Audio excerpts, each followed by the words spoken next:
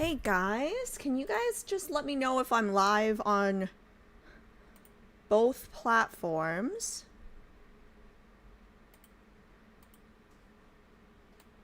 Okay, here we go. Here, and then here.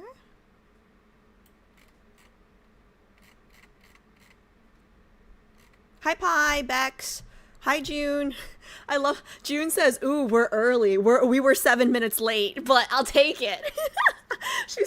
she said we're early. Oh wait, let me pause this. Okay. She says we're early today, but we're 7 minutes late. Okay, and also let me just open the game while we chat. Okay, signing in. Okay, yeah, that's gonna take a minute, so let us do that. Red, like, Cool. Ooh. Moonomarok just resubscribed for like 6 an months. How has it been 6 months already? How has it been 6 months already? I feel like I'm still new to this game, but it's been like, it's been a while if you've been watching me for 6 months, right? How's everybody doing? Yeah, let me just make sure we're live on YouTube too. Give me 1 second. Guys, so I'm a little on time today because I was like doing stuff on my desktop before starting stream, so I have like 100 tabs open.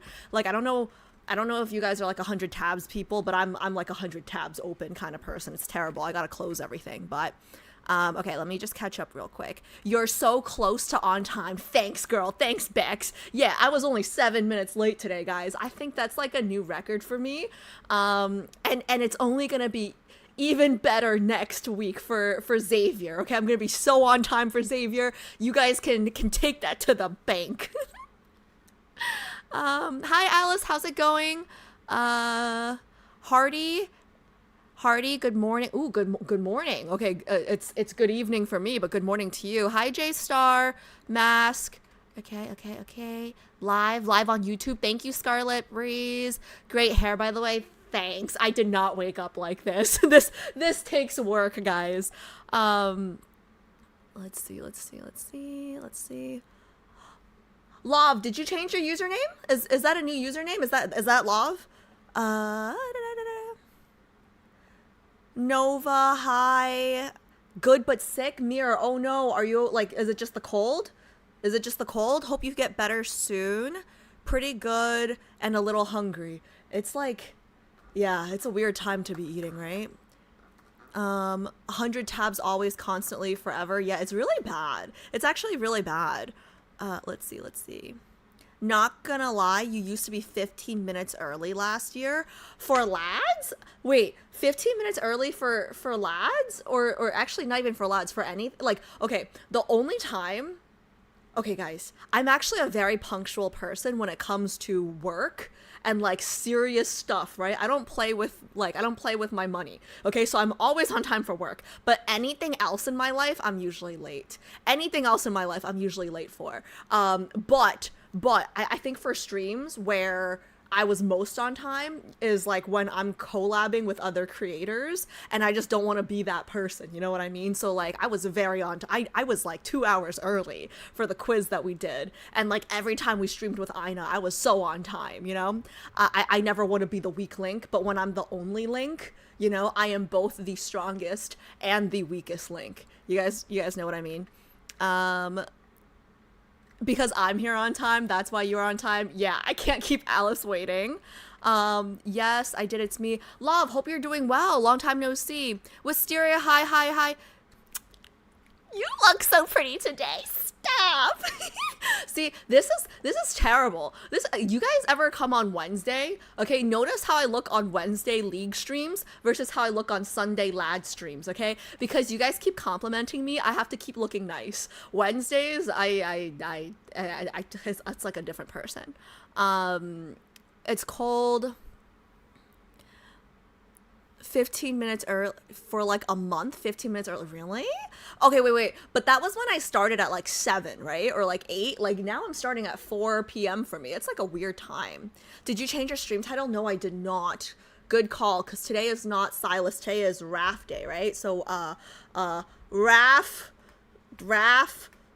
belated birthday Okay, speaking of belated birthdays, guys, if you guys haven't yet, Beck's birthday was this week. Everybody wish her happy birthday. I feel like most people already wish her happy birthday in our Discord. But you know, I don't want to make it a moment because I'm not good with emotions, but in such a short period of time, I feel like she's become such a large part of our little community. So happy birthday, Bex, and thank you so much for being you. Okay, yeah, I'm gonna move on before I make myself barf. Dressing up for the girlies, we get it. Yeah, it's a problem. I kind of like to, like, I mean, like, I love having girlies in chat now, right? But like with the guys, I could just like do nothing. It was kind of nice. Let's see. Gonna hide my birthday if this is my future. Yeah, it is. You guys, I've gotten better at these, okay? If you guys, like, I'm coming up on 4 years of streaming now. Y'all should have seen, like, my first year speeches. They were really bad.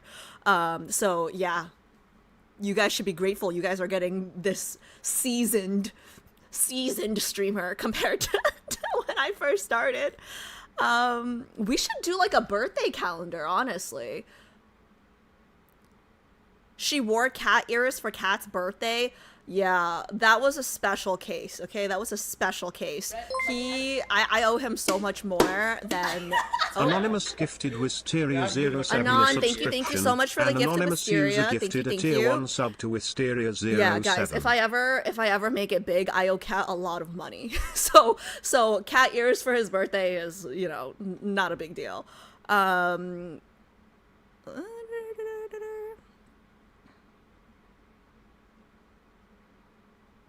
April 13th, my birthday is coming up. Ooh, 5 days difference from Silas. Guys, I don't know why the birthdays, like the weirdest things from the lads quiz stuck with me. You know what I mean? Like, just like the weirdest things stuck with me. Like, I remember the boys' like birthdays now. It's weird. Mine is April 4th. Ooh.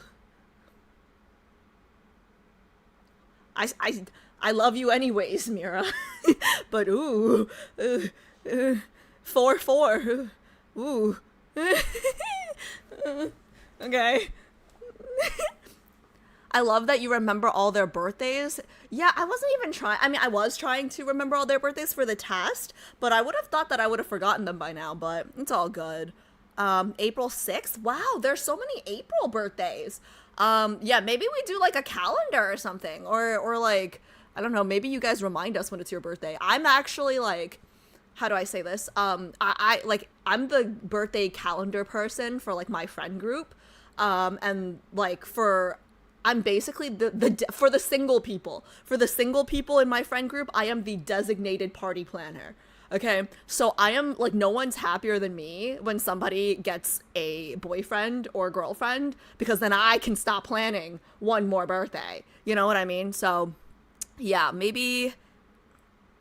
Oh, a lot of Aries.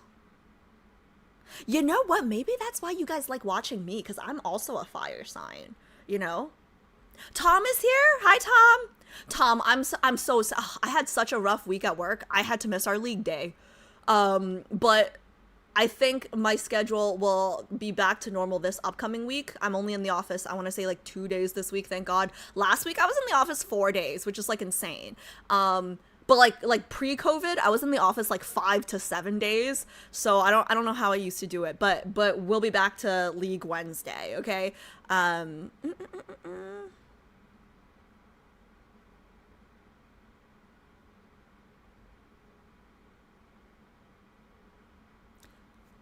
Don't mind me, I'm barely awake.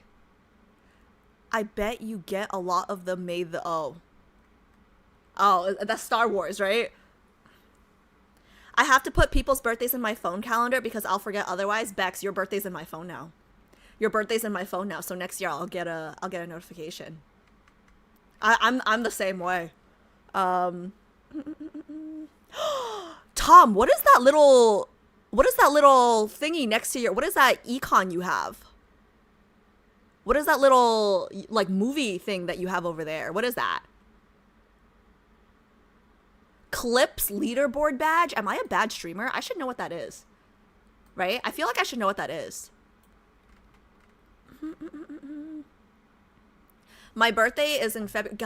Guys, like, I'm glad everybody's sharing their birthdays in chat right now, right? But I'm not gonna remember it here. Maybe we should put it in, like, maybe we need to create, like, a Discord channel or something for the birthdays. Like, I'm glad everyone's sharing their birthdays, but don't expect me to remember them here, except for Mira's. Mira's I will remember because it is 4/4, and I will have to pray for her good luck. Yes.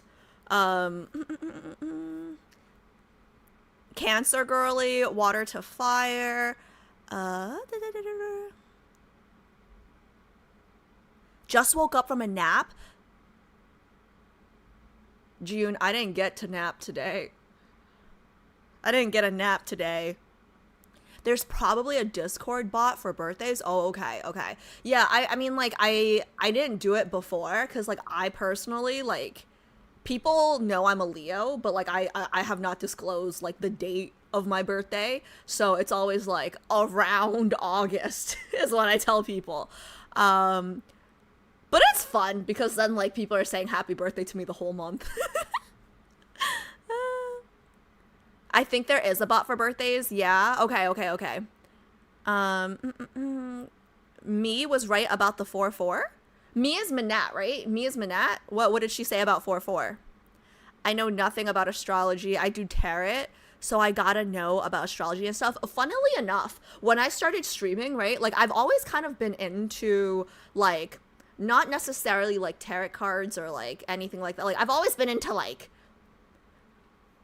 witchcraft sounds weird. Okay, witchcraft sounds weird, right? But, like, I've always been into Harry Potter, like, magic, like, that kind of stuff, you know? So, I think this was, like, the first or second year I started streaming. I was like, hey, maybe I should do, like, tarot cards, like, with chat, right? Because I was, like, thinking about, like, games and stuff that we can do. And I actually bought, like, a set with, like, a book, and it's still in my closet, unopened.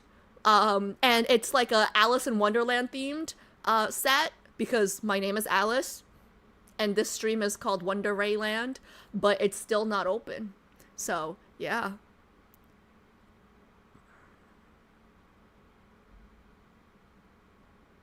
I have 3 decks, and I've been so bad at learning them. Tarot cards? No, OPAC, hi. Tarot cards? Like, the fortune-telling cards? What are tarot cards? Is that a thing? Hope you've been doing well, buddy. Card captor? Sakura cards? I have no idea. Okay, so I'm one of those people, like, I live in New York, right? So there are so many of those fortune-telling tarot card stalls, people, like, lining up and down the streets, right? I've never been to one. And I think part of why I haven't been to one is because I fear I will believe. You know, like, 99% of these things are scams, right? But I kind of feel like I'm like the 1% that's no, sorry. I'm not the 1%, but I'm saying, like, if there is 1% that, like, anyone can be legit, like, if there's 1% that can be legit, I would be paranoid if they told me, like, hey, you're gonna die tomorrow or something. You know what I mean? Like, self-fulfilling prophecies, all that kind of stuff. It's pronounced tarot, Gwen? I've been saying tarot. Is it not tarot? I've been saying tarot cards. Tarot? Tarot? I've been saying tarot. How's everyone doing? What did I miss? You did not miss anything. Like, I actually started kind of on time today, so we're just yapping before we start. So I like to yap for like a good 20-30 minutes before we start Love and Deepspace. So you did not miss a thing. How's everybody's weekend, by the way, before my game is up? But let's talk for 10 more minutes. Oh,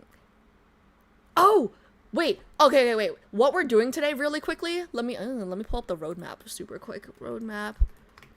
Before I start on the game, remind me to talk about Silas first, because I have to give you guys my thoughts after digesting for a week, right? Because I had thoughts.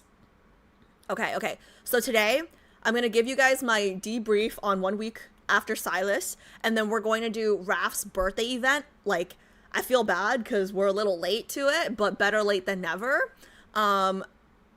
And then we're going to do hopefully, three World Underneaths. Yeah, I think that's what's on the schedule today. And then hopefully, like, for all the guys, I feel bad because today was supposed to be Xavier, right? But Raf's birthday, I didn't want to push it anymore. And to be fair, we'll do the same for Xavier in October, when his birthday stuff comes out, if I can pull it. So, if I can pull his cards. So, hopefully it'll be fair to everyone that I'm pushing today. But, like, the Xavier girlies are, like, the chillest, so I'm sure they'll understand. Do you believe in the heart of cards? I don't know what that means. OPEC, what does that mean? Hi, Mish, how's it going? Weekend has been lazy and fine. Those are the best weekends, the lazy ones. Oh, guys, I have by the way, sorry. I have some updates for you guys, okay? Update number 1. Make sure I drink water, okay? Make sure I drink water. This is filled right now. I filled it before starting stream. I filled it. And ideally, my goal is by the end of stream, I'm done with this, okay? So I might be peeing more, but basically, something came up on my TikTok and it scared the shit out of me. Okay, basically, like, something came up in my algo, in my reel, and it was this girl talking about how she is 28 and people are telling her that she needs Botox, and she doesn't want to get Botox, and she thinks she looks great, and, like, I'm happy for her, but she did not look great. I'm so sorry. She did not look great. And I'm older than 28, okay? And I do not have Botox because I can't afford to start it, okay? If I start Botox, like you can't quit Botox, right? So I don't have anything, okay? So I just have to have water, okay? So I'm happy for her. I'm happy she thought she looked great, but she did not look great. And her skin looks so freaking dry. So now I'm paranoid. So it's up to you guys, okay? You guys have to keep my skin moist, okay? It's on chat now. Thank you for listening to my TED Talk. It was bad. It was bad. The TikTok was bad, guys. If Alice seems like... I'm not on my period today. Actually, I'm not... Yeah, I'm not on my period today. I am not on my period today, guys. This is just normal me.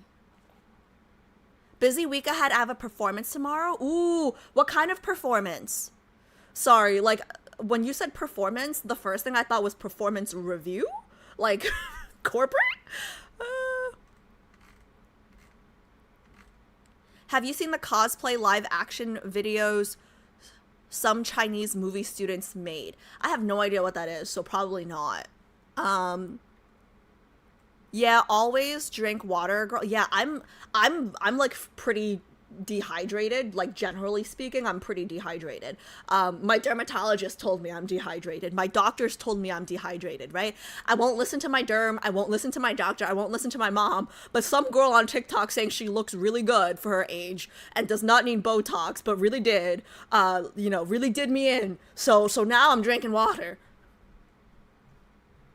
Everybody take a water break now. Yes. Like everybody, you know what? Every time, here's the new rule. Every time I drink water, you guys drink water, okay? Because we all have to stay moist together.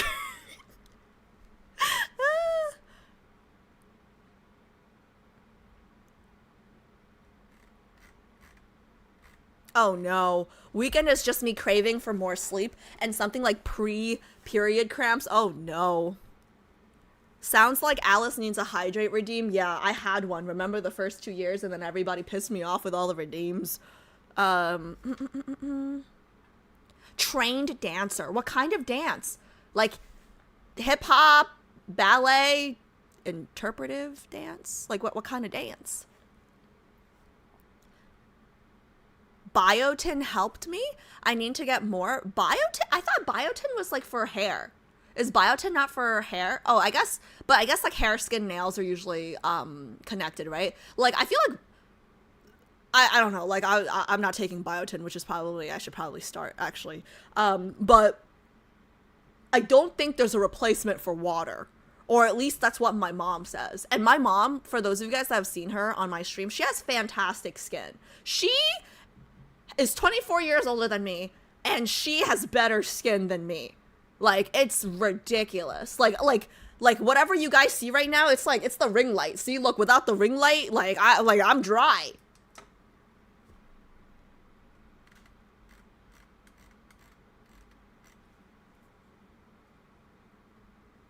What is this, by the way?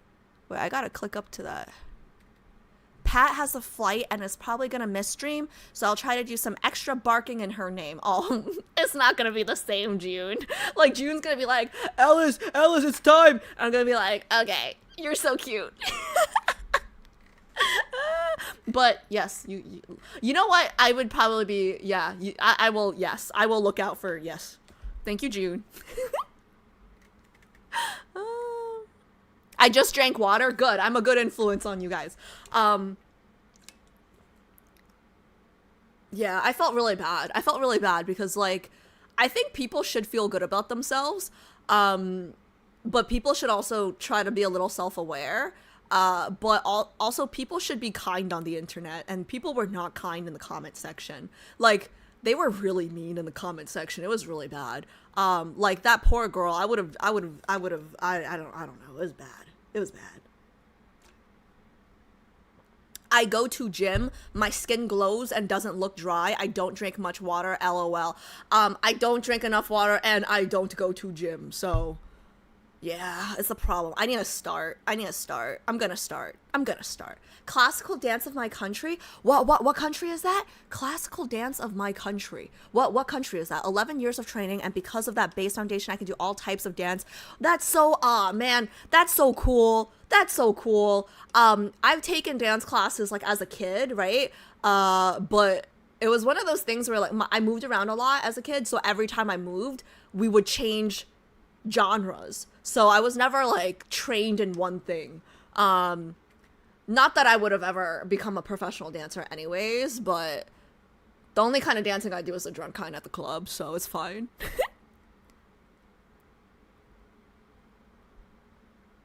Wait, I say...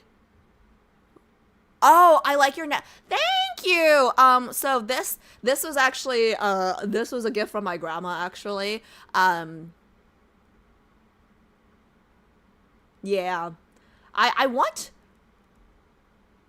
like, how do I say this? I'm a very sentimental person, but I want to be less sentimental to material items. I'm not a materialistic person, but I put a lot of sentimental value on materialistic things. Does that make sense? So basically, I have a few pieces that my grandma, like, me and my sisters, basically, we split my grandma's jewelry collection. And one of the last things that she gave me, I think I lost, and I cried for, like, weeks. And, like, part of me still thinks that it's in this apartment somewhere, okay? And, like, one day when I finally move out, I'm gonna find it. But yeah, I need to try to stop doing that, because, like, if I lose something, right, like, it is bad. It's bad. That's also how I end up being a hoarder, you know? Like, a bunch of thousands, like, just, like, a bunch of crap in my apartment that I don't need.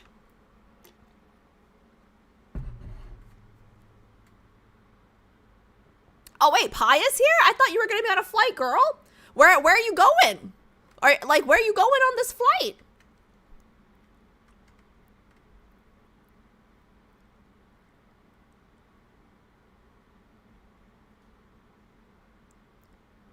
Walking last week, it was hella cold when I went walking by the bay.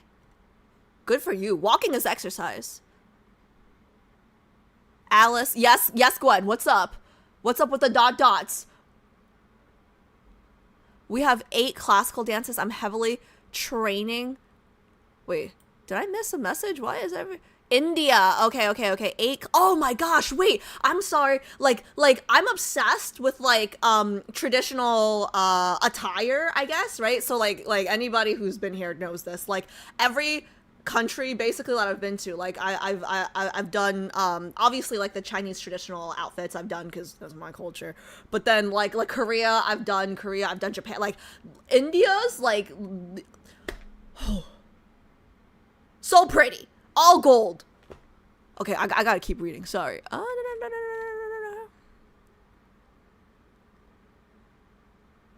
So I can pursue it professionally, become a teacher too, but it's kind of aside right now because my priority is an academic career. But I love dancing. It's so nice to, like, have something that you like. Oh, Pat is on the flight. Why did I think Pi was on the flight? Who said Pi was on the flight? Silas, thoughts? Oh, are we done yapping? Okay, wait, hold on. Let me get to the end of chat first. I've tried switching to digital hoarding.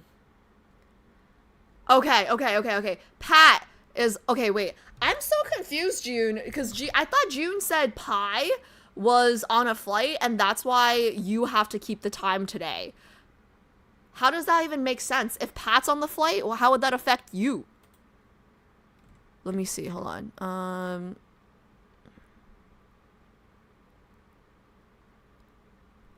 Oh, extra barking in her name. Okay, sorry, I just found your message. Extra barking in her name for Raph. I understand now. Okay, I understand. I'm sorry. Okay, chat is moving a little fast today.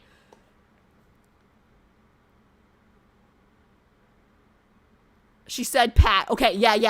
I'm sorry. Chat's moving a little fast today. Okay, I'm gonna move past that. Okay, Obs, Sloan, hi, welcome. Okay, we can stop with the chatting now. We can move on, because Gwen wants to hear about Silas, and I want to move past this awkward moment. On the bright side, if Pi is already here. If Pat watches this back, she'll have something to laugh at.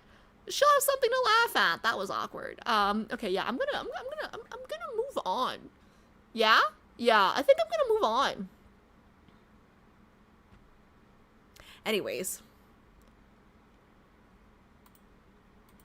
let me pull this up real quick.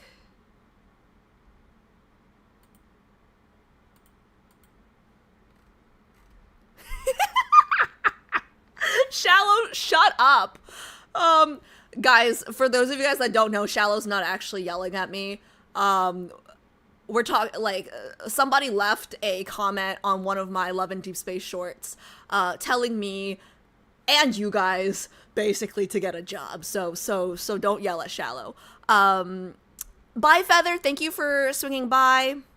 Silas Gurley, want to hear your thoughts too. Watch the whole VOD and it was fun. I had so much fun last week. Okay. Yeah, super quickly. I have a favorite tender moments. But okay, when it comes to last week and Silas, right? I am so upset because there was something that I missed. Okay, and it was in Razor's Grip. I missed something, and chat was screaming at me, and I didn't read chat because I was reading the tender moment. Okay, so the thing that I missed was at the end when they were on his private flight, on his private plane, on his private jet, she was sitting on his lap.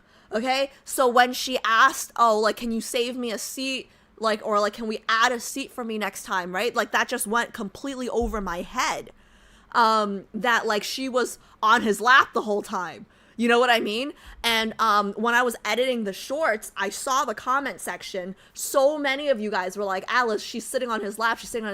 I didn't see any of you guys. Okay, so I would say, like, in the future, if you guys think that there's really no way to get my attention other than like sound alerts or like bits, like there's no way to get my attention. So don't worry about it. Like, if I miss something, I'll just be a week late to it. You know what I mean? But like, that was actually, like, when I found out, like, when I understood, I was like, damn, that was my favorite tender moment. Razor's Grip was my favorite. After doing the shorts and everything, my favorite tender moment, Razor's Grip. Did anybody expect it to be did anybody expect it to be another one?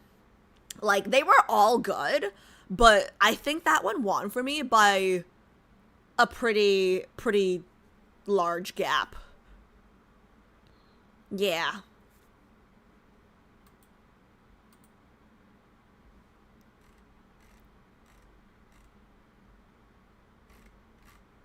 Create a sound alert that says to check the chat. I probably should do that. I should probably do that. But then also, like, I don't. Yeah, I should probably do that. But I mean, like, I check the chat whenever anybody plays any sound alerts. Anyways. Well, she was locked in. You were too locked in. Yes, but I actually don't think. I mean, like, okay, yes, I was locked in, but I don't think that was the problem. I think I was reading, but I was trying to process the line still. The one where he was just like that's how you know, like, I adore you. Like, there's no love purer than mine. Like that line. Like after he said that the first time, I just like the voice and everything, like it was just moving so fast and I didn't want to pause it. Like I was just like, okay, let me digest this at the end. I just kept going. You know what I mean? So like as I kept going, I think I was still thinking about that while I was finishing the tender moment. Does that make sense? So like, yeah, it was because I was locked in that I didn't read chat, but I think that if I wasn't also distracted thinking about that line, I think I would have caught the lap thing like on my own as I was reading. You know what I'm saying?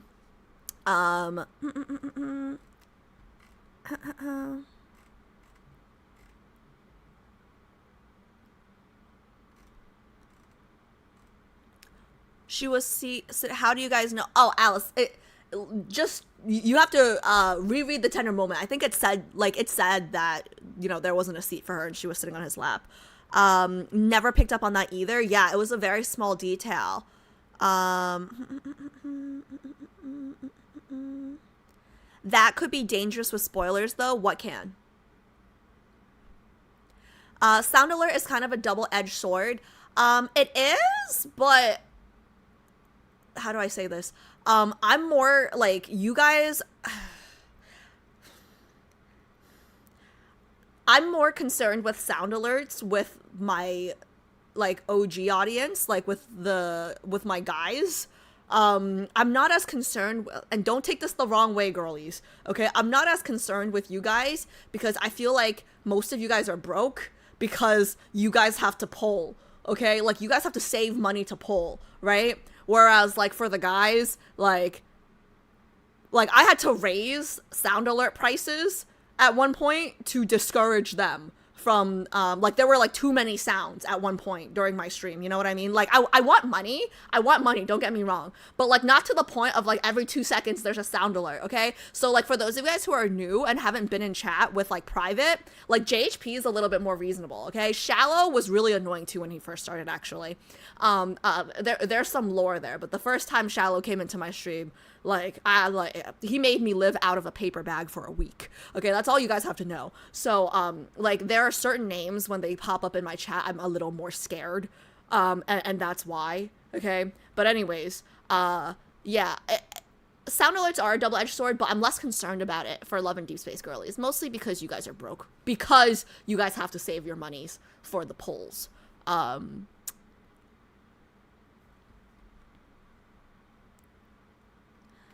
Don't remember the title of the cards, but my favorite's the one where MC was worried for Silas. Razor's Dance, right? Yeah, so that one, like, I liked Razor's Dance. Like, I liked the significance of it, and I liked the... Oh. Becky Bug, thank you so much for the Prime sub. Thank you. 9 months. 9 months. That's a baby. That's a baby right there. Thank you so much for the 9 months. But yeah, Razor's Dance, right? It's not that I didn't like it. I understood the significance of it in their relationship, right? But for me, like, I'm not big on angst, especially when it's like unnecessary or stupid, in my opinion, right? And like in that specific case, not saying it was stupid, but like MC's a little stupid. Like I personally would have known that I liked Silas without needing him to threaten to leave. You know what I mean? So that's why that one wasn't my top pick. Not that I didn't like it. I completely understand the significance of it, right? And like how it was a turning point in their relationship and blah blah blah blah blah. But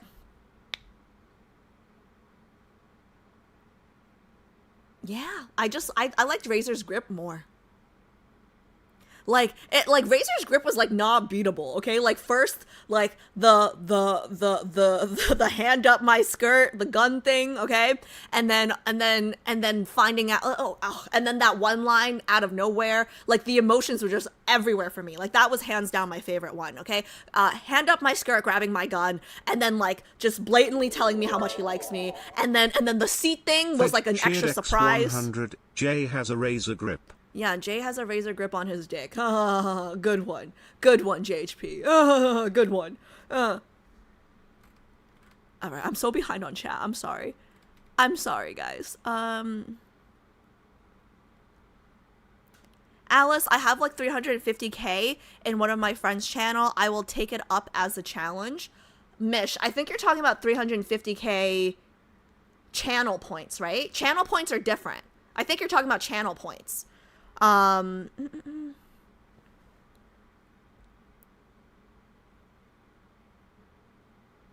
Shallow, I told the TLDR of the story, okay? You made me live out of a paper bag for a week.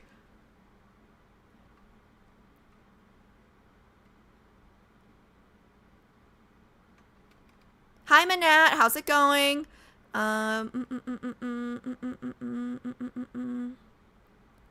Back in the day, because we had trouble getting your attention, I had found a way to create a command to trigger a noise that only certain people had access to run. I can look for it.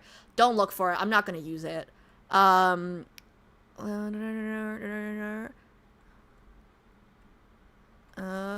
so behind on chat.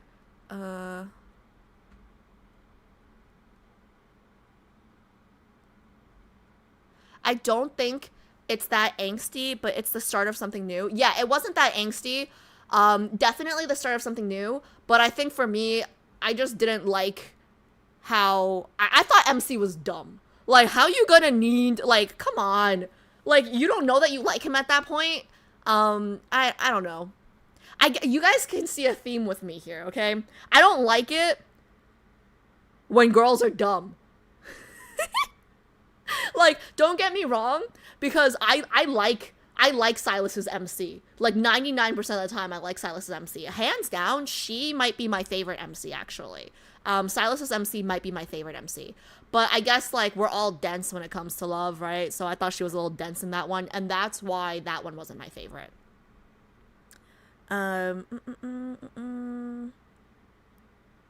What about the dates? Oh yes. Okay, the dates.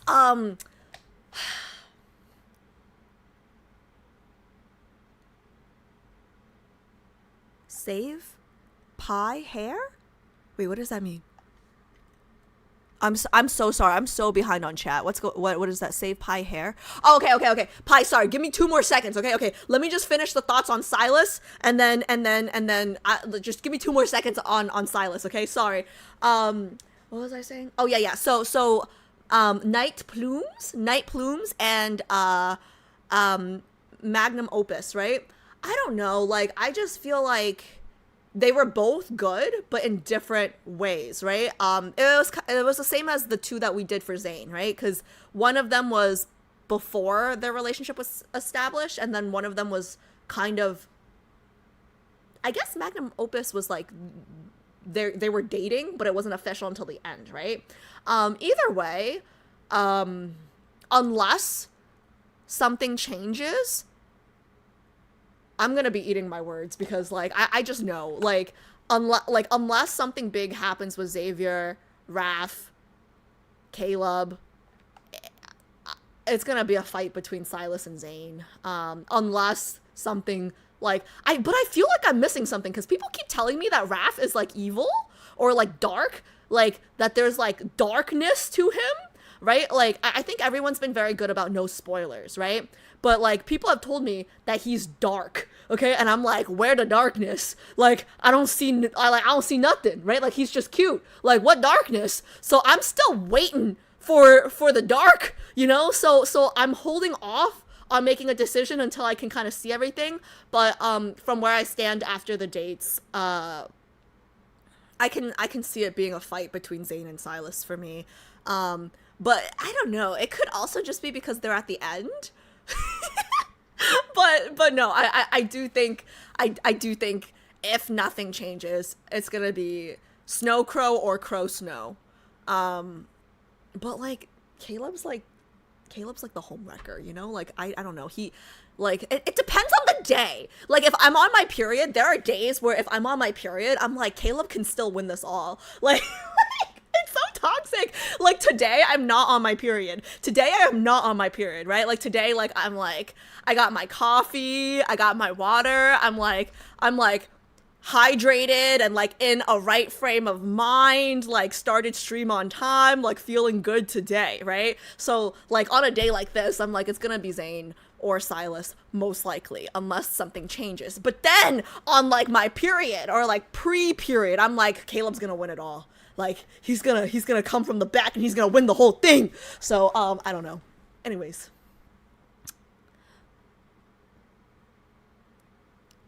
For now, I'm definitely harem. I am definitely harem. I will say though that I think I'm harem because I'm able to, like, I don't even see them as one book. Like, I feel like I'm reading 5 books simultaneously. You know what I mean? So, like, whoever I'm reading that day or whoever I'm playing that day, like, I can lock in because, like, I'm, like, it's, like, separate for me, right? So no matter who I end up choosing at the end, I think the good thing that I've learned from this is I can enjoy all 5 characters, even if I have a ranking at the end of this, which I have to have because I am broke. So... does that make sense? Period is in your title, though. Oh, shit. No, my period's over, guys. Thank you for pointing that out. Thank you for pointing that out. Okay, let me change that.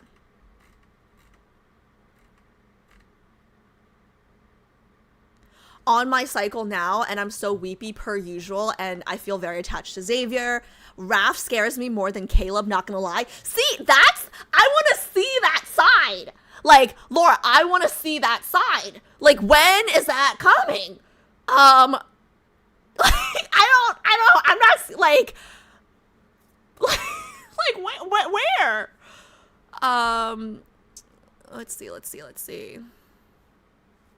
Can't deny the Crow Snow and Holy Step Bro. He's not even a step bro.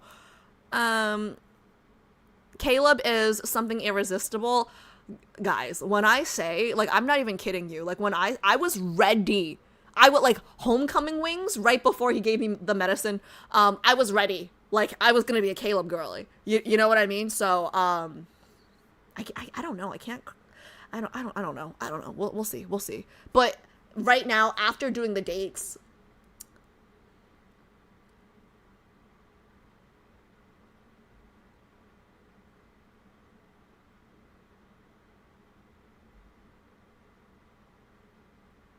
yeah, after the dates that we've done, I would say after the tender moments and the yeah, oh, okay, yeah, no, that's where I stand right now. Yes.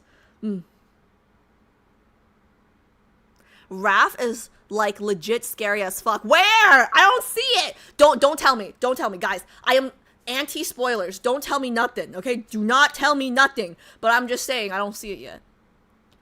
At the end of this, we all learned Alice has recency bias. It is true. I do. It is true. On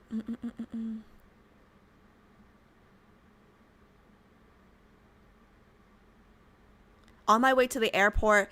Hi, Pat. Yes. No worries. Have a safe flight.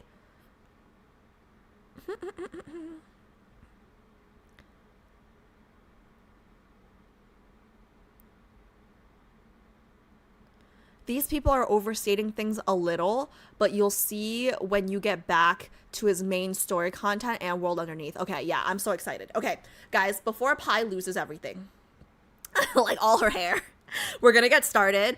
But just a quick recap. So today we're gonna do Raph's birthday stuff. And then we're gonna do 3 World Underneath chapters. Next week, tell all your Xavier girlies, I feel so bad because it was supposed to be this week, but hopefully they understand. And I'll push something for, like, I'm gonna try to do all the birthdays in a more timely manner moving forward if I can pull the cards for their birthdays. If I can't, then like maybe we just do it on YouTube. But next week we will be doing, is it his first myth? No, second myth? Let me just check. We will be doing next week will be first limited myth, Twilight's Dawn. Yes, so tell all your Xavier friends next week. Twilight's Dawn.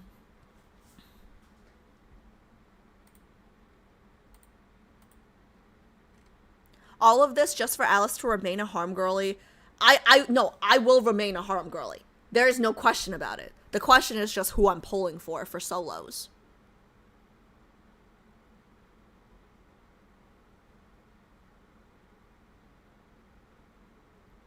Yeah, sorry, I'm reading the comments, I'm trying to keep up, and I just want to say, like, I don't know, Raph's dark side, maybe I'll like it. Maybe I'll like the dark side, who knows? But, okay, let me switch over to the game now. Okay, Pi, I'm starting. Okay, Alice, I gave you an extra 10 minutes, rar, open the game. Yes, ma'am. Okay,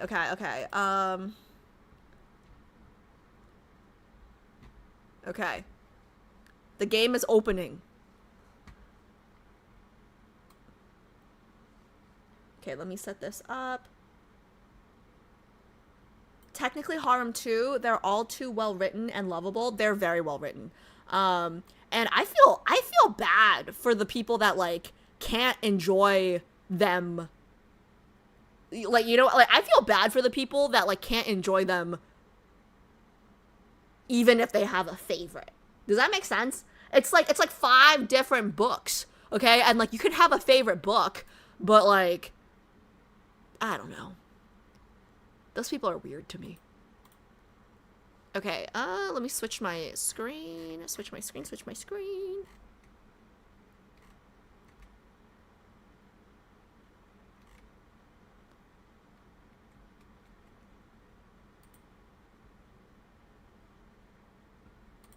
Okay, let me turn my... Odd the oranges disappeared from the table. Really? You don't know? Okay, we're going to memories. Find Raph's birthday card.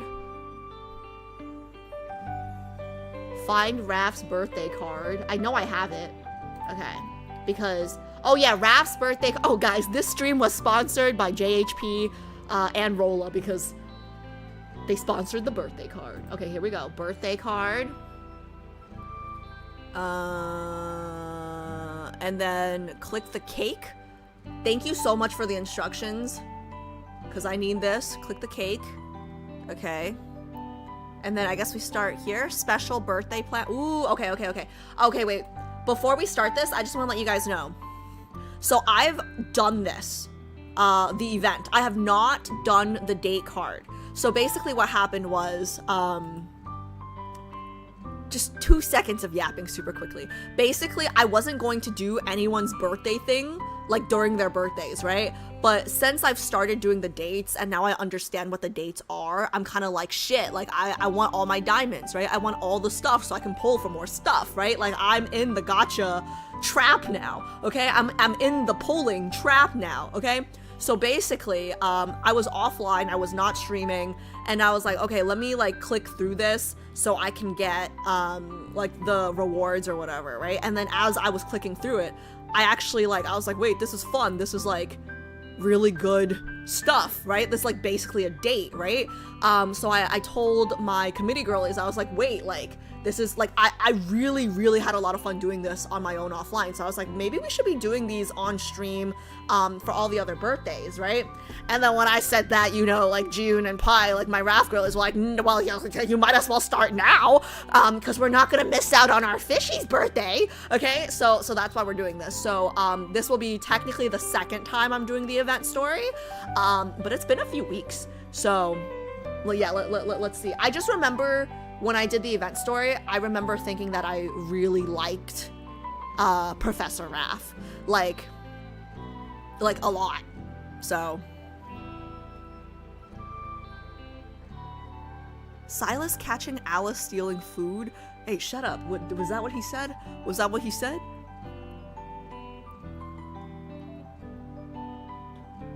I've been a Silas girly since day one and have been loyal to him for polls, affinity, and all, but I still explore other love interest content and story. They're all beautifully written, so beautifully written, right? I don't know. It's crazy because they're fictional, right? Like, and it's like art. It's like art, right? Like, you can't appreciate different, like, you can only like one piece of art, okay? And all the other arts are ass, okay? Just this one piece of art is good. Everything else sucks and deserves, death threats on their birthdays. This is wild. So, are we doing Silas's birthday event too next month? I haven't decided on, like, if I'm gonna do, like, I think if I can pull the card, I will do the event. If I can't pull the card, I'll have to see if, like, I want to sit through the YouTube. I'm sure somebody will upload it on YouTube. So I think it'll just depend on if I think I can do a good stream without owning the cards. Does that make sense? I know I'll definitely, like, I know I will definitely, Who's after?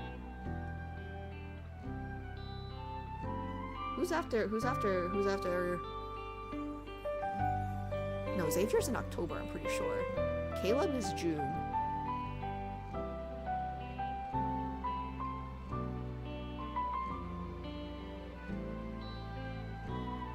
I'm just used to Raph being first and missing out on stuff. Shut up! Is that true? That is so sad. That is so sad. Zane and Zane is September, right? Yeah, September. Guys, I will say though, I am curious, like, cause today's stream is about Raph, right? And so I'll be making shorts about Raph. I'm wondering if the Raph hater's gone yet. But okay. Let's start. I'm gonna lock in, guys.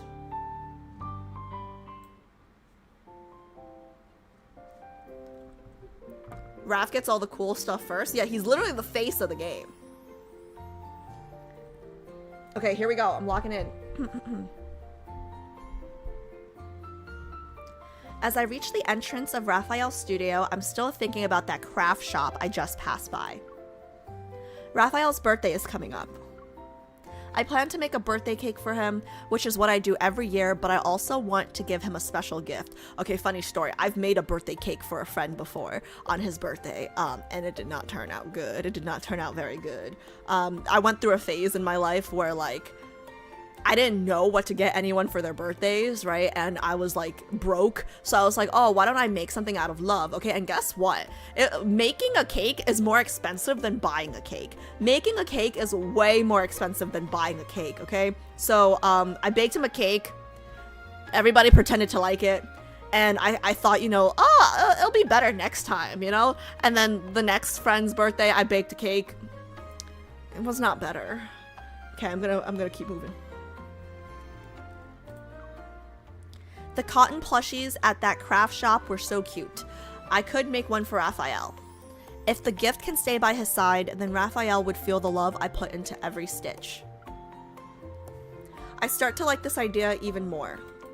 Yes. Okay, I'll be there soon. And whatever you do, don't touch that painting. Is it just me or does Thomas always sound stressed? Thomas's voice interrupts my train of thought. He's in the middle of a phone call as he leaves the studio. Perfect. I can ask him if Rafayel has work-related matters scheduled for that day. I intercept Thomas, but before I can say anything, he moves his phone away slightly and lowers his voice. Oh, I know what you want to ask. Raphael's birthday, right? I'm really busy right now. Let's talk about it at the gallery in a couple of days. Oh wait, audio's okay? Audio's okay? Yeah? Poor man is overworked. Yeah, right? Dealing with Raph. Audio's goof? Perfect. Thomas points at his phone. Well, I have no choice but to wave goodbye. He turns around and hurries away.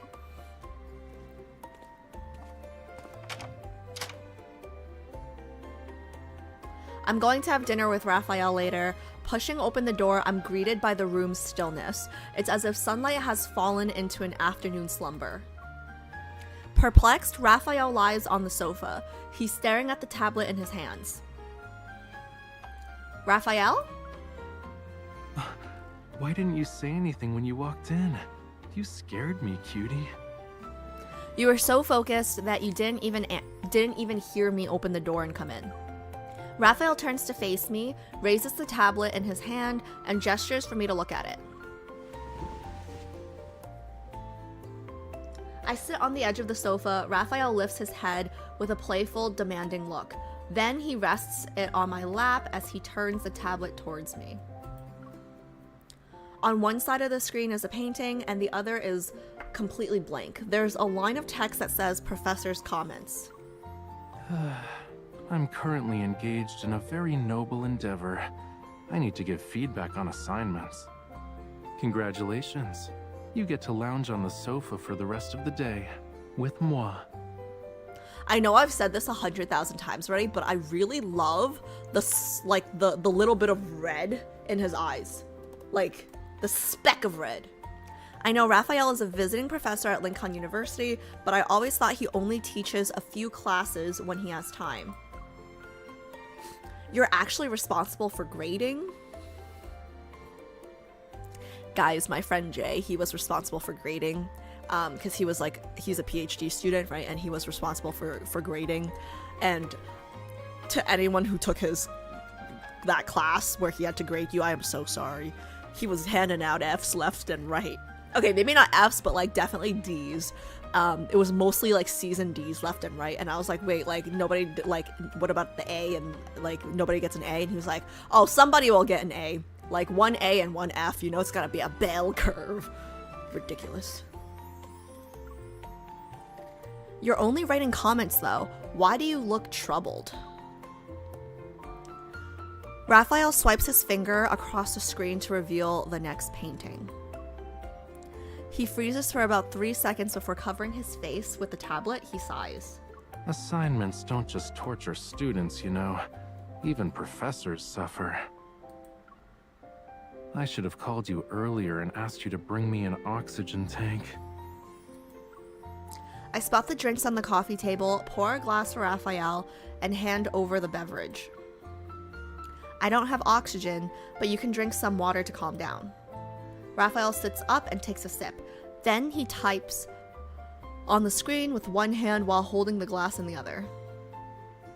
You have demonstrated a unique interpretation. Your exceptional artistic sensibilities have been revealed. Otherwise, you could never have created a work so thoroughly detached from the history of art that spans 10,000 years.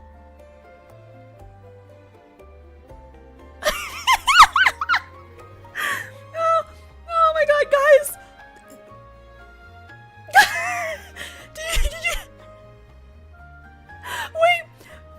Wait, guys, this, okay, it cracked me up the first time, and I'm still cracking up the second time. You have demonstrated a unique interpretation. Your exceptional artistic sensibilities have been revealed. Otherwise, you could never have created a work so thoroughly detached from the history of art that spans 10,000 years. Bex, any other teachers in chat, is this what you guys do? Is like, oh no. I do, like, so I'm not an artistic person, right? Like, I have no talents. I have like 0 talent. But I will say, I feel like art is one of those classes that's like, oh, it's really hard to hand out a grade for, right? Because Picasso, like, I don't get that guy at all. Like, he's hanging in the greatest museums, and every time I see his work, it's just like, yo, my niece could have done this. So it's very subjective, you know? So I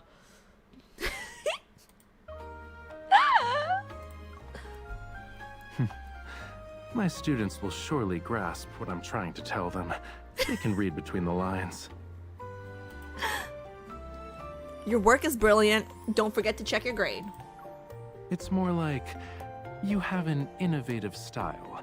As for whether it's good, I can't say. Oh no.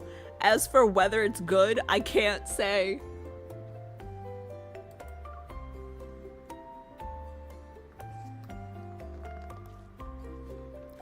Raphael sets down his glass and holds the tablet with both hands. He's focused again.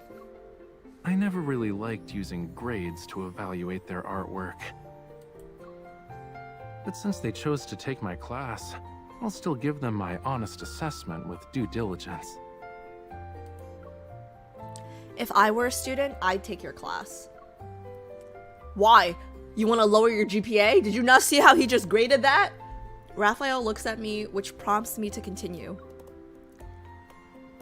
Entertaining feedback in the place of grades. If these comments were posted on the campus forum, they'd be viral for weeks. That's true. It's been a hot minute since I've been in college, so I don't know if college kids still do this. But like back in the day, there was a website, Rate My Professor, right? And people would like leave reviews about their professors, and there was like an option with like chili peppers to like rate if like their professors were hot. I feel like Raph, would get all the chili peppers. I get it. You want to use my wit to get views and clicks. Shouldn't I be collecting royalties for my creative content? You should be thanking me for giving your course free publicity. And now the turns have tabled. Raphael playfully lunges forward and we start messing around. A vibrating phone interrupts our playful tussle. I take my phone out of my pocket and unlock it. To my surprise, it's an email. It's from Lincoln University. I open the email and discover it's an invitation. It says Lincoln University is preparing for a week-long open house. They're specifically inviting me to be an outstanding hunter representative. Girl, like, guys, I'm like, make it make sense. Like, is she an outstanding hunter or is she weak? Cause like, I don't know, she's always getting hurt. To return to campus and share some insights about work and life with the students. When is it? Next Monday. What a shame. I have an event that day, so I won't be able to witness the outstanding hunter in action. I calculate the timing. Raphael's birthday is after the presentation, which means I need to start planning his celebratory surprise.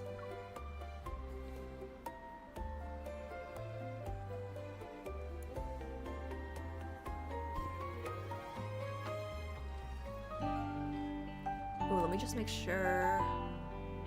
Okay, Duskbright Steps is after our top 10 dating spots. Okay, got it. After the third one.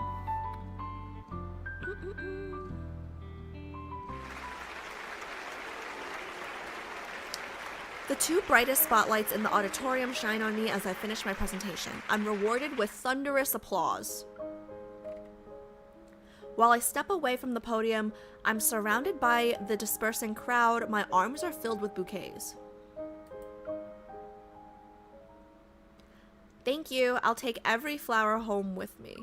Let me help you carry some of them. She good? Did you guys hear? Did you guys? Is she good? Why does she sound a little like on drugs? Is she good? Thank you. You're welcome. The students who attended want to be hunters in the future, so they're probably a little more enthusiastic than usual. Okay, I mean, she sounds better here. I should be thanking everyone for listening to me speak.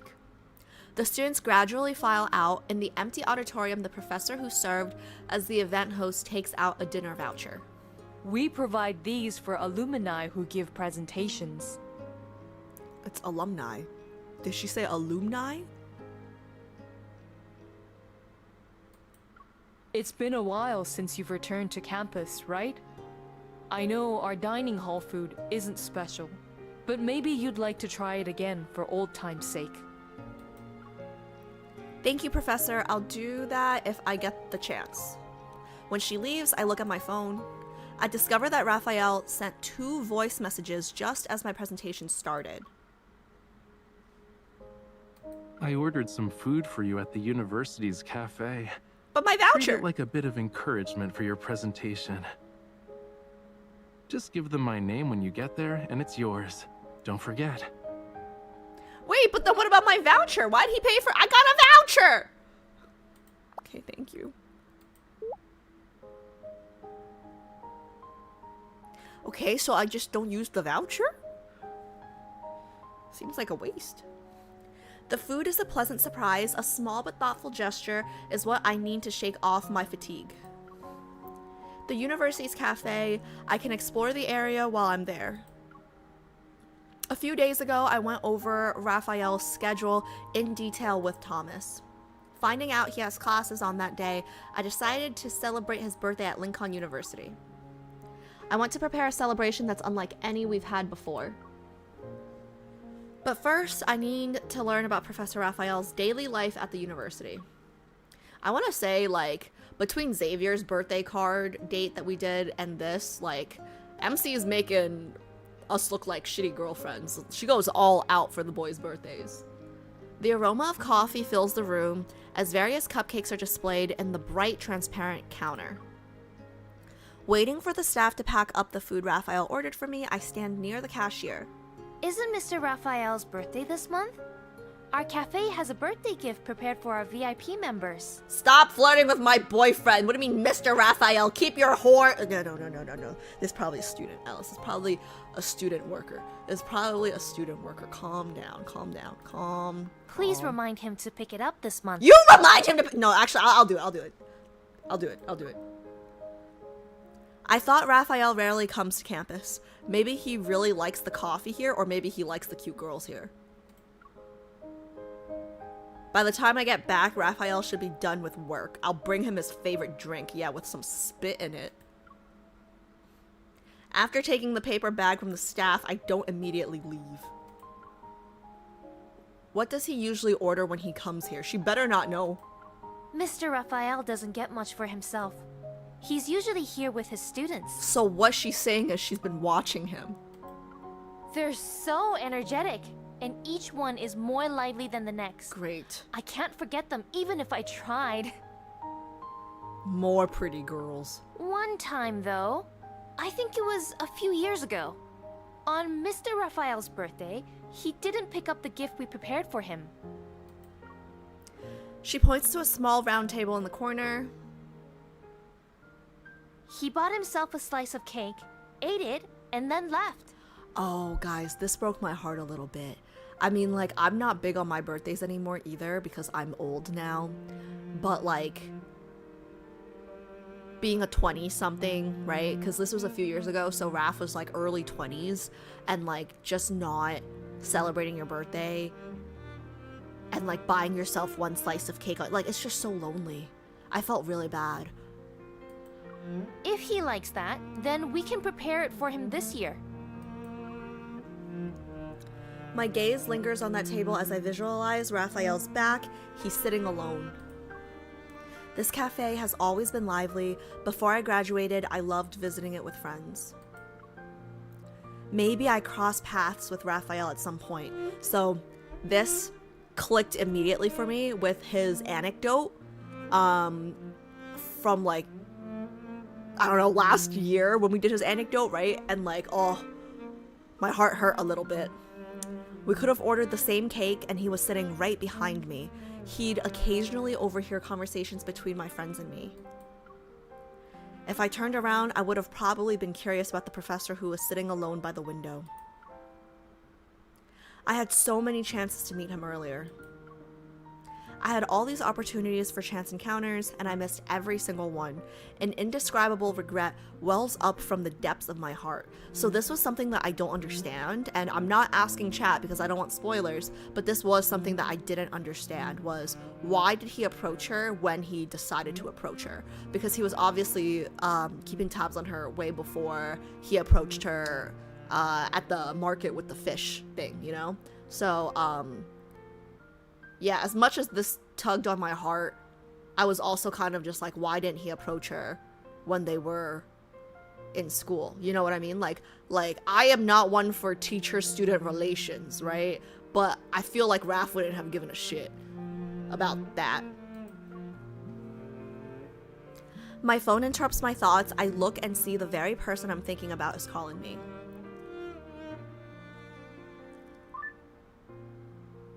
He's always showing feet, Let this me guy. guess. You're at the cafe I mentioned to pick up the food?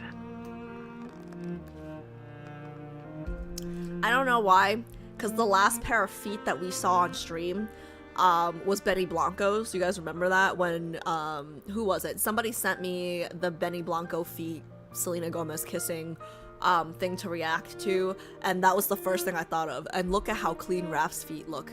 His feet look clean.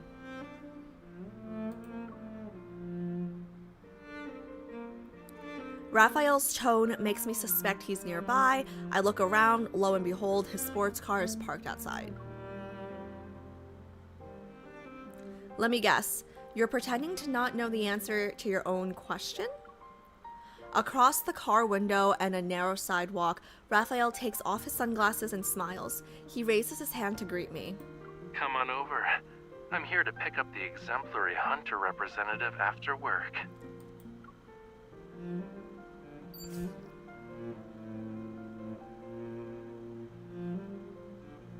Fine cake again, Professor Raphael? I couldn't get into your class this year, so I'll have to miss out. He's so popular. No, I'm waiting for someone. Don't tell me you enrolled in my class only because of the free desserts. Of course not. It's for your profound knowledge and... Stop the ass kissing, Student B. Shush you. Stop right there and don't say another word. Capiche? It's definitely because he's hot, guys. It's definitely because he's got all the spicy pepper chili, whatever. In the short time since I left the cafe, several students have already gathered around Raphael. When Raphael sees me, he repositions his sunglasses on the bridge of his nose and opens the passenger door. The person I've been waiting for is here. I walk to the car and the students seem to realize something as they collectively step aside. Hello, Mrs. Mrs. Raphael's girlfriend to you! Oh, hi. Before I can even process what's happening, I just respond. Just as I'm about to explain, Raphael interrupts me. Hurry off to class now, kiddos. We've got an alone time quota to meet. Raphael walks to the other side of the car, but I stop the students before they can leave. There's something I might need your help with. Can one of you give me your contact information? After quickly adding one of the students, I get into the car and act as if that didn't happen. What were you guys talking about? None of your damn business, you nosy. Nothing. They just said hello to me. Come on, let's go.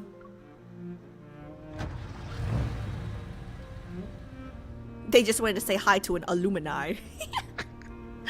Outside, the distinctive campus scenery flashes by. I thought you weren't going to be here today. My event ended early, so I thought I'd pick you up. Is there anywhere you'd like to go tonight? I'm still not done with my exploration of the campus. Maybe I should just have him tag along with me.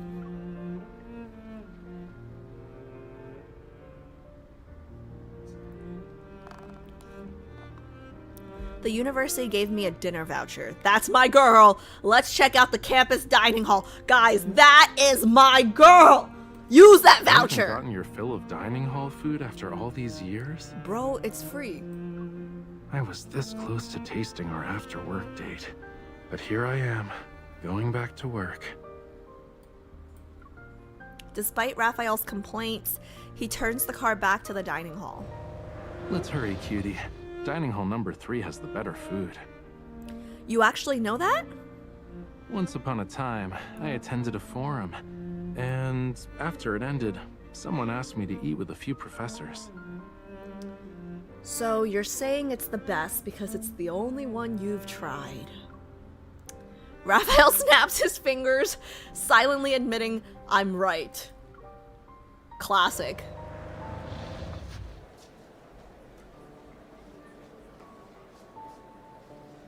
It's peak dinner time and quite a few students have lined up. The atmosphere takes me back to my college days. Sit down first. Raphael guides me to an empty seat by the window, gently places his hands on my shoulders, and helps me sit. I'm gonna join the line for our food. Wait for me. I'll join you. But He raises his chin slightly to gesture to the side. A boy is placing a tray of food in front of a girl who was waiting for him. that's what couples do. I didn't want to get up anyways. I watched as Raphael turns and joins the line. His tall, dignified physique makes him easy to spot even in a crowd. My phone vibrates twice on the table. I unlock it. I find I've been added to a group chat by Raphael's students called 0306 Special Operation. Messages are flying as they brainstorm ways to pull off the perfect birthday surprise for him. It's so attractive that his students actually like him. Seeing their enthusiasm, I can't help but open the form to see what students think of Raphael. I'm surprised to find their comments about him are eloquent and witty. I'm so engrossed in reading that I let out a soft chuckle. Suddenly, the table shakes. Raphael sets down his tray. With an amused expression, he watches me. I lock my phone, pretend I'm not doing anything, and sip the juice he bought for me. I worked so hard as I waited in line, you know. But in the end, my pain makes you giggle. I wasn't laughing at you. I unlock my phone again. I want to pick out a few of the best comments to read to him. Look at this. A student says, "You have an amazing fashion sense," and they've been fighting the urge to ask you where you shop. That's actually hilarious. And true. And true, guys, because for all of the cards or like events or whatever that we've done, all the polls, I think consistently I've liked Raph and his MC's outfits the most. After reading it out loud, I realize how strange that sounds. I quickly pull up another comment. This one says, "They don't understand your lectures, but they really appreciate your face." I'm dead. I'm dead. Let's look at another one. He's incredibly cultured with so many notable artistic achievements that I don't think I could reach his level even if I studied for 8 lifetimes. Raphael sits down next to me, extends his arm across my shoulder, and locks my phone. Cutie, I can guess what they're saying even if you don't read them out loud. Weren't we students too? I pick up my chopsticks and start eating. Curious, I meet Raphael's gaze. When I was a student, I had an art history professor who always liked taking the class to museums. He was supposed to be teaching us, but he'd be so engrossed in the artwork that we had to hunt him down when the museum was about to close. Sounds like he just didn't want to teach. Then there was another professor who would call up a few students to act out scenarios based on scripts he wrote. This was whenever we did quick sketches. He insisted that our drawings captured the narrative of the story he created. With teachers like that, I'd probably never fall asleep in class. That's why I want to be the kind of professor whose students are never bored. Professor Raph is so attractive to me, guys. I know I've said this before, right? And I know you guys have yelled at me before, like, okay, at no point was he a starving artist, but like, I don't know, you say artist, I think starving, okay? So I like, he got a lot more attractive to me after this event, okay? I take another bite of my food. I guess they never changed the chef. The food tastes exactly the same as when I was a student. Did you have someone to eat with back then? My roommates used to eat with me, but then they all started seeing someone, so I could only eat by myself. Guys, I'm not gonna lie, I feel like when I was younger, right, I would be uncomfortable eating by myself, but now, like, the older I get, the more I like eating by myself. It's really weird. Like, I've always been okay eating by myself in private, right?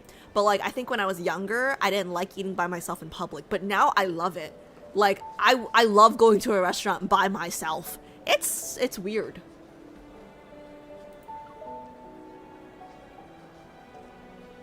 A shadow falls across the table as Raphael leans closer and offers his drink.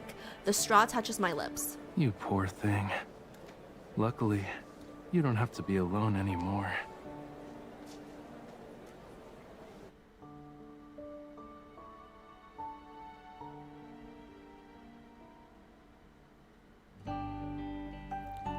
Okay, that was 2, right? Okay, so 3?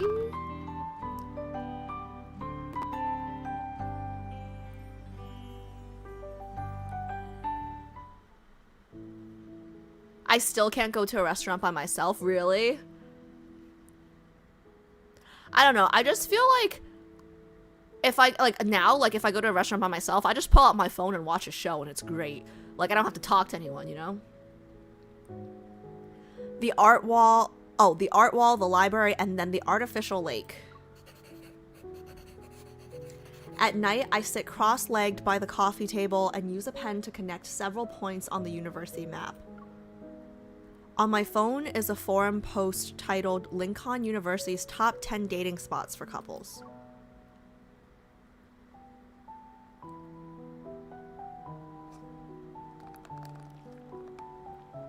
I'll take Raphael to these places on his birthday. All 10? All 10 places? She's gonna take him to all 10 places?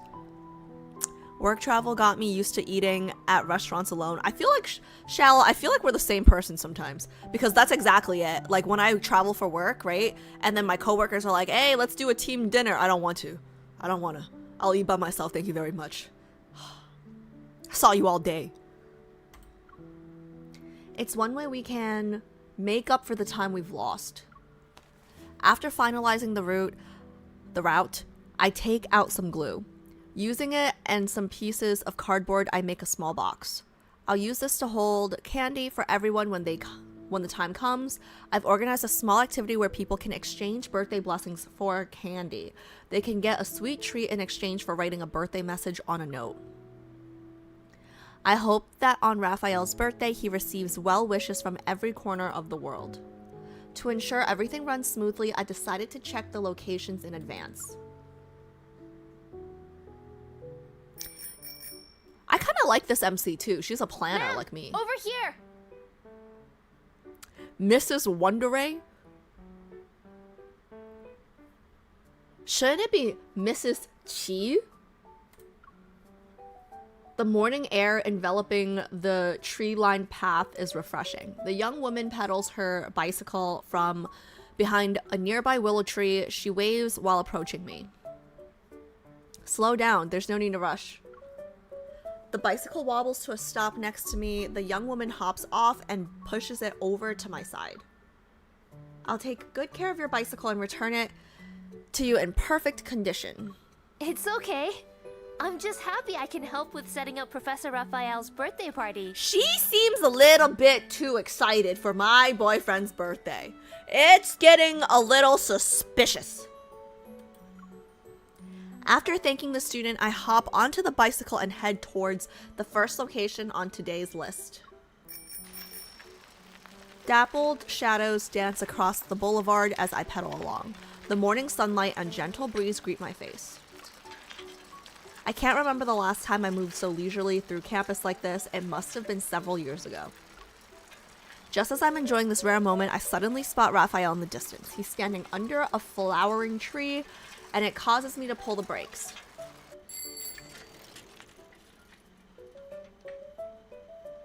Why is Raphael here so early in the morning? Oh, it looks like one of his students is next to him. Thinking Raphael hasn't spotted me yet, I get off the bicycle. I try to slip away using a small side path. Where are you going? Oh, we got caught. Raphael pushes up the glasses on the bridge of his nose and walks towards me. That's kind of cute. Why is this cutie being so sneaky today? I'm not. I'm visiting the campus. I'm an alumni. I can come whenever I want, bitch. Last time I came here, it was only for work. I didn't even get a chance to look around. Raphael slowly nods, seemingly accepting my excuse. Then, should I accompany you? I shake my head. If he did that, would anything be left for the birthday surprise? I've already explored enough. I even watched the sunrise. You can join me as I drop off these documents first. Then we can head back together. Raphael holds up the papers in his hands. One of the students' works was for an exhibition, but there was a problem. I was called in early this morning on short notice. I'm still half asleep.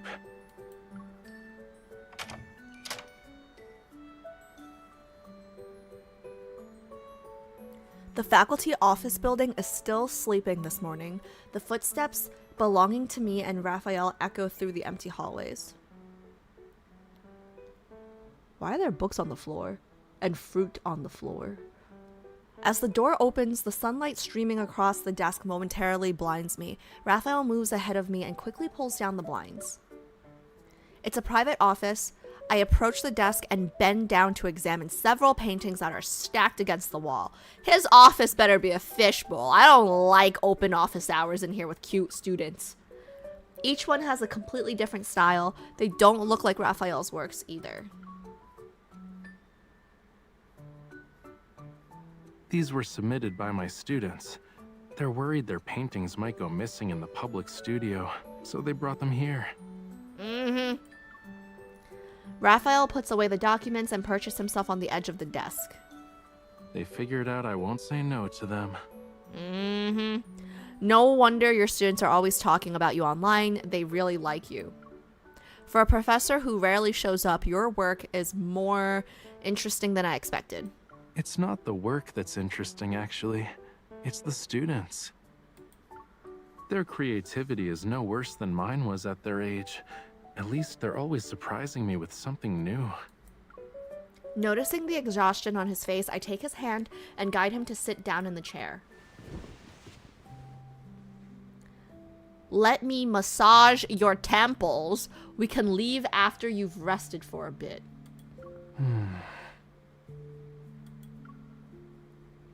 Raphael closes his eyes as I gently apply pressure. I watch his expression relax. The office is so quiet that only gentle breathing remains. Even the sunlight filtering through the blinds seems to grow... Excuse me. Languid. I just realized. What? What did he just realize? Raphael grabs my wrist, opens his eyes, and pulls me towards him. I find myself sitting on his lap. Okay. It'd be nice if I could get an exclusive massage like this after every class. I take cash. Raphael hugs me and buries his face in the crook of my neck. His warm breath rhythmically touches my skin. Yeah. My mind returns to that evening in the cafe when I discovered Raphael used to frequent the same place and how it made me feel. If we had met a little sooner, perhaps Raphael's wish could have actually come true. It's like the missed chances, like the missed encounters, right? Like that's a trope I'm into, like for K-dramas and C-dramas and stuff like that, you know? Like they're so frustrating. It's like our paths would have crossed if like one thing was different. I make it back home. Raphael slowly rubs my back as he closes his eyes again. He holds me while leaning against the chair. Stay with me and take a nap. Perhaps affected by Raphael's drowsiness, I close my eyes as well. Before drifting off, I think, when I'm certain that Raphael isn't around, I'll go through the birthday plan once more. Ooh, okay, wait, is this the end? Because then we jump to the card, right? Ooh, okay, wait. I'm gonna need my blanket. For this. Excusez-moi.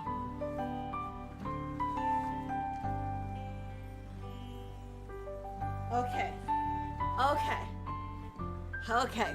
I'm ready. Yeah.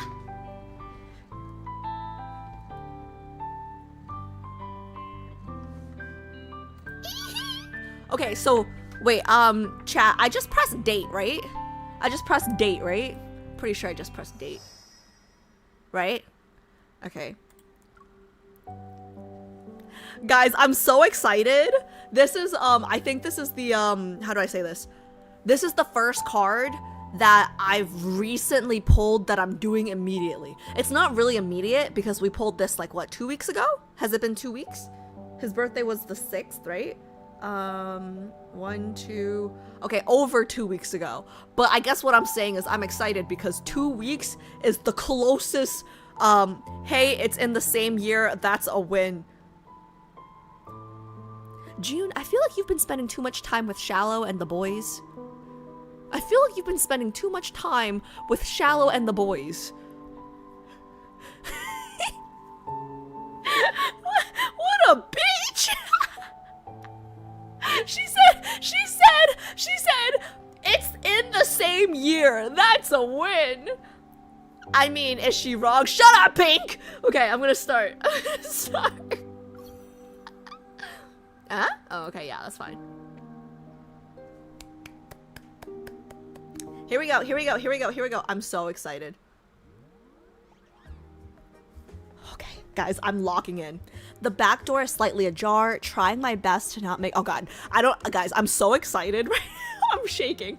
The back door is slightly ajar, trying my best to not make a sound. I hold my breath and gently push it. Let me put 2 headphones on for this, actually. So you don't need a note or sick leave letter in my class.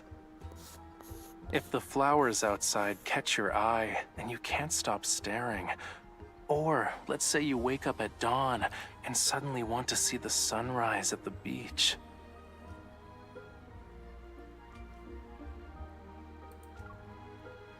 Oh, maybe you just want to see that lazy cat at the library entrance and sit together under the sun. Any of those are perfectly good reasons to walk out of here.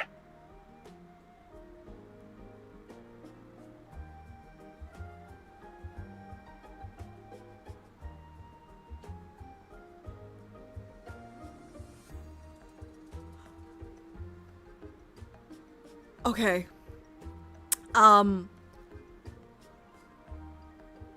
No?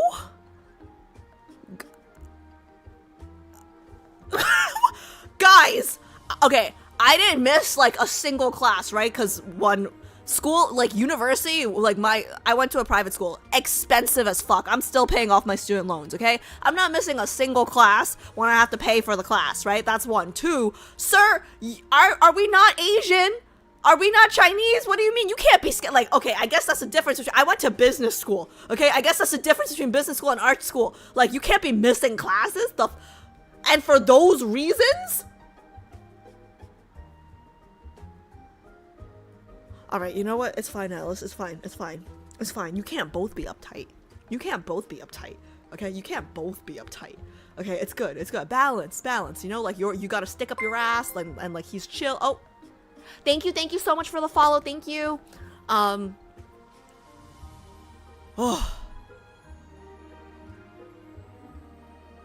Sorry, guys. This is gonna take me a minute. I get where he's coming from, to be honest, on an artistic perspective. Yeah, I don't get where he's coming from at all. If you're not in class, how will you learn?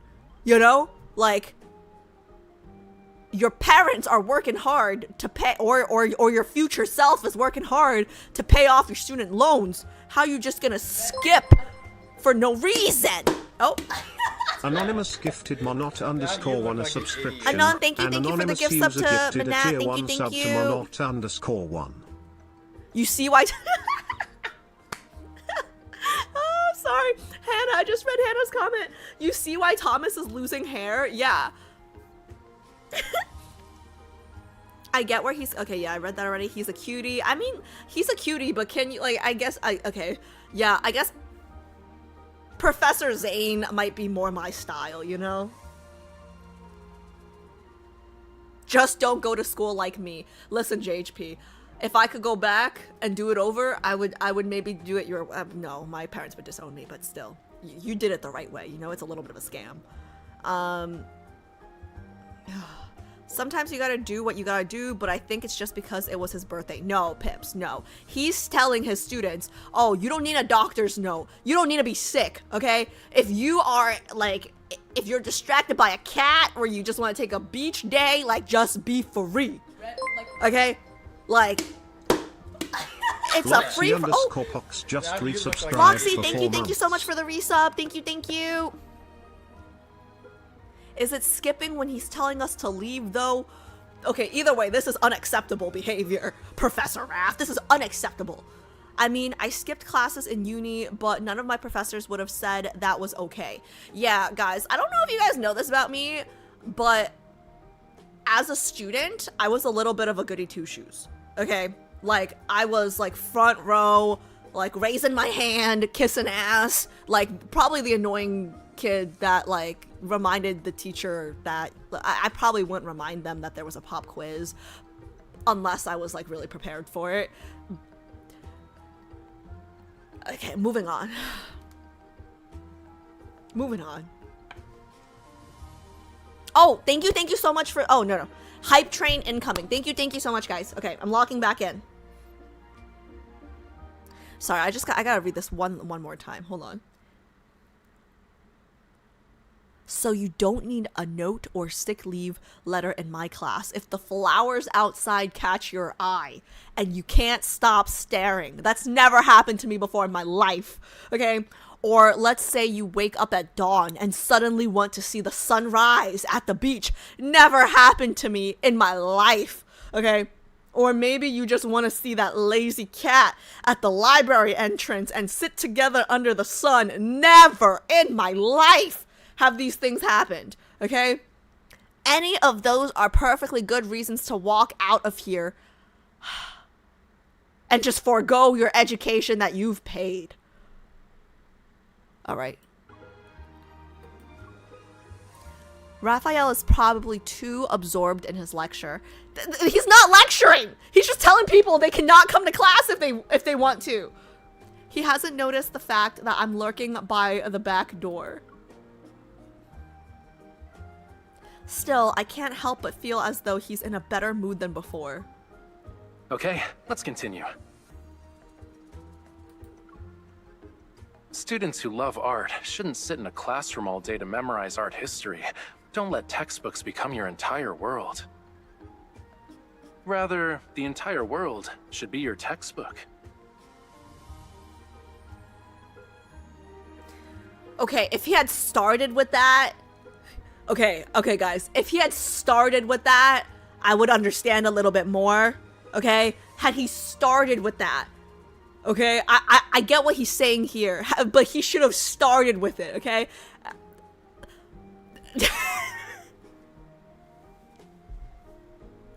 Okay, I get his point. That was kind of beautiful. He looks at ease at the podium, his face almost shining with Vitality's color. I'm glad that we went here to celebrate his birthday this year. He can feel completely relaxed in such a place. Hey guys, look, his pants, there's like a little bit of a bulge when he's like angled a certain way. Watch later. Like he turned a little bit this way, but when he's angled, there's a bulge. Don't worry. No exhibition, no reception, no events. I wouldn't dare to schedule work for him on his birthday. That's good. Then we can start figuring out the decorations for the big day. Thomas suddenly paused as he checked the schedule and flipped his tablet towards me. I didn't schedule anything, but Lincoln University did. Lincoln University?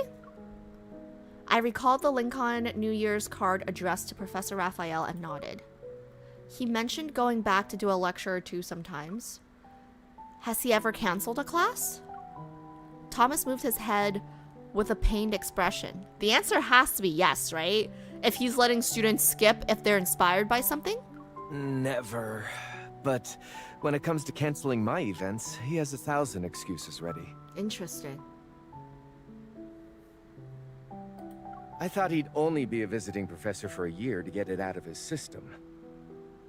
But he renewed the contract himself. No one can make Raphael do something he doesn't want to do. That's hot. I guess this means he really likes being a professor. That's hot to me because a lot of people can make me do things that I don't want to do. Ugh. I glanced at the screen. It showed Raphael's schedule for March 6th. The timing is rather awkward. His morning lecture ends at 11:30 a.m., and his afternoon class starts at 4:30 p.m.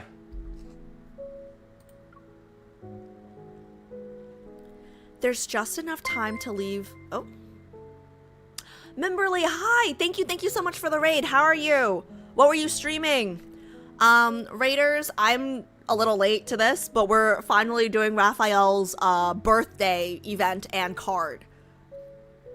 Let me pause for 2 seconds just to say hi real quick. Hope you're doing well.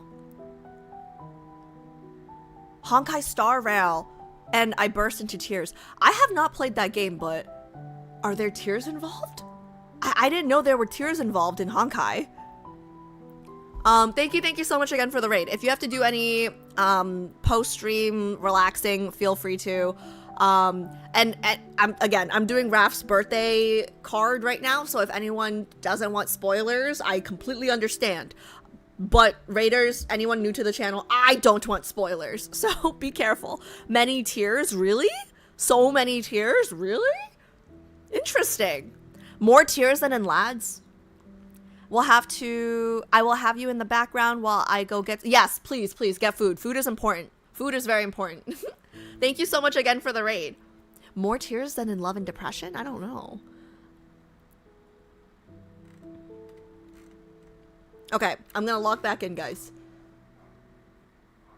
Oh wait, actually, can I ask a question for Raiders? Because I know Memberly's getting food, but does she have a main? Who's her main in Love and Deepspace? Does anybody know? Does anybody know? Let me, I'm just curious if she has a main. Oh, it's Silas? Oh, okay. It's Daddy, got it. Good to know. There's just enough time to leave campus, but we'll have to rush. Frustrated, I tapped on the professor's precious free slot on the screen. 5 hours. Running around like that on his birthday doesn't feel right. Yeah, that's weird timing, because the class is at 11 and then 4:30. It's like, not 3, not 4.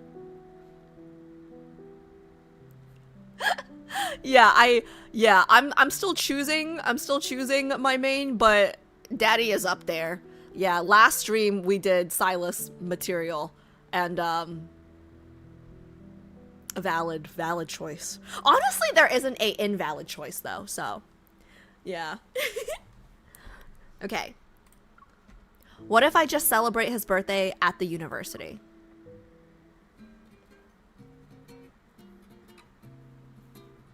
My thoughts return to the present. At the podium, Rafayel is still speaking with lively energy. Allow me to practice what I preach. I'm going to walk out now. Excuse me? Nani?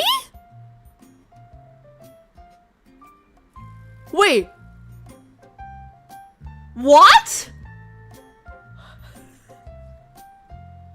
Guys, he's giving me a heart attack. He's giving me a heart attack right now. What? Like, I don't think you guys understand how much of a goody two-shoes I was in school. This would give me a heart attack. I'd be like, but professor, we still have an hour left. Where are you going? I want to learn. He's already stepping down from the podium and pulling open the door before he finishes speaking?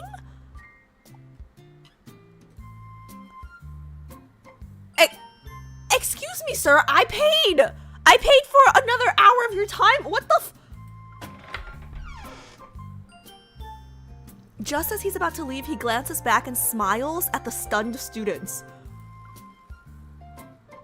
Why are all of you still sitting there?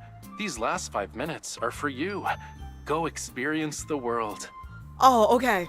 Okay, there's only 5 minutes left. That's a little better. Oh my god. Oh my god. So, I noticed how you were standing near the back door the whole time. Do you have a question you wanted to ask me privately? Oh my god, guys, I don't think you guys understand my heart rate right now. Guys, I don't Guys, I'm so embarrassed to say this, right? This game has got my heart pumping. Like, multiple times. Multiple instances my heart has been pumping in this game. But I don't think there's been one where my heart is beating this fast. I think this is the fastest, like my heart, like this is appalling to me. Like, okay, thank God it's only 5 minutes. It's okay, Alice. Like you can calm down now. You can calm down. Like, oh my God.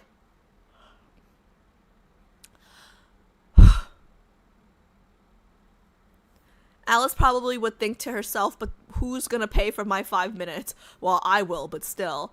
Like 5 minutes is I thought this was like the start of the class, you know? Oh God. If I had a heart monitor on right now, like you guys, it's, oh God. I gotta, hold on, I gotta breathe through this. Out of all of the things that would give me a heart attack in this game, I was not expecting it to be this. Oh God. Okay, drink water and breathe.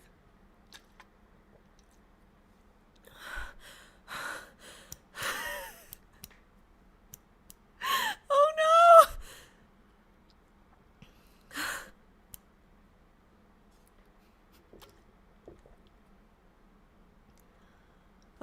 Okay, I can get through this. I can get through this. Oh my God, I can get through this. I had a teacher once who was really good at teaching that her classes were just 15 minutes and then the rest. No, that's a terrible teacher pie. This is not a response I was expecting. Bex, you're saying you don't have any students like me in your class? You don't have any students like me in your class? I'm not special, okay? Alice said, but my grades, sir. Yeah, I'm trying to learn. He made you breathless over this? I know, right? Like, this was not what I was expecting. Oh man. Okay, it's okay. It's only 5 minutes. He let us out 5 minutes early. It's okay. Okay, I'm gonna get through this. Oh. You don't understand she was so good that she can finish her whole syllabus too early and make you understand. Bullshit, okay? If that's the case, then she should double or triple the syllabus so I can double or triple my learning, okay? Whew. Alice, Bex is teaching Gen Alpha. What, there are no type A's in that whole generation? My classmates would cheer if we got let out a minute earlier. Yeah, okay, I had those classmates too. I most definitely do not have students like this in my class, but I teach rural, so maybe that's why. Yeah, I'm sorry. Like, I'm just, oh, man. Like, okay, it's all good. Alice hyperventilating over leaving class early is so Alice coded. Yeah, I mean, you guys believe me, right? Like, I was popular in school, though. Like I was a goody two-shoes, right? And like people might not have liked me in class, okay, but outside of class I was still popular. I'm just letting you guys know, okay? I'm just letting you guys know. Oh God, this is so bad. If you use that time wisely, you could get work done and ask questions for the professor one-on-one. Okay, yeah, but Pi is saying that the teacher answered everything and explained everything so clearly that there would be no questions. So what would there be to ask one-on-one? Popular in what ways? People liked me, okay? When it comes to like voting and e-board stuff, right? Like I'd always be elected. Like I don't know what else does popular mean. Like I get invited to stuff. I don't know. Popular in an El Cheapo way. Correct. Correct. Correct. As much as certain textbooks cost, I would be scared. Yo, textbooks were expensive. It's insane. Okay? Insane. She's definitely the type of person that screams, "What about the homework?" when the teacher forgets. Yes, and listen, I would rather remind the teacher of the homework at the end of class, okay, than have the teacher email us like that night saying like, "Hey, I forgot to assign the homework," or "Hey, I forgot to assign the homework last week, so this next week you guys have double the homework," okay? I'm not trying to do that. Oh, hi, Glories. I didn't see you come in. Hi. I'm an overthinker. Even if the professor explained things crystal clear, I still second guess myself. Oh, I only do that on exams. I only second guess myself when it's a multiple choice question. But anyways, I feel you, Alice. I used to do that too, and everyone hated me. Wait, well, no one hated me. I was still popular. Like, okay, like maybe they hated me in the class in the moment, but everybody still liked me after class. Hello? Okay, like nobody hated me. That's a little much. Sure. I'm telling the truth. Okay, I'm telling the truth. I'm telling the truth. Not popular in high school. Much more popular in college. Okay. And I keep going. But my high school was like 20 people, so. Okay. I'm locking back in. My heart rate is calmer. I can breathe again. I was not expecting this, guys.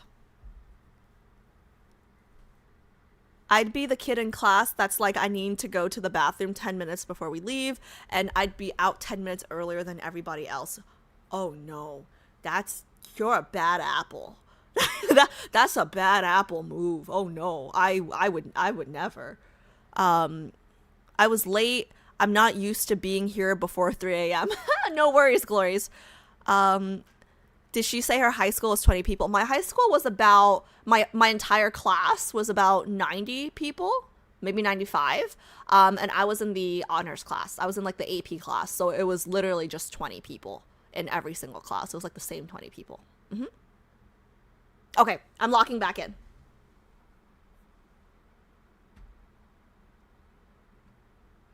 Oh, yeah. So like, it's literally the same 20 people in every single one of my classes because there were so little people. There were only like 2 tracks. Okay. Locking back in.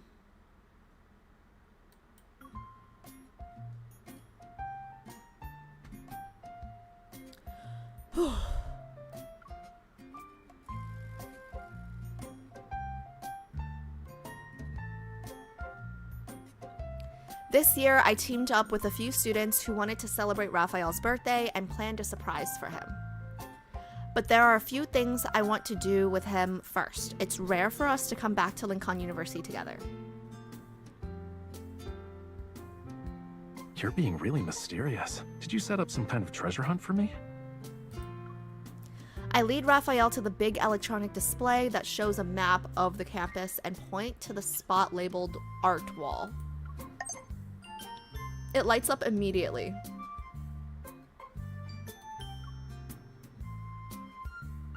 This is our first stop. He leans in to get a closer look, but he doesn't seem to notice anything special. Still, he taps the spot that's next to where my finger is. And after? I slide my finger to the library icon, and Raphael quickly follows suit. The best route between the 2 points glows brightly on the screen. Should we see what kind of books you usually borrow? And for our next stop after that, I slide down and select Artificial Lake.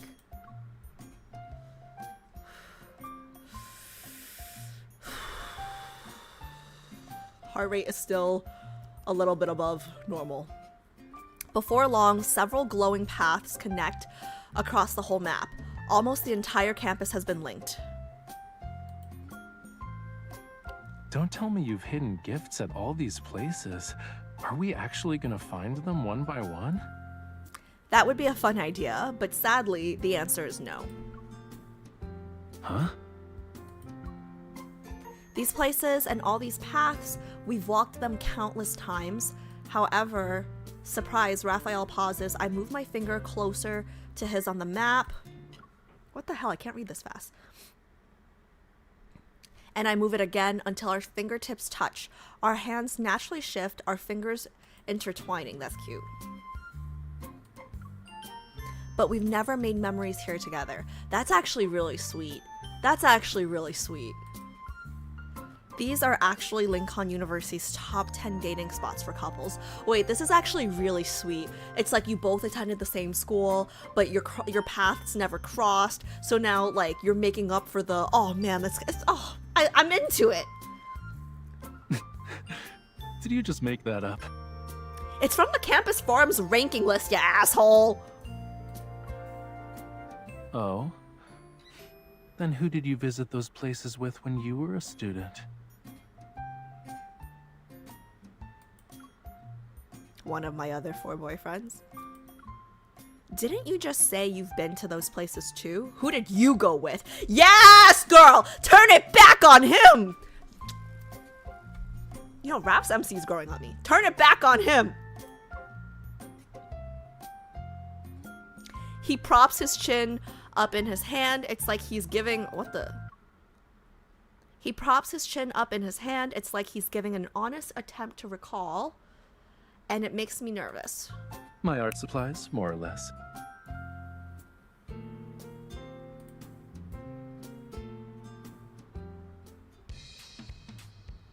Ooh, the music. I wheel a bicycle and pat the back seat. Raphael, hop on. Raphael hesitates. He stares at the back seat for a bit before giving me a puzzled look. Feminism, you can get on. Why do I have to sit there? It's 2026. Get in. That's what couples do on dates. It's practically a campus romance rule. One person pedals while the other sits on the back seat. The couples around us are no exception. Have you not seen Love 020? This is just what campus couples do. Get on! A few bicycles head down the tree-lined path. Bells and laughter float on the breeze. In other words, putting on my best puppy face, I pretend to think. Come on, Professor. I can only afford 1 bike. Please bear with me and sit there. Did we just travel back in time? Even so, he plays along and sits on the back seat. If we really could do that, I'll make sure to enroll in your class. Raphael laughs softly behind me, then he wraps his arm around my waist. And then? Oh! Wait, guys, his voice there! Did you guys hear his voice there?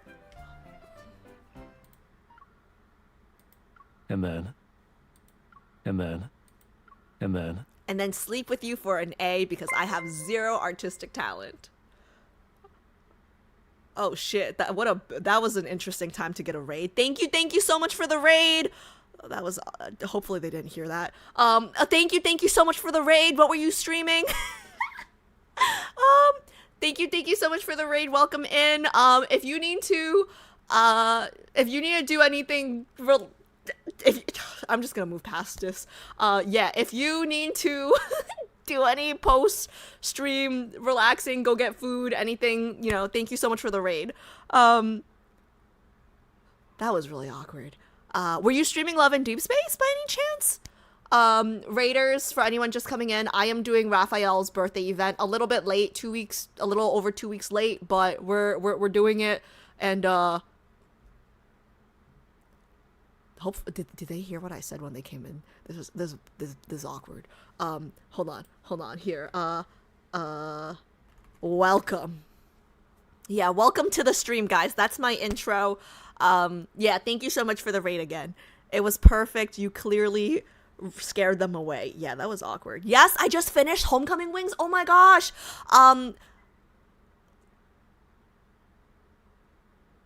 Homecoming Wings is one of my favorite arcs. One of my favorite arcs. Don't worry, we are old lad girlies, sick as fuck. Homecoming Chicken Wings, yes, was one of my favorite arcs. That was a great moment to arrive, yeah. Okay, so I think if you just finished Homecoming Wings, that means... Oh, guys, I finally met someone that I'm ahead of content for. So that kind of means... Wait, it's time. It's time, guys. I'm no longer, like, the newest streamer on the block. Yeah, Raiders, I'm very anti-spoilers, so if any of you guys have done, and if any of the raiders are ahead in materials than me, just no spoilers, please. I haven't picked a main yet, so I'm trying to go through all the content and everything to choose a main. But Sorry, I'm just excited because normally when I get rated by Love and Deepspace people, everyone's ahead of me in terms of content. I think this is probably the first person I've met that is behind me in terms of content. That's amazing.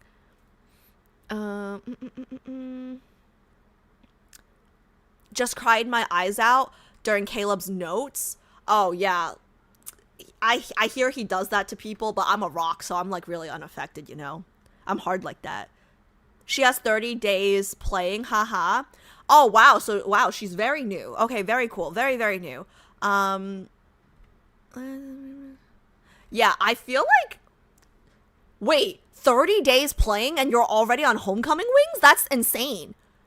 I was on Homecoming Wings, like, maybe, like, 6 months into playing. That's insane. Like, are you playing, like, every day? That's crazy. But she reads very fast? Yeah, okay. That makes sense. Wow. I am a content eater. Yeah, wait, so do you have a main yet? And I'm sorry, how do you pronounce your username? Is it Amy or Amet? I want to get it right. Sorry. Do you have a main yet since you're already on Homecoming Wings? Homecoming Chicken Wings? She's fast, and she also reads anecdotes and World Underneath. Yeah, I do all that too, and that's why it's taken me so long. I like, that's insane.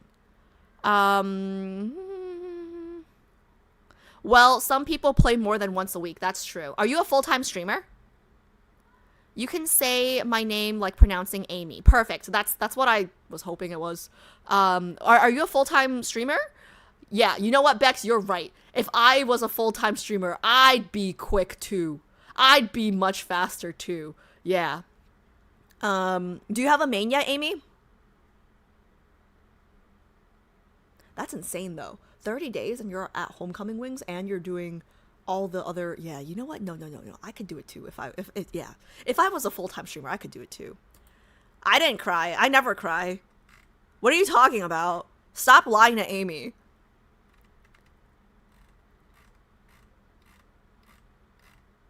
Is it my 11th month playing? That's insane. Wait, in my defense, I took 2 months off of lads, okay, when I was IRL streaming in Asia. I took 2 months off. No, Alice, you wouldn't be faster because you talk a lot. Pink, are you stupid? Of course I'd be faster if I streamed every day. Even if I spoke twice as much as I do now, I would still be faster. It's just math, okay? Like, if I stream once a week, Love and Deepspace, once a week, okay? If I stream Love and Deepspace 7 days a week, you're telling me, even if I talk the same amount, I wouldn't move faster? Get your head out of your ass, girl. Oh, don't forget you can favorite lines. Oh yeah, I forgot. You're right. Press X to doubt? What does that mean? I don't like this. I feel like you guys have been hanging out with the boys too much. I feel like the boys in the Discord are being bad influences on you guys. The girlies are seeing the light. Exactly. JHP, see you the bad influence. I know this is a joke, but there's no way she wouldn't be further along. Absolutely no way. See, Beck's the voice of reason. My head is in my ass and it's just fine. I'm dead. Pink's like, I like my head up my ass. Ah, that's funny. That's like saying if... What now?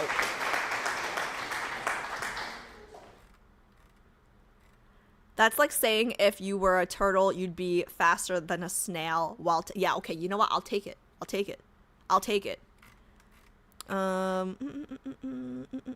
This one's for you ladies. The applause? I'm so dead. Ads, sorry, I'm back. No worries, Amy. I just wanted to ask if you have a main yet. Oh my god, I'm a Zane girl so far, but slowly rolling into harem girly. Oh, we're gonna get along great. I'm harem, but I'm trying to choose a main, and Zane is one of my front runners, so we're gonna get along great. Thank you so much again for the raid. And if you can't stick around, if you need a rest, I don't know how long you've been streaming, you know, don't feel bad about it. But okay, cool. I have a, let me see. Let me do this before I forget. Oh, thank you so much for the follow. Let me follow you before I forget too, because I have a tendency to forget. But I can actually watch your streams because I'm ahead of you for once. Like, I think you're the only person I think you're the only person that I can probably watch. Hilarious.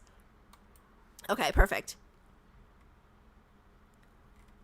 Alice streaming lads all week, but 6-7 streams are actually rewatching nightly Rendezvous trailer.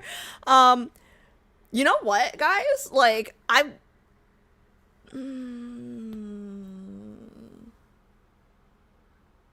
don't know. Sometimes I wish, like, oh, I wish I was a full-time content creator, and then I would, like, blow through lad stuff super quick. But I actually think we have a good cadence, because it's so much lore, right? I feel like like, once a week is, like, not enough. But, like, maybe, like, twice a week. I feel like thrice a week, like, that's a good cadence to, like, you know, digest. But it's fine. 6-7, 6-7. Haha, she got baited. I'm not Gen Alpha, guys. I don't think that's funny. I said 6-7. If that brings you joy, I'm happy for you. But I don't feel like you guys gotta bait better. You guys gotta bait better. You guys gotta bait better, okay? Because we just came off of Silas last week, okay? And he's like rage bait king, okay? Rage bait daddy, okay? So nobody is rage baiting me today. Anyways, okay, I'm gonna lock back in. You already fell for it, bro? I don't feel like I fell for anything, though. Like, I'm not mad. Okay, locking back in. I would have met you sooner. And maybe we would have celebrated your birthday here for the first time. The students who adore you could join us. Yeah, I'm not gonna give out better grades just because you threw me a party. Would you give out better grades if I choked on your dick? Honest question. It's not about grades. It's all about grades! I grip the handlebars and start pedaling harder. I can feel his arms tighten slightly. But since the students aren't ready yet, I have to distract you so you won't discover the surprise. The bicycle wheels hum as we glide down the path. The wind gently rustles the tree's leaves. All right. I'll pretend I don't know about the party.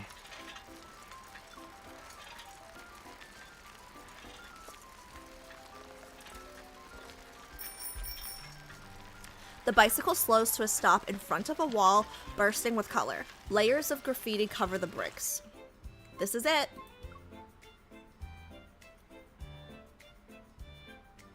Raphael gets off. Raphael gets off and studies the wall, his gaze tracing the painting and words. The potatoes you can buy near the campus gates are delicious. Summer is coming. I swear I'll love you forever and ever. I like sweet potatoes. What a noisy wall.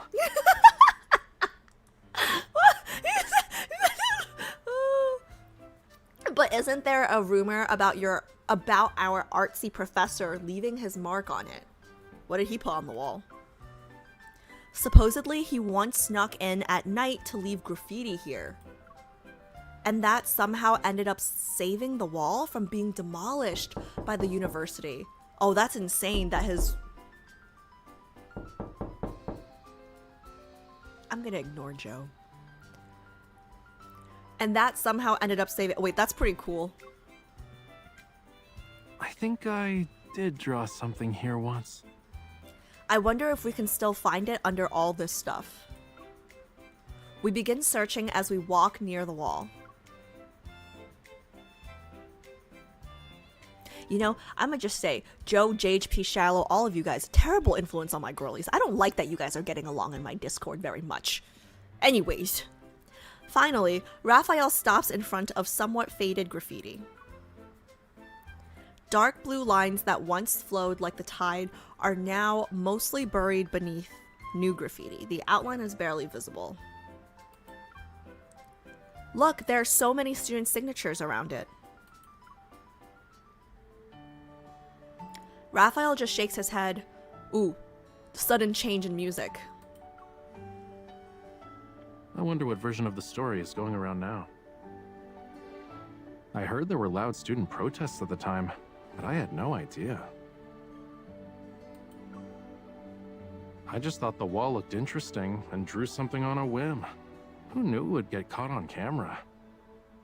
Maybe the university was already planning to keep the wall because of the students' complaints. At best, my graffiti just helped push things along. So humble. He says it while unconsciously running his fingers over the overlapping signatures. It's nice though. So many students want to be near you. Okay. Ugly students only!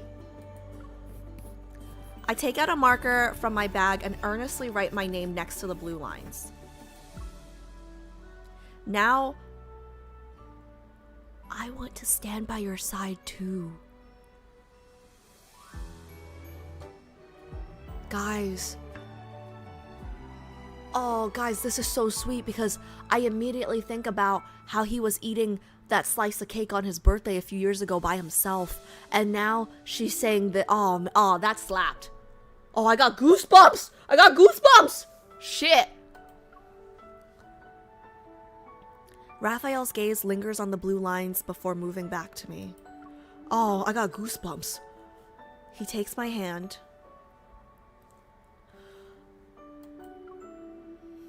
We've always stood together.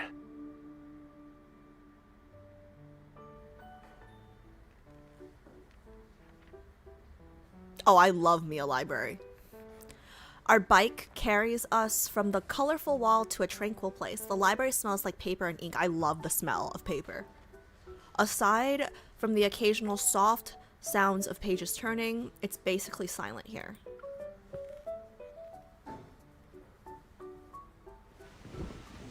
I lean in towards Raphael's ear and whisper, so only he can hear me. We're doing an interview, Professor. What kind of books do you usually check out? Stuff like contemporary art history and theory, color psychology, mural restoration and cultural preservation. Ooh, his whispering voice, guys. His whispering voice. Ooh.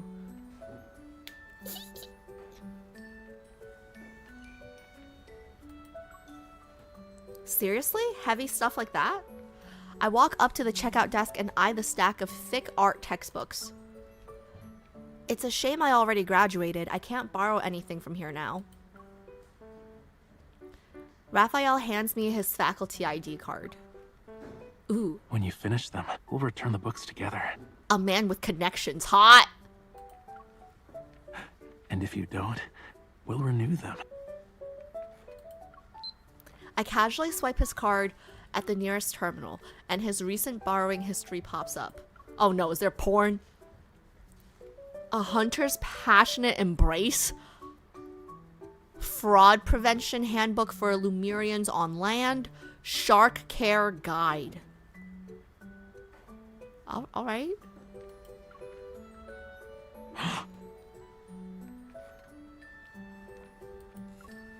That's strange.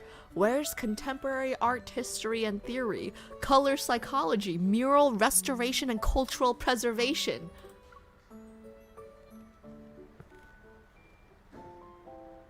Ooh. My campus did not look like this. We follow the winding stone path behind the library until the scenery unfolds before us. The lake glitters like scattered gold under the sun. A few pelicans lazily float along its surface. Look, they're swimming over. I take out the bread I prepared. Raphael tears it into small pieces and tosses them onto the water. Pelican cuties, come to us. Our bread tastes better. Hey, shut up! Don't ruin my date! The pelicans immediately change course. They flap their wings as they swim towards the students.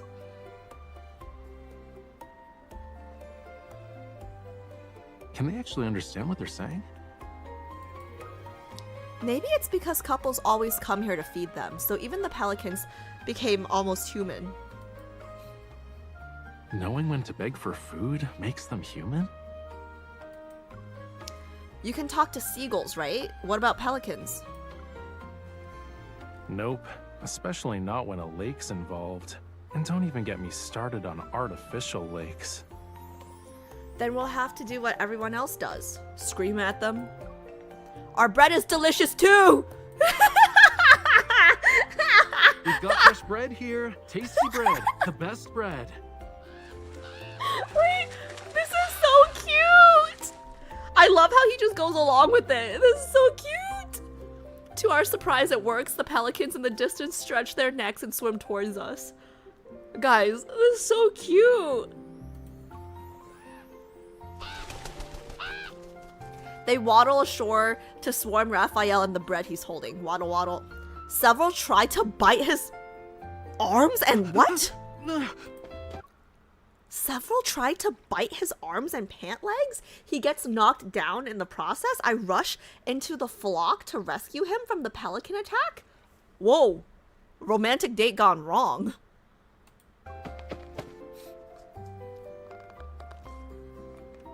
Hey, don't eat Raphael. He's not a fish. Wait, no, he is a fish. Anyway, go away.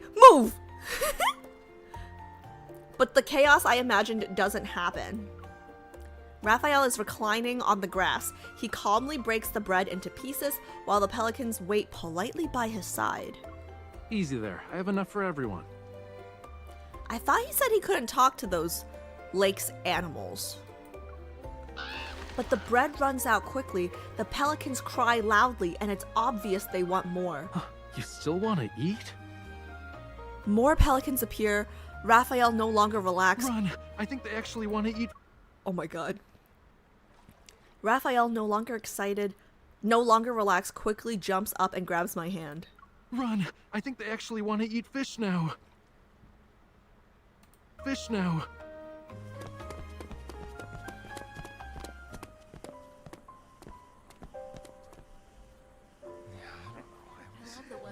We escape from the pelicans and run to a grassy slope by the lake.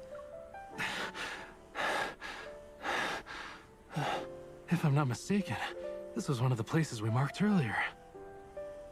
And I came prepared. Guys, I'm sorry, that would scare the shit out of me, just like getting chased. That's insane.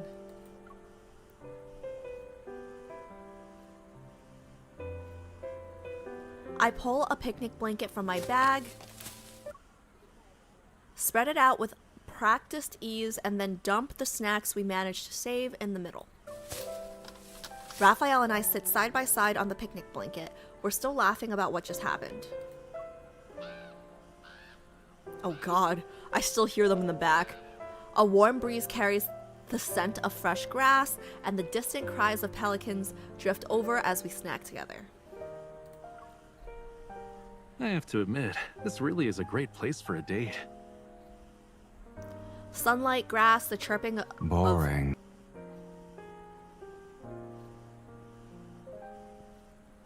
Here's this word again. Chirping of cicadas. He closes his eyes as if to take everything in. This spot doesn't even have a name, you know. I only noticed when we looked at the map earlier. But everyone calls it Lover's Slope. Well, we can borrow that for the field we rested on in Verona.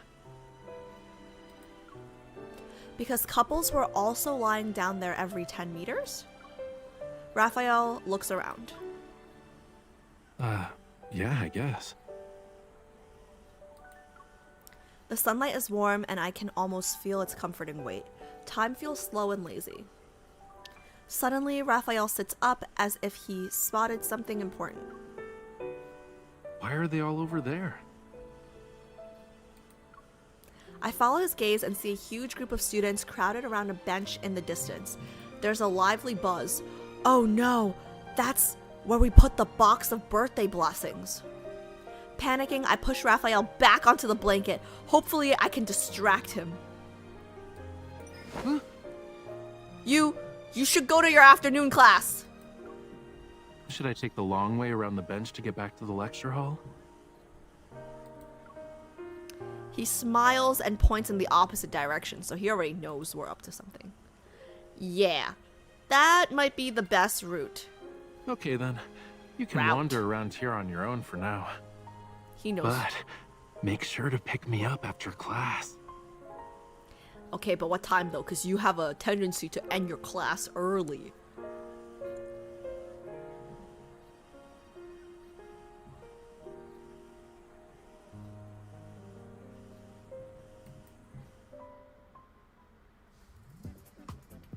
After making sure Raphael really left to teach, I start cleaning up. Once the picnic blanket is packed, I head to the bench to retrieve the birthday blessing box I hid earlier. The plan was to decorate his office with these notes, but... Change of plans. The professor just dismissed the entire class, and he's already heading towards his office. Oh! See? He dismissed them early again! How long will it take him to get there from your classroom? If he walks fast, 10 minutes. No, maybe 5. Oh my god. In that case, we'll split up. Run distraction. This is so stressful. This is so stressful for me. I'm not sure if we can get there before Raphael. I never thought the person who's supposed to be surprised would be the one throwing off the plan. We had to improvise. Poor Thomas. Poor Thomas. Since I'm closer to the office, I'll set things up quickly while the students bring the box of birthday blessing notes later. Oh my god, Raphael is definitely a P. Definitely a P.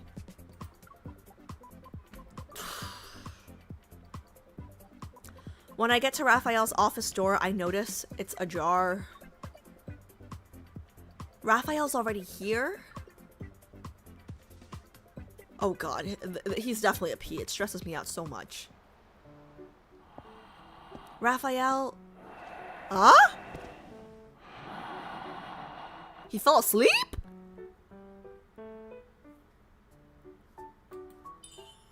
Is he asleep?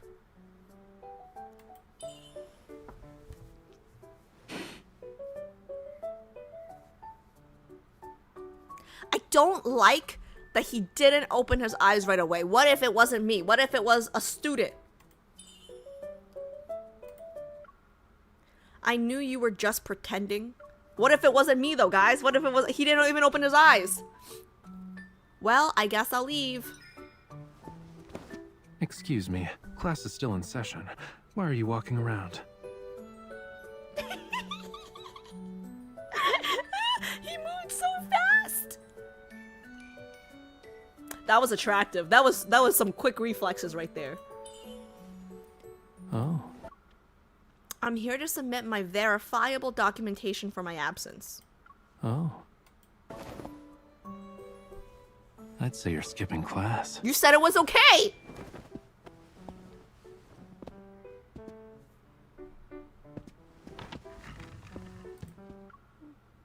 Okay, I thought there were words. The academic office was right. My discipline is too lax. That's what I'm saying. That's what I'm saying. Plead for leniency? Nah, spank me, professor.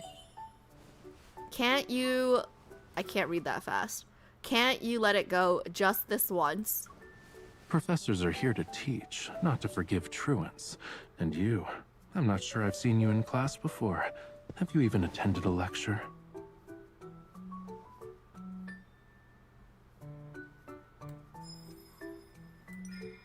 You probably think that because you can't see clearly.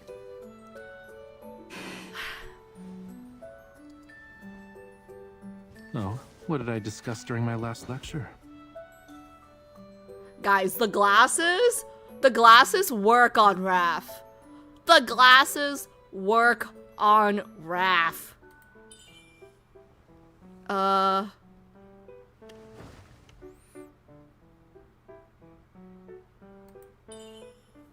Professor, maybe you can teach it again. I promise I'll pay attention this time. The homework I assigned last class was, write an excuse for your absence that satisfies me. And last class was, write an excuse for your absence that satisfies me. Time to make up for it. Just write that you want to hang out with that fat cat. Since you're cooperating, I won't mark this as an absence.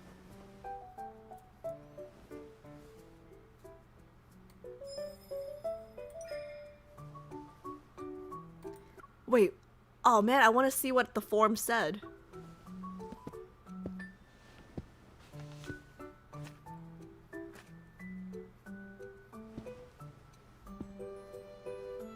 I see the bulge again.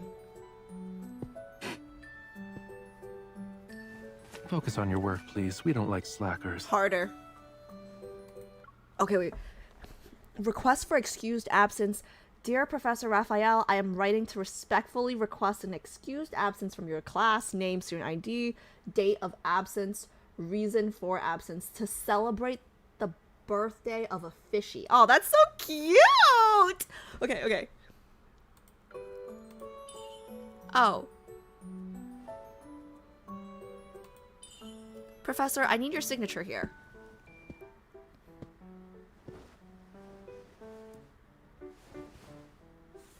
Reason for absence. To celebrate the birthday of a fishy.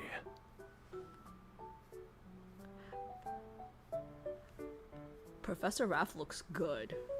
Professor Raff looks good. Yes, my fishy is a champion bubble... What? My fishy is a champion bubble blower. That's it? Its tears don't turn into pearls. Reason denied.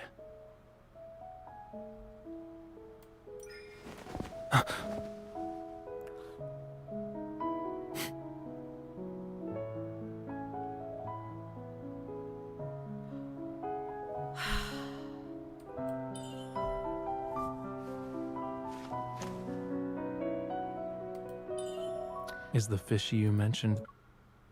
Professor, can I have it now? What are we asking for? What is it? What is it, guys? What are we? We're asking for it. His penis. Is the fishy you mentioned that important to you? Really? That important to you? Really?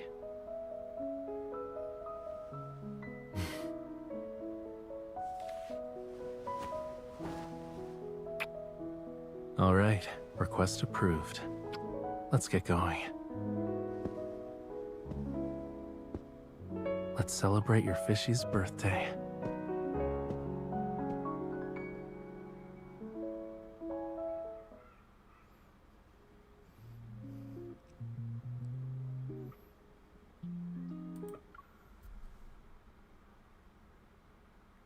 I just want to say, guys, Raph is back in. Forget everything I said about Zane and Silas at the beginning of the stream. Raph is back in!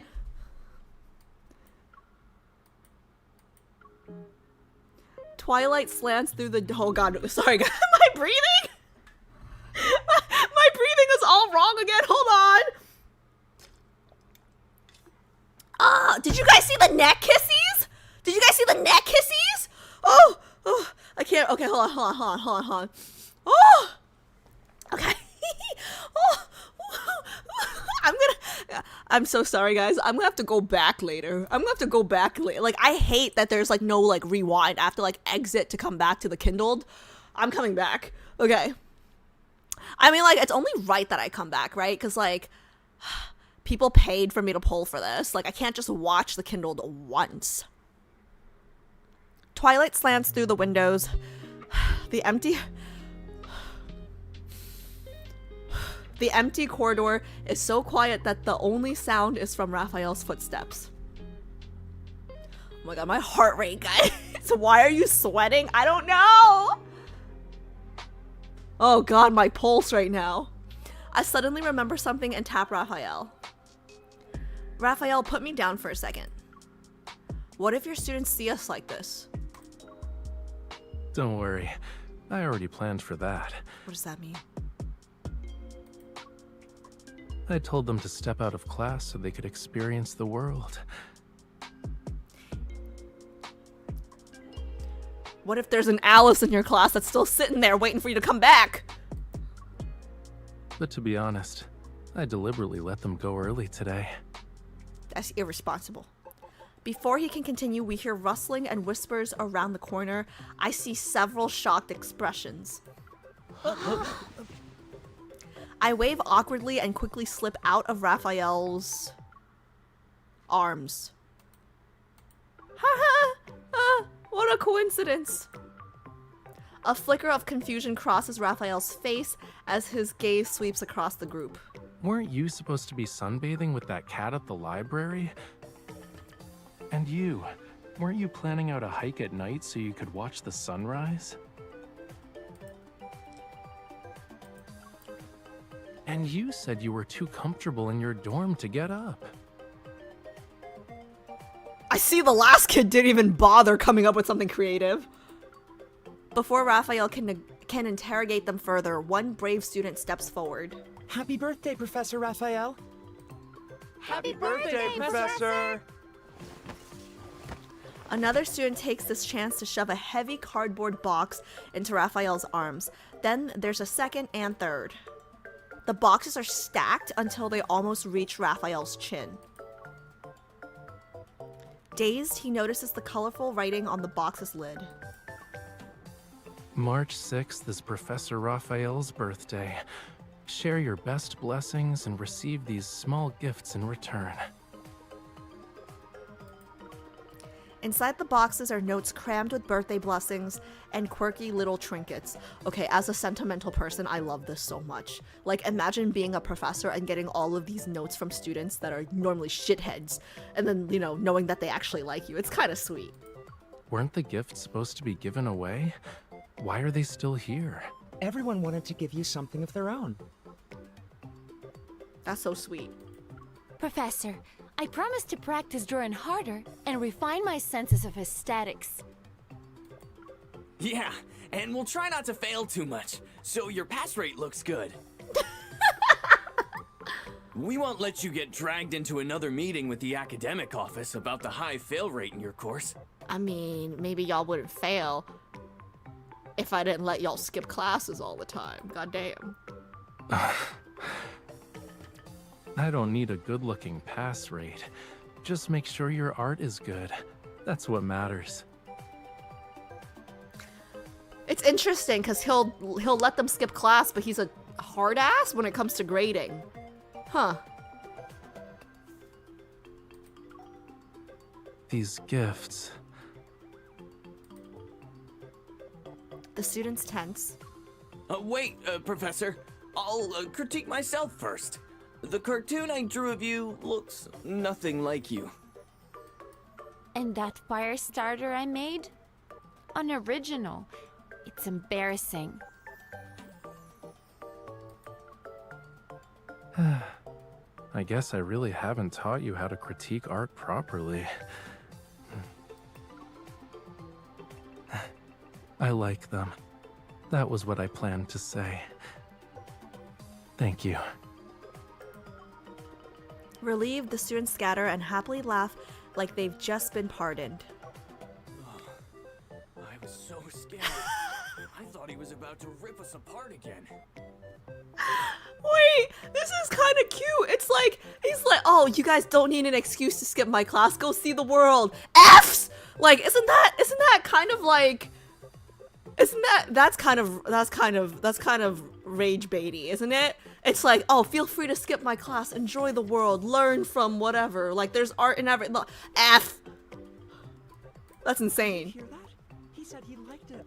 A great artist likes my work. I'm bragging about this forever. This is actually really cute. Raphael cradles the boxes of gifts and notes while watching the students disappear into the distance. This was your doing too? I made the boxes and gathered the gifts, but every single note inside expresses their genuine feelings. They really wanted to celebrate your birthday. I look at his face that's lit warmly by the hallway's lights. Finally, I voice the question I've been holding back for so long.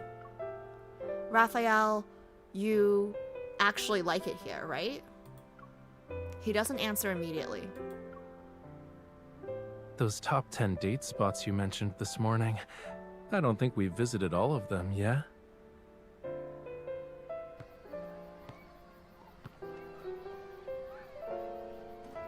I like the glasses! Put them back! The setting sun stretches our shadows across the track tinted in gold. When I first signed up to be a visiting professor, I only planned to stay for a year. But it was right here, on this very track, that I changed my mind.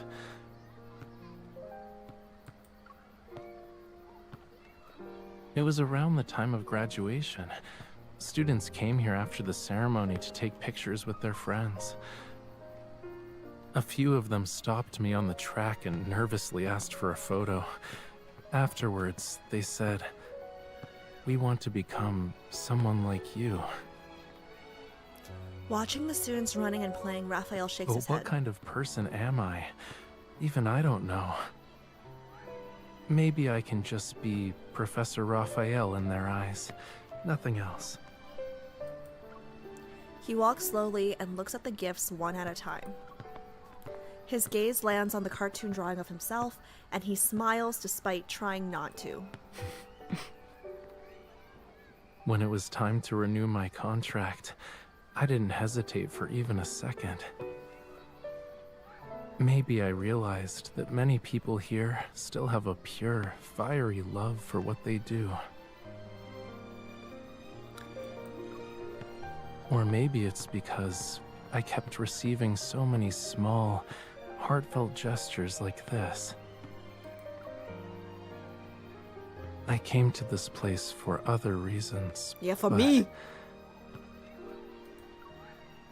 Maybe it's these unexpected things that made me want to stay here longer. The sunset's light gently outlines his shoulders. He looks so soft and warm. I can't look away. I want you to stay here longer too, because Raphael, you really do like this place. Laughing, a few students run past us. Their movements send a breeze towards him. Yes, I really like it here.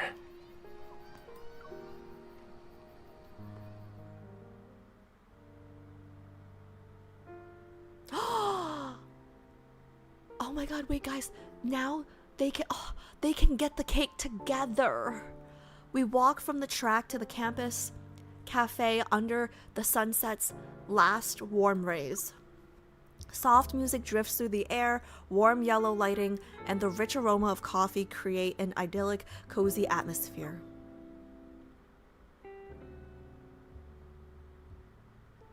Congratulations, Professor Raphael. You've officially reached the final place on Lincoln University's top 10 dating spots. I place a small birthday cake on the table and slide it towards Raphael. But you didn't pick this place just because it's the last one, right? I heard you celebrated a birthday here once, and I wanted to revisit it with you. Not too long ago, the college held a week-long open house. I visited Lincoln University as a alumna. I know it's alumna, but alumna. When I went to pick up the food that Raphael had ordered for me, the staff casually reminded me to claim the free birthday cake that comes with membership. And, according to the purchase records, he had claimed one the year he signed up. I had a birthday here? He rests his chin in his hand, his brow is furrowed as he thinks. I sorta remember that, but I probably stopped by for coffee and happened to eat cake. That's even sadder. That's even sadder. And I only walked into this cafe because I just wanted coffee. That's even sadder. So, you weren't celebrating anything? In the light, soft glow, Raphael's expression becomes distant for a moment. He seems to recall a few fleeting memories, only to gently shake his head. Back then, I didn't think birthdays were worth celebrating. It was only after meeting you and knowing how much effort you'd put into this day that I started looking forward to them. Perhaps to lighten the mood, he smiles and pinches my cheek. I wasn't used to celebrating birthdays before. What's with that face? This makes me kind of sad. Because I hope you were happy in the past. I hope you're happy now. And I'm sure you'll be happy in the future. Happy birthday, Raphael. What was the point of giving us that as an option to click on? Like, there were no second choices. What was the point of that? Thank you. And just so you know, I'm already happy. But wait, isn't it my birthday? Why are you the one making all the wishes? Alright, you wish for something then. Night falls quietly as the campus street lights turn on one at a time. It's time for us to leave. As we stroll past the academic building, we notice the area below has been fenced off with construction barriers. Renovation notices have been posted.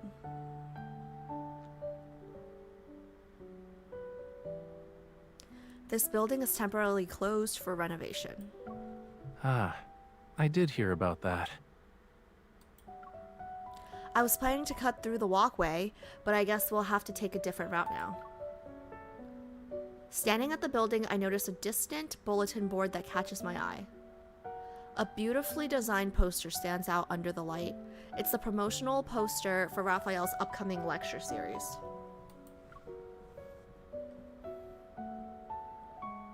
Raphael, I can see your poster. He looks at where I'm pointing. You really do have sharp eyes. We're so far away.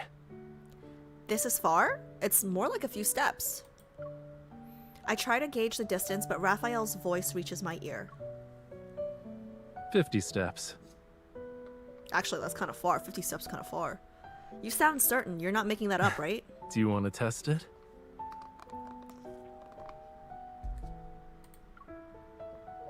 I don't know where he gets that confidence from, but I'm not backing down. Yeah!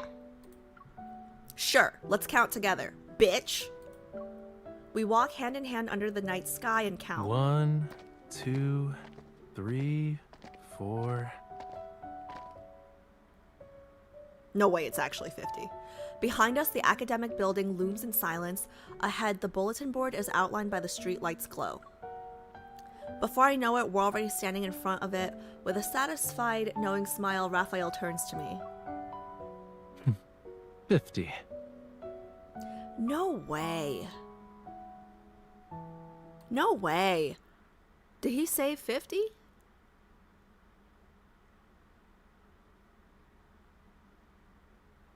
How did he know it was 50 steps?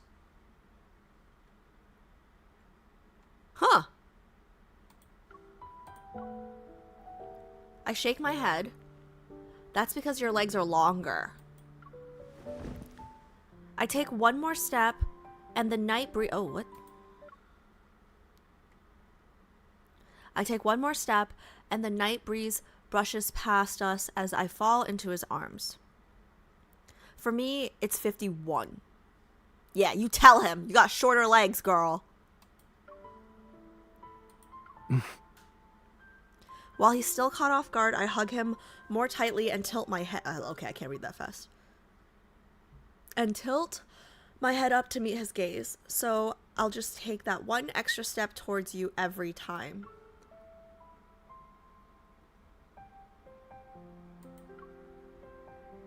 Raphael embraces me, his breath against my neck becoming soft. I didn't realize it was so easy to take that step. But isn't it unfair if you're always the one moving toward me?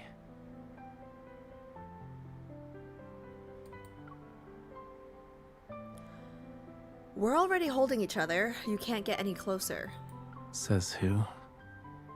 Before I can even ponder the meaning behind his words, he lifts me. There. I did it. When we get back, let's make our own Lincoln University couples date map. It'll be something only the two of us know about. And this will definitely be on it. Are you talking about the board or the building? Raphael slightly tightens his grip and guides me as if to trace a path only we share. I'm talking about this path. It's the one that led me to you in the first place.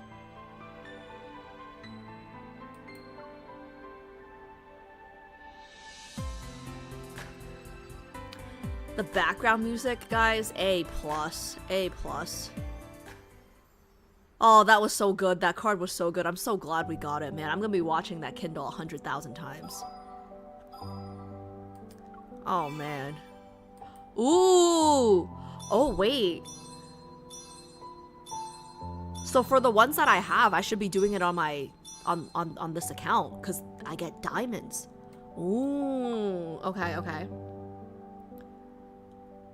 I have to finish the birthday event. There's the last one. A++. Yeah, it was really good. One of my fave tracks. Yes, because you get diamonds. Yeah, I have to, yeah, okay, I didn't know that. Okay. On Raphael's birthday, I see. So, like, the event is kind of, like, in conjunction with the card, right? Because this already happened for us. But okay. On Raphael's birthday, I successfully carried out most of my plan. His students also helped out. All that remained is the final stop, the university's cafe. The golden sunset accompanies us as we arrive. Sitting at a small table by the window, I take out the cake I prepared for him. The rays of the setting sun shimmer like embers as I light the candles. Their flames outshine the last remnants of daylight. I made this for you at the cafe, and it's not a slice. Wait, that cake looks way better than anything I can make. It's a whole cake. So that's why I kept seeing you around campus. You even knew I ordered a slice of cake here. You spent all that time to get to know me better. Alright, don't flatter yourself. It's just because it's your birthday, okay? I'll let that one slide. Getting to know someone always takes more than a day. For you, it's worthwhile. I wasn't familiar with your life as a professor. Even with all my preparations, I was worried I might miss something important. Yet you thought of everything. Going to those top 10 dating spots listed in the forum, I bet it wasn't as fun as visiting them with 2 people. That's true. At every place I went to, I kept imagining what it'd be like if you were there with me. Since we did that today, was it exactly like you imagined? It was a lot more interesting. I felt like I was fulfilling a dream that might never become a reality. I pushed the cake a little closer to Rafayel. The candles have burned for a while. My wish has come true. Are you sure you don't want to hurry and make yours? Shouldn't you sing happy birthday? I'm ready. Huh? Oh, happy birthday. I made my wish while you were singing. Oh, that's it? Oh, okay, he's, I was gonna, okay, we're done. I can't tell you everything, but I'll give you a hint. The one for this year has something to do with you. Why is it still recording? Is it glitched out? Can I blow out the candles now? Okay, that was weird. Wait, I prepared a special gift for you, if you want to have it. Ooh, my plushie, the plushie that I made. I raise my hand and cover Raphael's eyes. Close your eyes when you blow out the candles.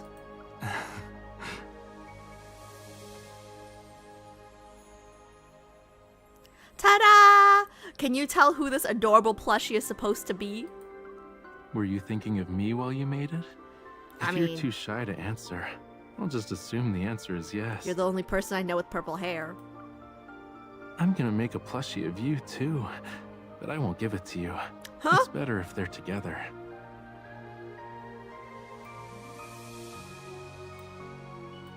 I'm glad you like it. I was actually kind of nervous. Raphael tightly hugs the plushie. You were worried I wouldn't like something you made?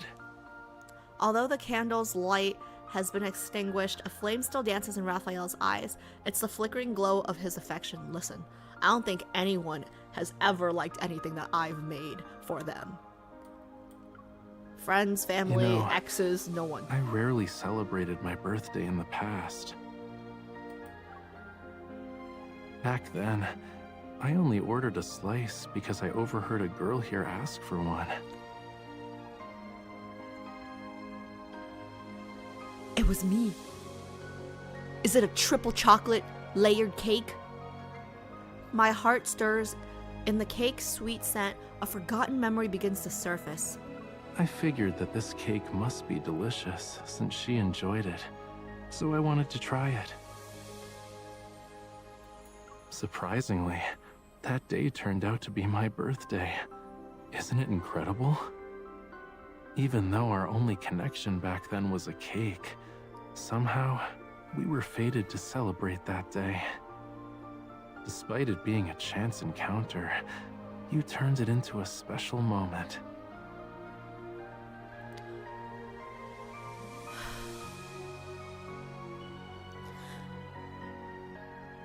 If I had turned around at that time, I would have seen you, right?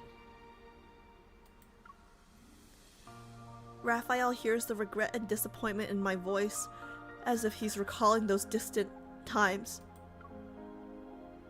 To me, the time we've spent together was just a little late. That doesn't mean we missed our chance. It's astounding how falling in love with someone has nothing to do with when or where you meet them.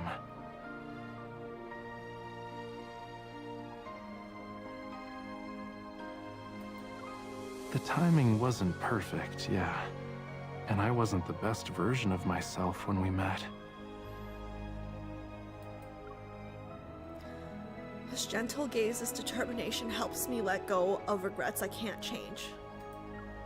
But I still believe that even if we had met differently, or let's say our story unfolded with different chapters, we'd still end up exactly where we are now.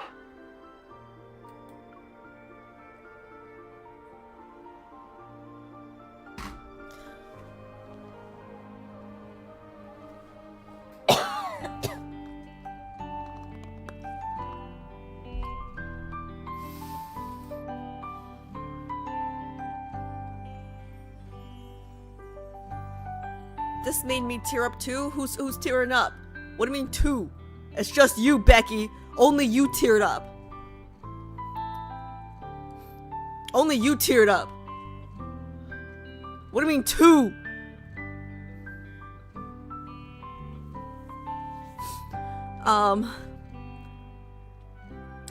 Especially knowing he knew who we were back then, but we didn't. Yeah. Does MC know that he knew, like, at this point? She probably doesn't, right? It doesn't seem like she knew.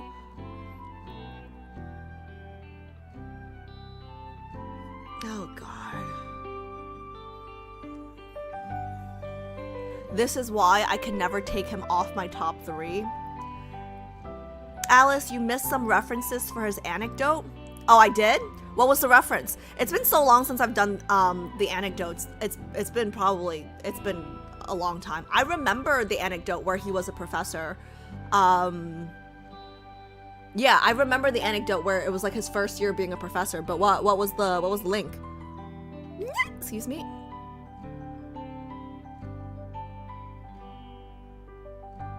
How cute is it that the person you love is just sitting behind you? I mean, it wasn't a coincidence. I'm assuming he followed us into that cafe. Do you have his anecdotes unlocked here? I have no idea. Probably? Actually, I don't remember, because when we did anecdotes, I remember some of them were on YouTube? I think we did some of them on YouTube.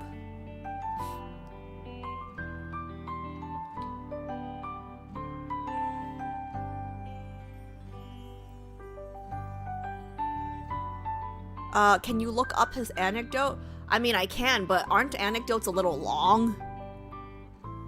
Like, I'm not gonna reread the whole anecdote today. I don't even remember where do I...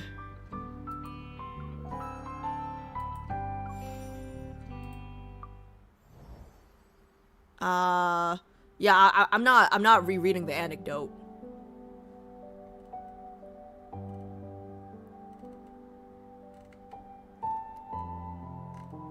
It's just one page? Okay, well, which one is it? You guys can't just tell me the answer? Addictive pain? Addictive pain. Oh, so this was not We didn't do it here. Chapter 4. Yeah, I'm gonna have to click through. Oh, okay, this is easy. Okay, that's not bad. Yeah, so we've definitely done this, but I guess at the time I had to use YouTube. Chapter 4, page 7. Just tap? What do you mean? What do you mean, just tap what? This is right? Addictive pain? Chapter 4, page 7. You're good? Okay, good. Ah!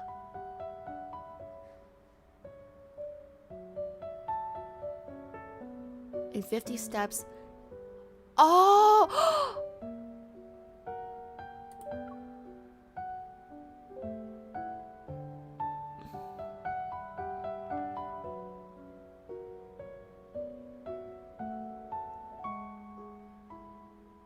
I remember this. Oh no. Oh no.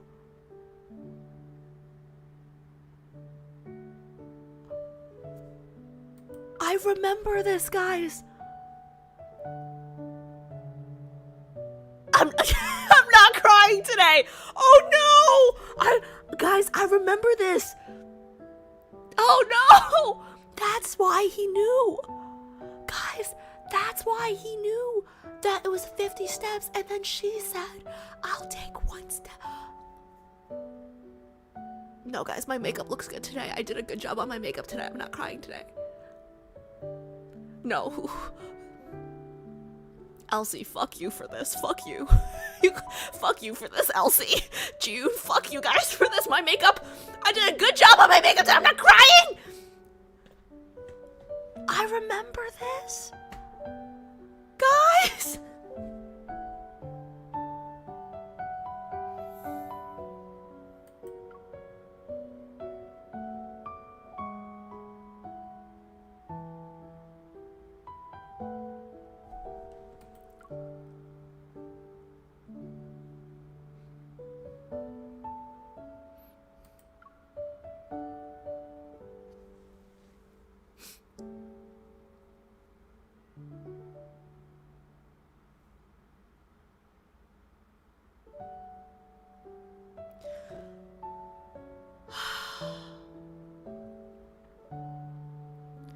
Oh my god, guys.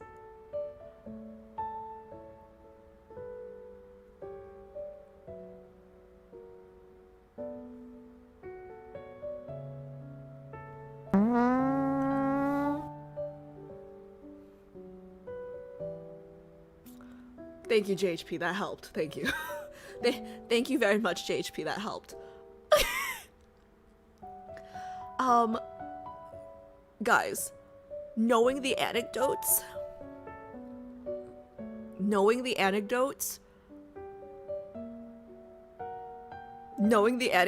make the thing, like, that slaps so much harder. Like, knowing why he knew it was 50 steps, right? Like, like, I didn't catch it because, like, it's been too long since I've done this anecdote, right? But it's kind of like, oh, you, like, I was just like, you freak, how would you know that? How would you know that it's 50 steps? And then knowing this background,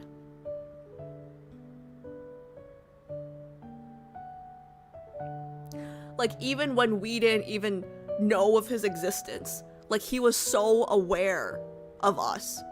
You know what I mean? Like, even, oh.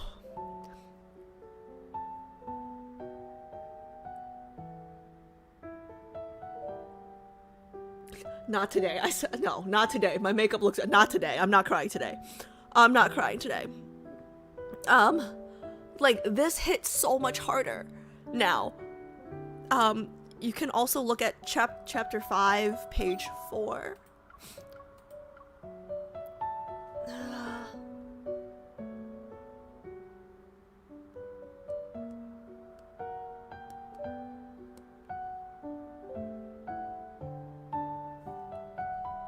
Oh. This was the cafe scene.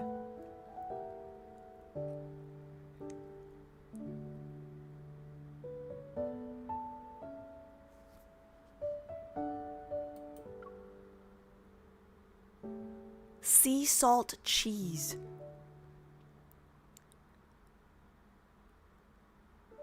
The girl continues to converse with her friends.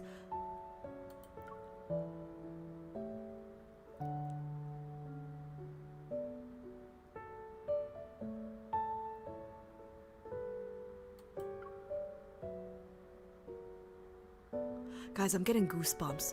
I'm getting goosebumps. It's been too long since I've done these anecdotes. It's been too long since I've done these anecdotes. Oh my god. Guys, this is, were you... I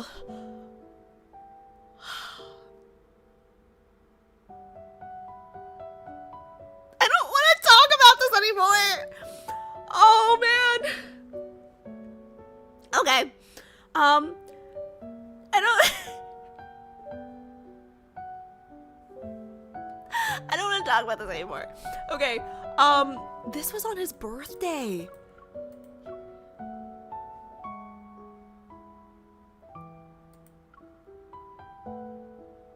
He never even mentioned his birthday here. He never even mentioned his birthday here. Oh my god, that breaks my heart. Like, he didn't even, like, there was no mention that it was his birthday. Oh my god. That makes me so sad. This just makes me sad that we're not doing more of these.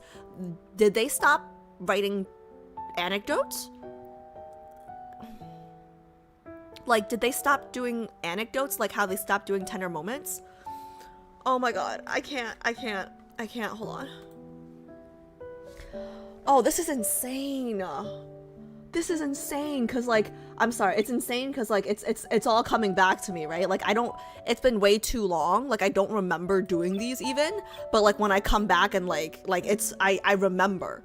Oh my god, that hits so hard.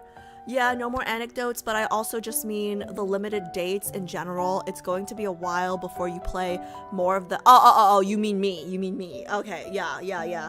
Oh my god, but I mean, we have to get the myths out of the way, I feel like, but oh. Okay, guys. I think that it doesn't count as crying unless, like, I let a tear, like, fall. Okay, so technically, today does not count as crying. Oh my god, the 50 steps thing. Oh my god. I don't know if I should be thanking else, like, no, I know, thank you.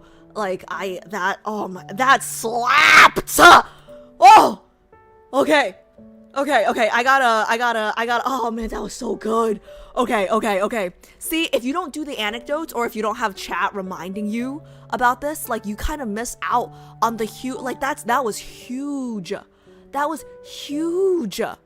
Guys, that was huge. Like, if you guys didn't point out the anecdote, right, like the card itself, I feel like you can enjoy on its own, but knowing this added layer, it's like insane. Oh man, I feel so like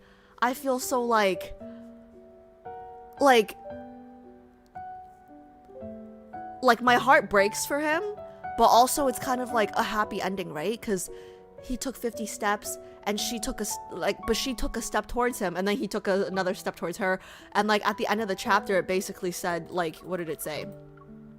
For every step they take, it will only take a few to reunite. Like, it's kind of beautiful because it's like they're so close to each other. They're so close that like it'll only take a few steps to reunite, literally 2 steps, right? But like he's still alone here, and like he's still alone, but like they're so close, but so far. It's beautiful. Oh man. Okay, I don't want to talk about this anymore. It's so beautiful. I don't want to talk about this anymore. Okay, I'm moving on. It's over. It's over.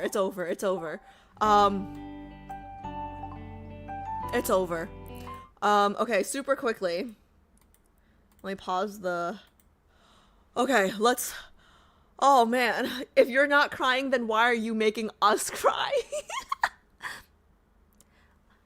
I'm sorry, you can't be as much of a rock as me, but don't blame yourself. Not everyone has my level of emotional stability, okay? Anyways.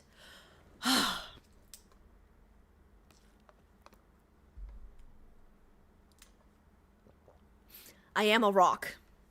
Oh my gosh, wait, you know what we should do? Ow, my ring just cut me. It's It's 7:14. I should break for dinner and then come back to do the world underneath. We can we can okay, 5 minutes for me to drool over. Do we want to check out Raf's workout? Wait, Ardor, I'm waiting. What am I waiting for, girl?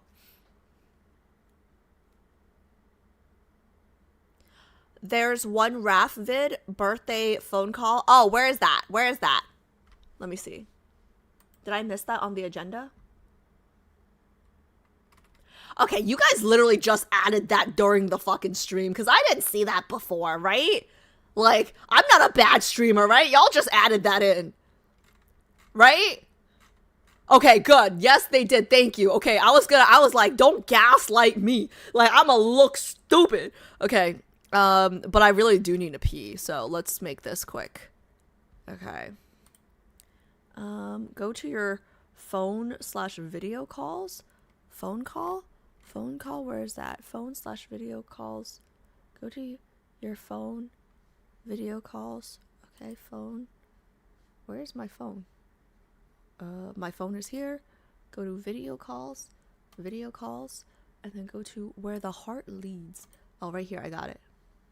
Hey, why are you guys on full screen? Hey, hold on.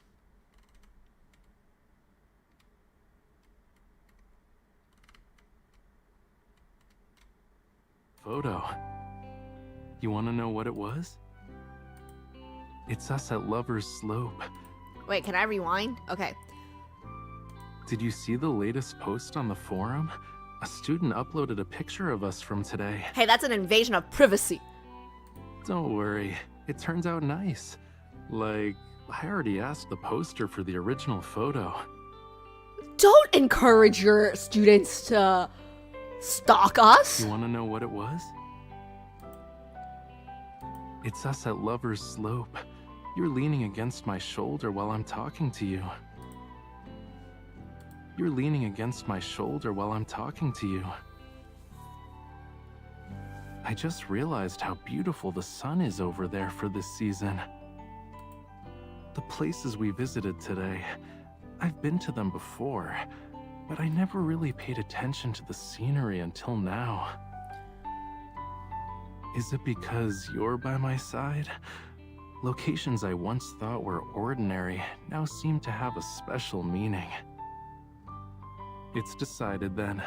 From now on, no matter where I go, I'm gonna ask you to go with me. Everywhere? Like even the bathroom? The original poster replied and sent me lots of photos of us. I'll print them out first. How many did they take? And when you come over, we'll add your ideas and create our own personalized campus map. But we should leave plenty of space on it. Aside from those top 10 dating spots, there are more places I want to visit with you. A whole lot more. What are they? Well, that's a secret. I should save some surprises for our future trips. I regret the time I spent without you. But you filled this year's birthday with new memories. It also lessened the burden of those regrets by a considerable amount. Now I look forward to every birthday, so long as you're with me each day. I also look forward to seeing how vast and rich our map will become, because you looked at me, approached me, and allowed my life to find a more certain path. And that path is following your gaze and walking toward you. I'll stay with you this time. We'll look at the direction that belongs to us. What a smooth talker, this asshole. Alright, I really need to pee because I see another YouTube video here.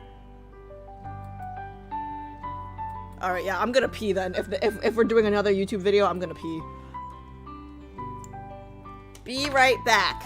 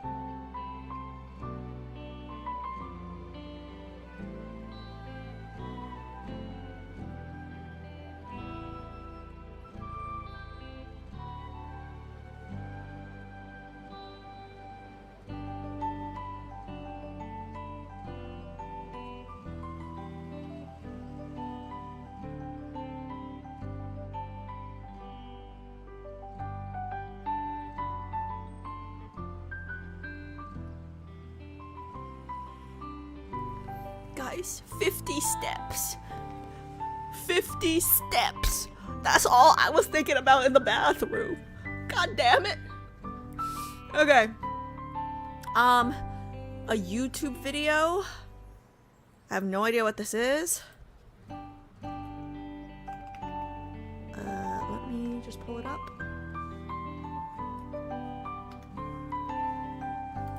So YouTube would be, pause this music, YouTube screen. Is this the right one or is this the one? Oh, this one. Okay. Oh, cute! I don't know how to do those. Like I went to a Korean like spa when I was in Korea. Korean spa when I was in Korea. And everyone had those like the towel over the head, and everybody knew how to do the little ear things, and I didn't know how to do it, but it was super cute. Okay. Oh wait, what did it say? A timely encounter, Raphael's birthday special kit. Huh?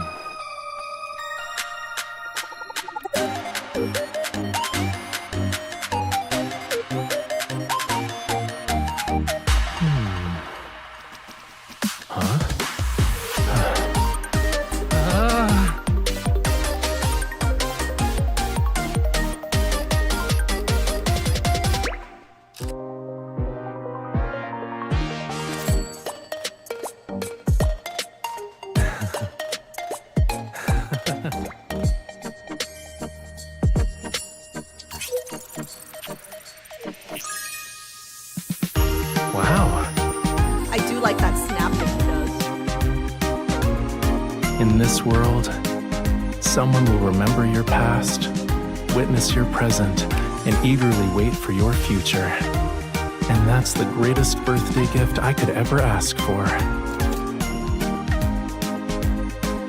Thank you for taking those steps to reach me. From now on, I'll run and take those same steps whenever we have plans. I'll always be by your side.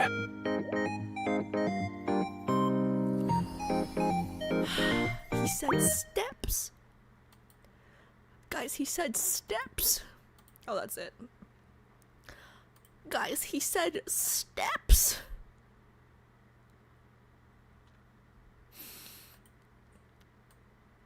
Guys, he said steps.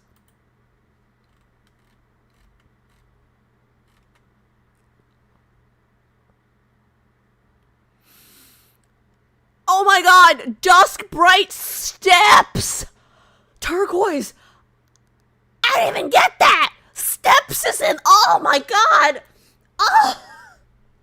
It's in the title! It's in the title! It does. Steps is in the title! Oh my god. Wait, I will say though, I don't know if I agree with him. And I forgot what he said. But if anybody remembers the direct quote, but he said something at the end about like falling in love with someone isn't about timing or whatever he said. I need to re-explore that line because I don't know if I 100% agree with it. Like I agreed with it to a certain extent, right? Like if we have chemistry, like we'll always have chemistry, right? But I do think timing is important. So I don't know. I gotta revisit that. Step, bro. No, JHP. We're talking steps, not step, bro. You're just trying to. Okay, bitch. Fucking annoying. Alice, whenever she walks after today. Yeah, every time I take a step. Anytime I walk now. I think he means basically that the feelings and whether or not things work out aren't the same thing. It's the feelings that matter the most. That's how I read it. Yeah, no, I know what he meant. I don't know if I agree. Like, I understood what he meant. I don't know if I agree with the philosophy. So, yeah, I'll have to revisit it. Alice will never take more than 50 steps after this. Shut up, guys. I'll take the steps. I just might be having allergies while I do it. Okay, let's put on Raph working out while I eat dinner. Okay, where is, let me see. I wonder what his workout is, because you guys told me that they're all different. Where is my...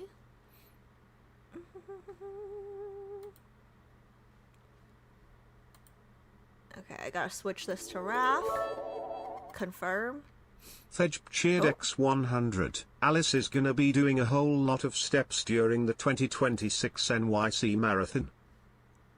When the hell did I say I was doing the 2026 NYC marathon? Excuse me, sir. When? Stop the lies! Stop the lies! Okay, here we go. Let me turn the music back on. Poem. But I was wondering why you were looking for me all of a sudden. You just want me to keep you company. Who are people? Vigo, I am not lying. I am not doing the New York City Marathon, like, ever. I'm not doing any marathon, ever. I heard it too. Manat, who? From who? I don't like this. I don't like this, Manat. They've been a bad influence on you. Bad influence on you. Okay, we're working out, right? Don't we need to stretch before we exercise? Vigo, I can buy my own burger, you asshole.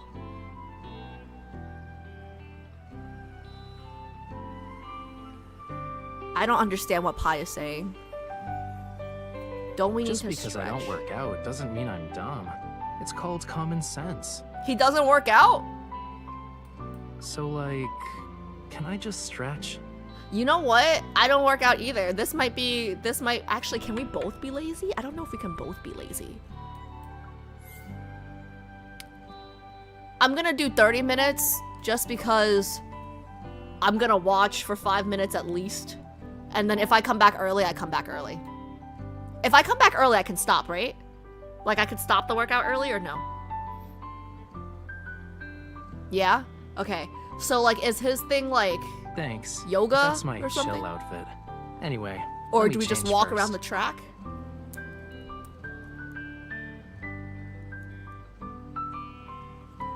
Okay, yeah, change. Are we walking around the track or what's up? What's he doing? Ooh, treadmill. That was a short jog.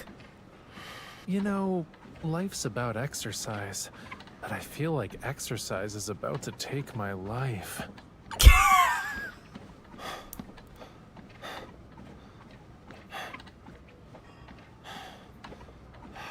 Guys, I'm Raph! I'm Raph! Guys, I'm Raph at the gym! My heart's beating too fast. Does it want to beat itself out of my chest? Guys, I'm Raph at the gym, except I don't even go to the gym. Wait, that's it? He jogged for 2 seconds and then he started walking. Guys. Yo, ooh. The veins though on his, you guys see the veins on his arms? Looking good. Why does it Lean feel muscle. really hot today? Wait, he just...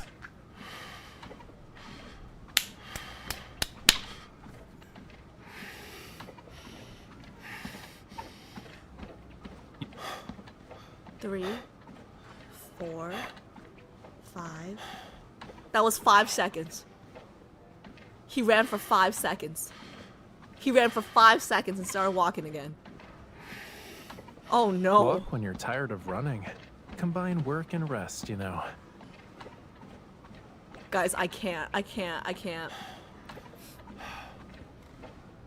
He should be swimming. Oh my god, wait, true? True. Why did they not make him swim? True. Touch him, he will say different lines, okay? You're still going? Did you forget what exhaustion is?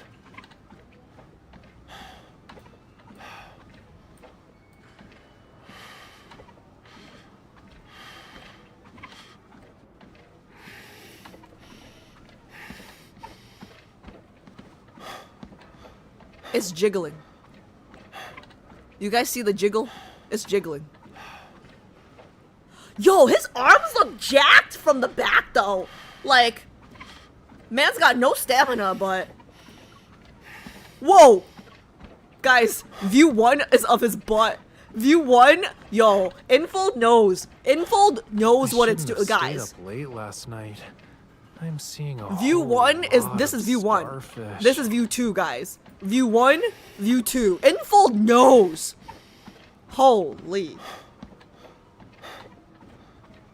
Yo, his arms look good. Aren't the birds outside tired of flying all day?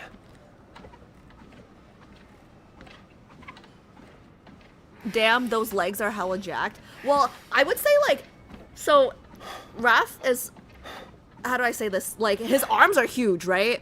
But I would still say, like, his body type, like, it's like the Water. lean muscle type, which is need actually, like, what I water. prefer. Like, I feel like Silas and Caleb, they're a little bit too, like, the Hulk type, right? Which is, like, not my personal preference, but, like, who cares? They're hot, so it's fine, right? But I personally, I prefer, like, leaner muscle, if that makes breathe. sense. Like, Is this how whales so this feel this when like they're you. beached? But look at the veins. His veins are like, look at that.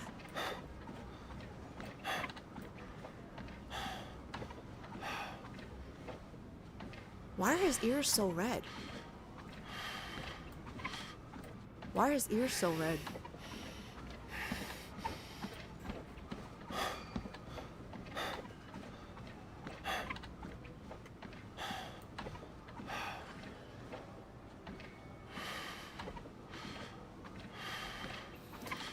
Okay, guys. Remember how I said I should do my squats with these guys? Like, I can, like, on stream, right? Like, I should squat. I owe about 500 squats. I should do my squats on stream with the love Sweating is a interests. sign that you're I overworked. don't think Raph which will be a good means it's option. time for a Or break, maybe yeah? he will be the best option. Because maybe I'll just squat when he's running and then rest when he's walking. Yeah, actually, he might be the best option. Because, Silas didn't stop. Silas, like, did not stop, right? So maybe this is the best option. Whew, why does it feel really hot today?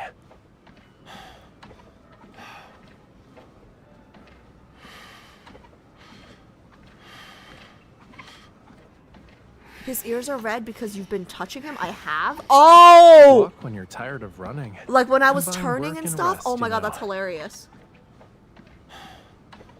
He really is pretty, though. He really is pretty, though.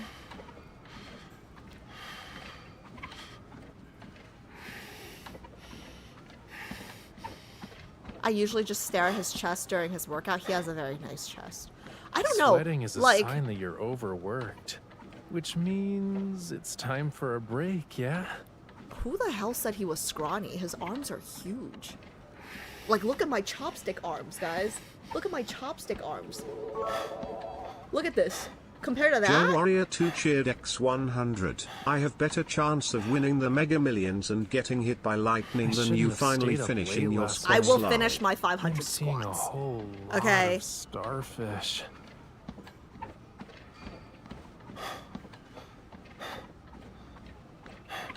I like his outfit too, guys. Like, I like the all black. I'm a New Yorker. I like the all black.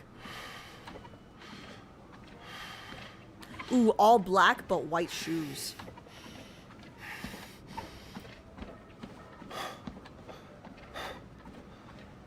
No squat timber.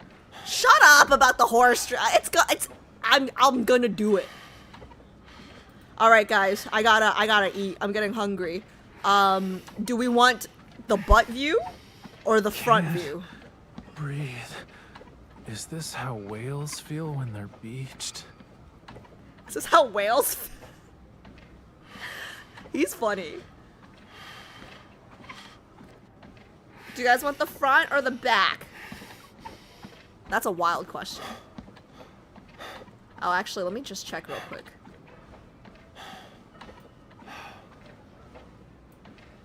The trousers of his work pants were tighter. Yo, look at the jiggle. Look at the jiggle here. It's jiggling. You guys see the jiggle? Okay, jiggles less when he's walking. It jiggles more when he's running. You can get another pair of shoes if these aren't comfortable.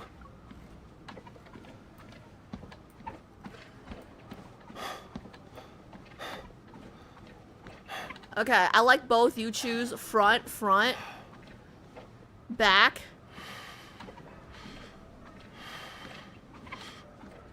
Let's do side. Like this angle, you can see his arms and the curve of his ass.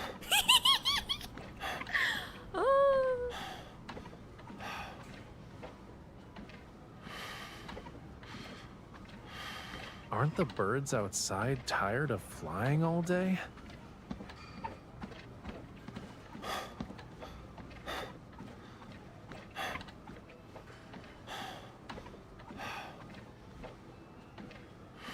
Yeah, he's very pretty, guys. He's very pretty. Water. All right. I gotta stop. I could, honestly, I could be here all day. I could be here all day. He's very pretty. The ears are so red. I can't take him seriously though, guys. Guys, I can't take, even I can run longer than 5 seconds on the treadmill. This is hilarious. Too fast. This is hilarious. This is Out hilarious. of my chest? Ma'am, you were staring at his crotch. Were you not? Were you not? Alright. Anyways, alright, I'll be right back. I'll be right back. But I feel like exercise is about to take my life. Timer start 2020. Okay. Enjoy the jiggle. I will be right back.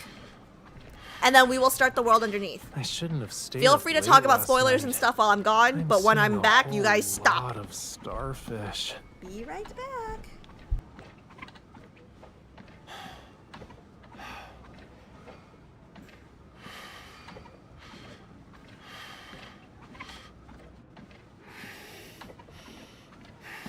My heart's beating too fast. Does it want to beat itself out of my chest?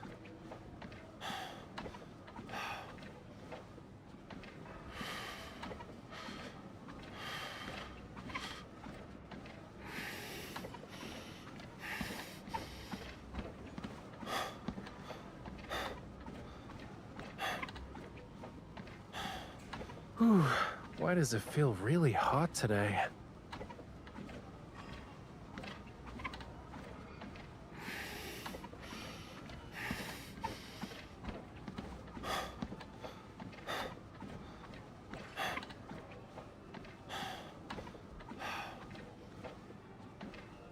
Aren't the birds outside tired of flying all day?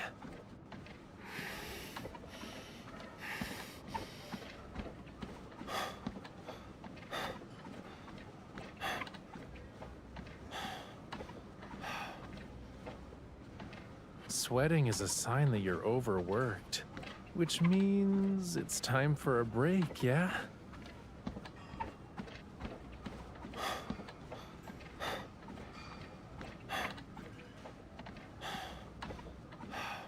You know, life's about exercise, but I feel like exercise is about to take my life.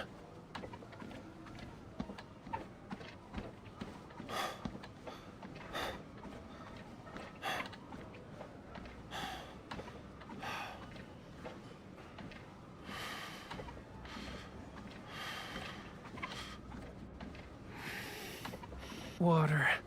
I need water.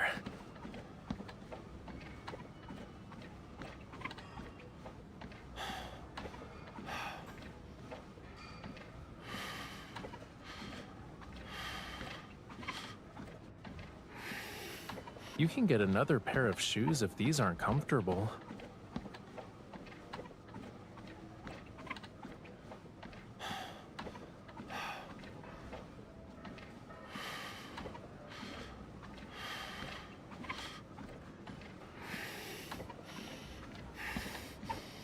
Walk when you're tired of running. Combine work and rest, you know.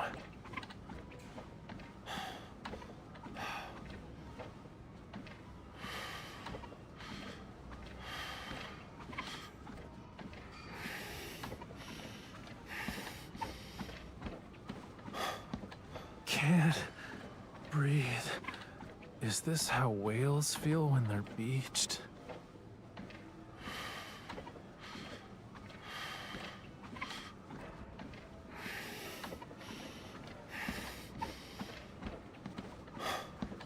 My heart's beating too fast. Does it want to beat itself out of my chest?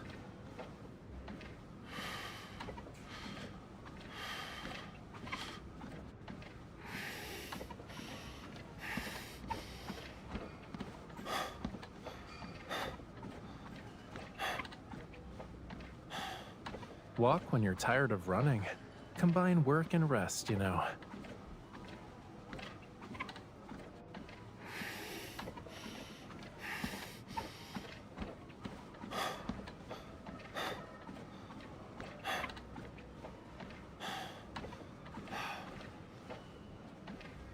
Can't breathe. Is this how whales feel when they're beached?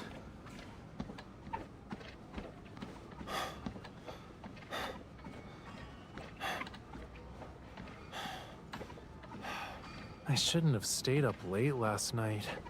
I'm seeing a whole lot of starfish.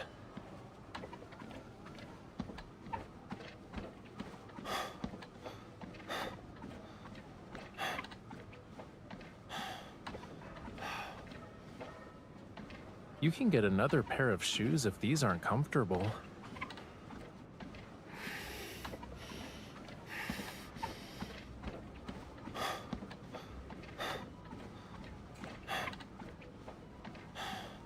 Sweating is a sign that you're overworked, which means it's time for a break, yeah?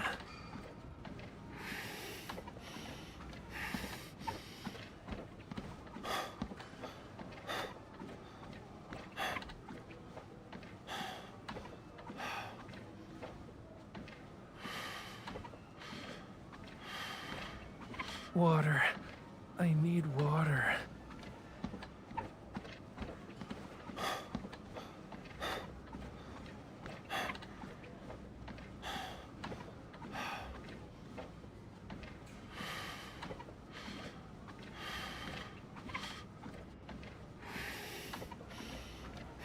You know, life's about exercise, but I feel like exercise is about to take my life.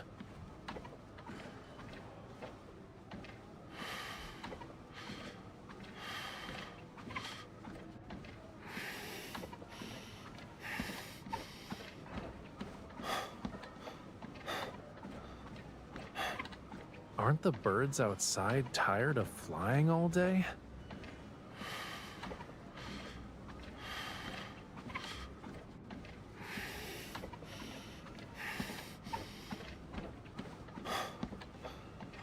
Whew, why does it feel really hot today?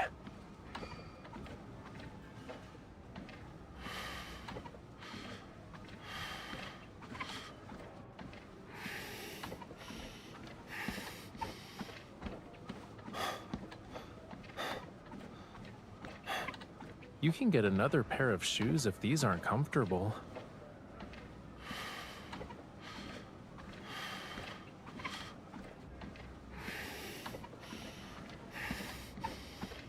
Aren't the birds outside tired of flying all day?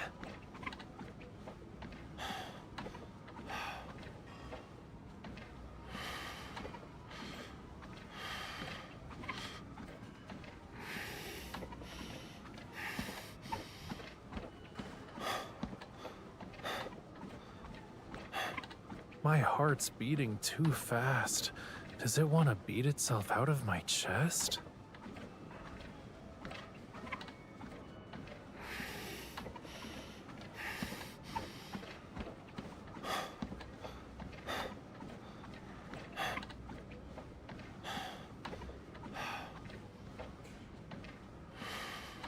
Walk when you're tired of running. Combine work and rest, you know.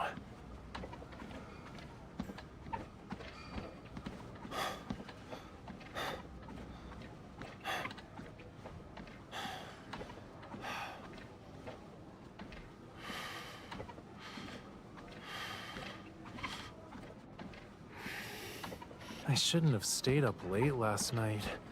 I'm seeing a whole lot of starfish.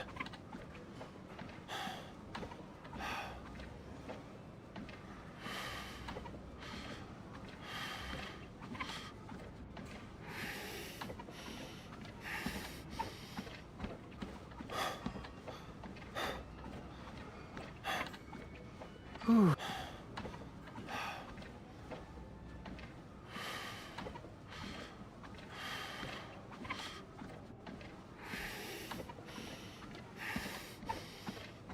What?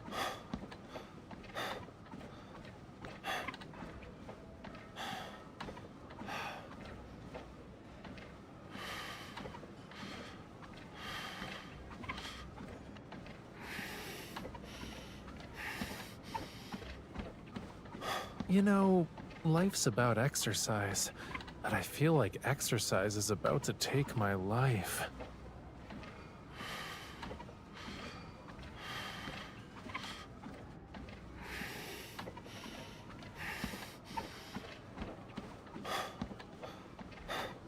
Can't breathe. Is this how whales feel when they're beached?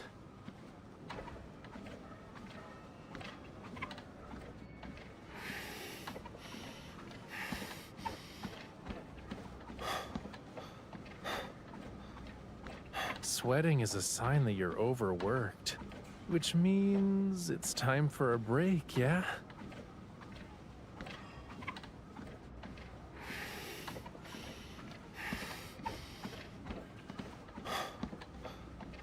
Walk when you're tired of running. Combine work and rest, you know.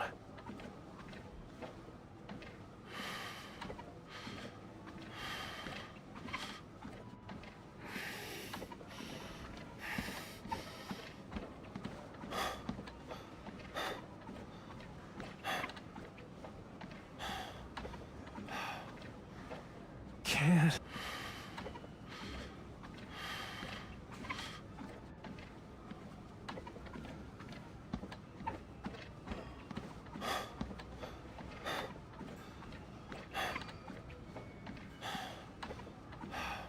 You know, life's about exercise, but I feel like exercise is about to take my life.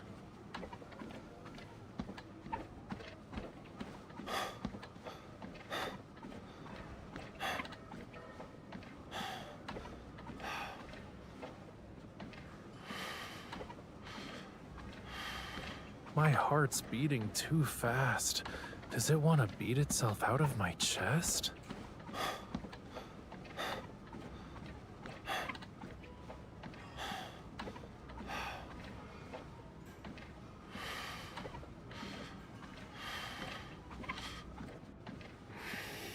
Aren't the birds outside tired of flying all day?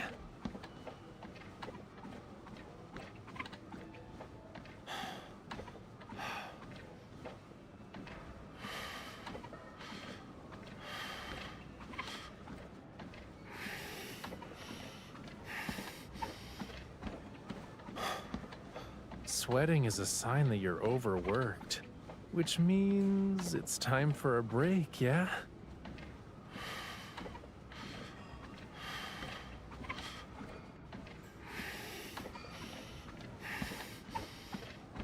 Well,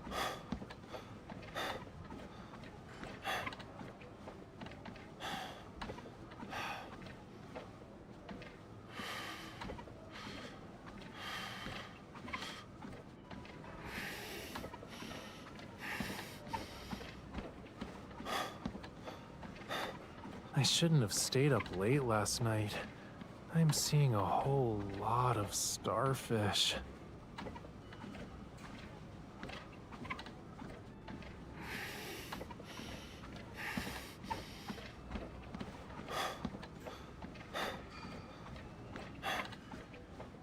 You can get another pair of shoes if these aren't comfortable.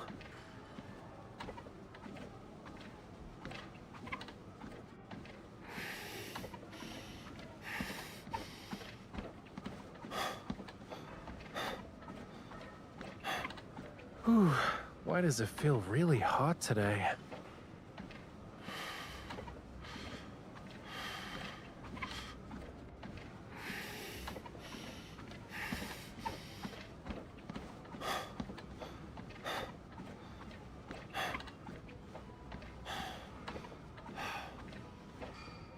You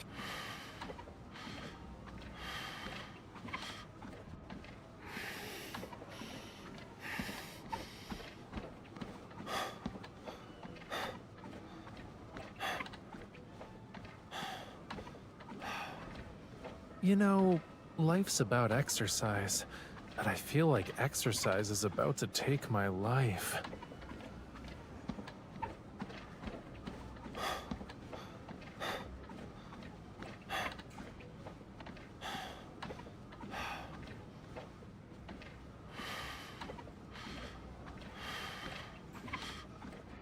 Can't breathe.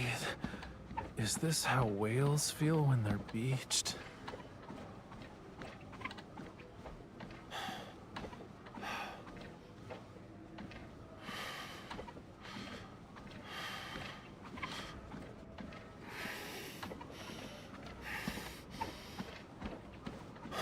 Whew, why does it feel really hot today?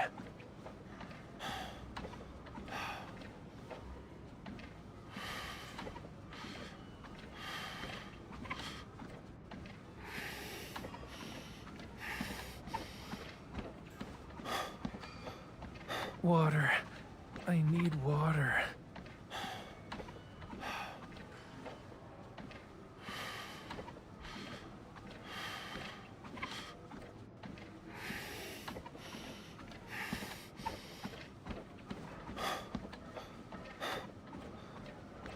Aren't the birds outside tired of flying all day?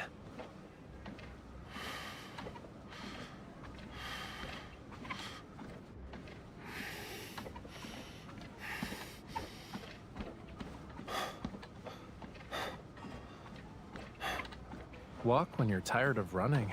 Combine work and rest, you know.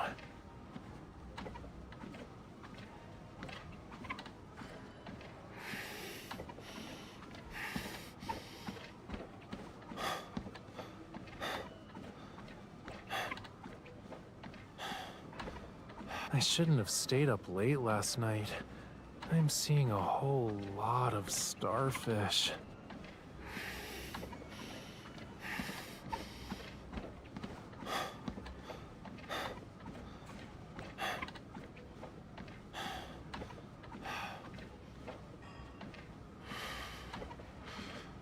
Sweating is a sign that you're overworked, which means it's time for a break, yeah?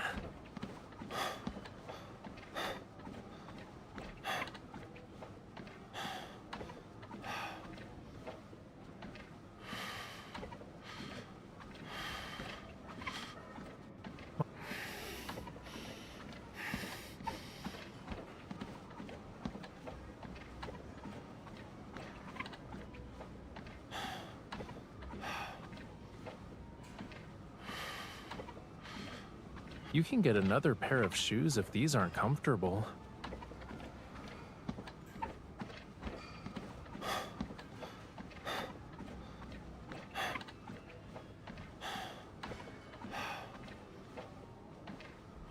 Whew, why does it feel really hot today?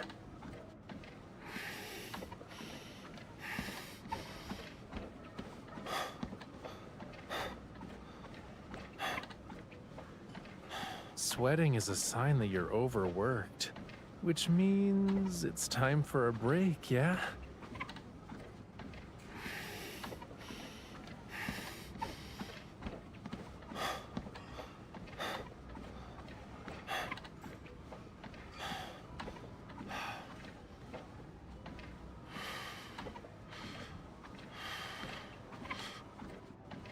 Water.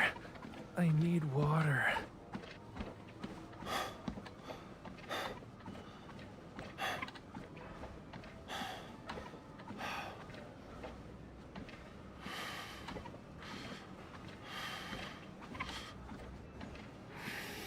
Walk when you're tired of running.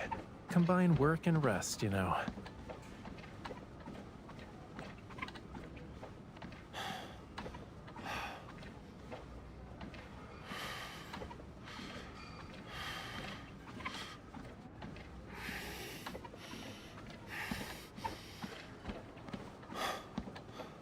My heart's beating too fast. Does it want to beat itself out of my chest?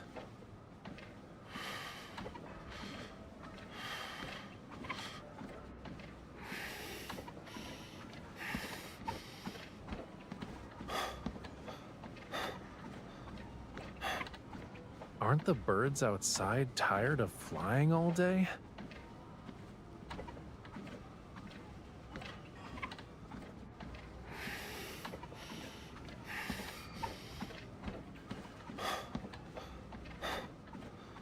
I shouldn't have stayed up late last night.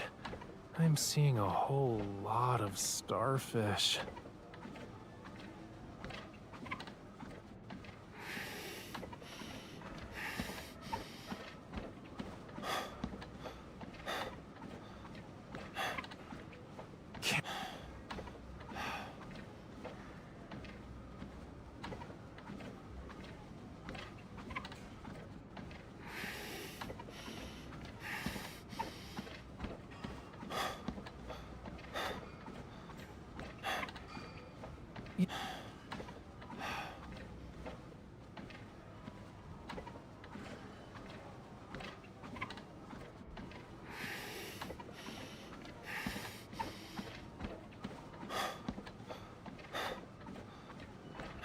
You know, life's about exercise, but I feel like exercise is about to take my life.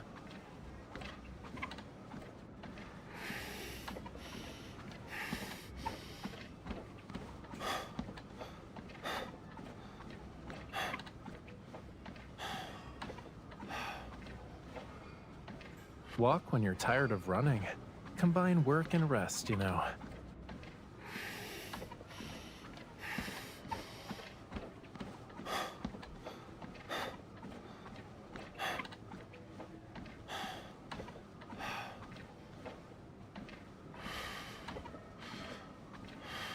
Sweating is a sign that you're overworked, which means it's time for a break, yeah?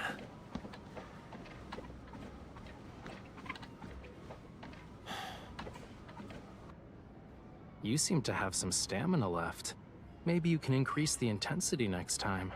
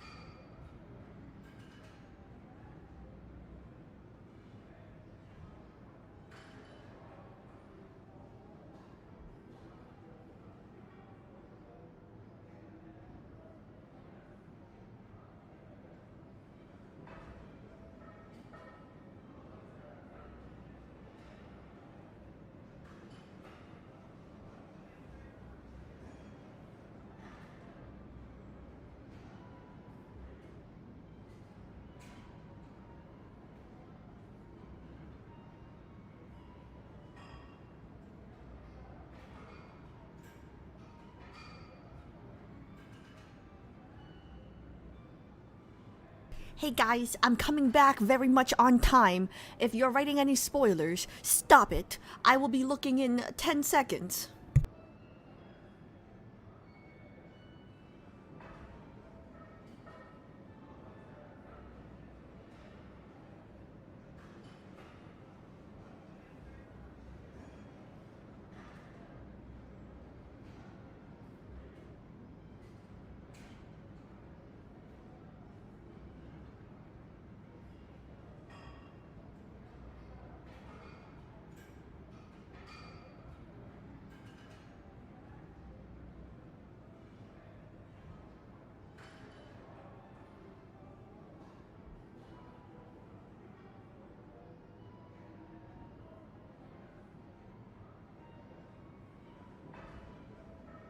Oh, 1 second. Let me put eye drops on real quick.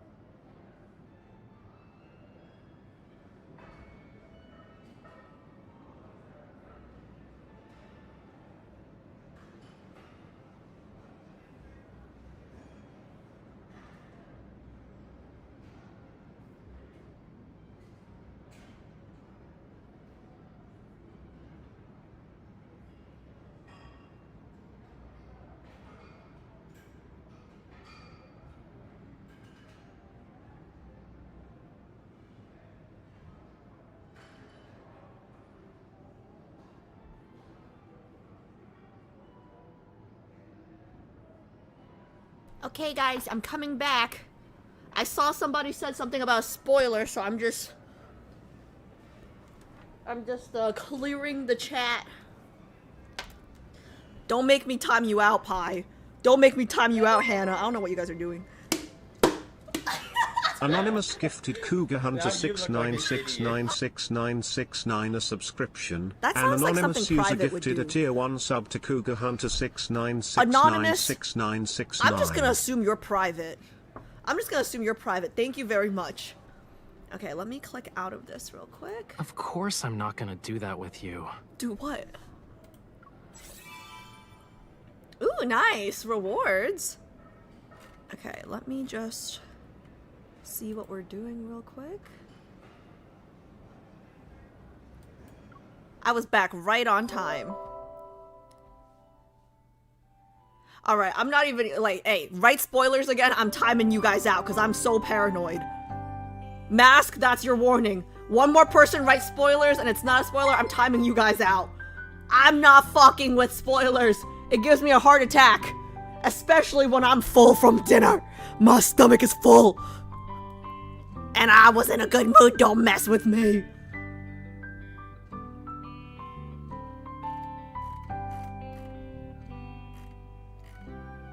I know how to time people out on stream. Did you just get back? Yes, I just got back, very much on time. How many steps did you take to the kitchen? Probably like 3. I wonder, when will you start blurting things out again? Anonymous gifted Spoiler Summer a subscription. An anonymous user gifted a tier 1 sub to Spoiler Summer. See, I don't know if it's like, it's either private or Joe, because it's like not funny. You know what I mean? It's like people with a bad sense of humor. What did you eat, Alice? Just leftovers. Leftovers, like rice, eggs, and like fatty pork belly leftover. Yes. Marinated. I did not make it. We can lose ourselves in our own world, but not for too long. Welcome back. Sounds delicious. Yeah. The problem is I eat very slow, and I have to eat kind of fast for these. So I'm always like, it's kind of bad. But okay, wait. Super quickly. Where do I go for this? I forgot where to go for this.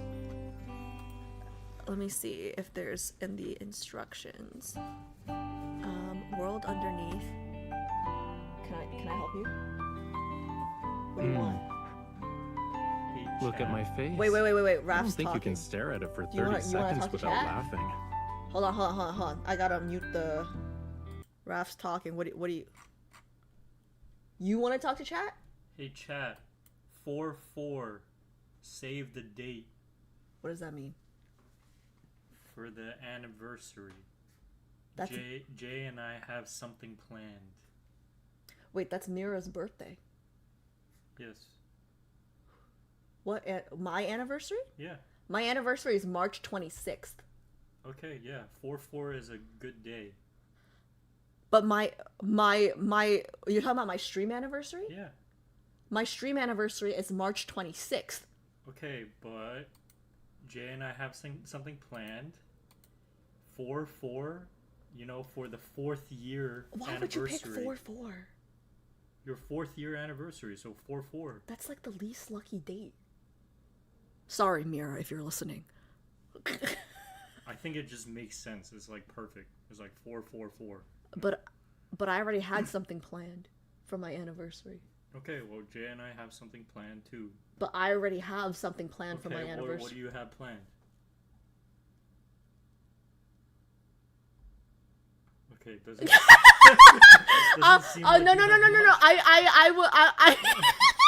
I was gonna play Fall Guys. Okay, great. There's something that's really nice that we're planning, okay? From you and Jay? Yeah. I don't think it's gonna be nice. 4/4? What day is that? It can't be on a Sunday, right? Because I stream Love and Deepspace on Sundays. What is that? It's a Saturday.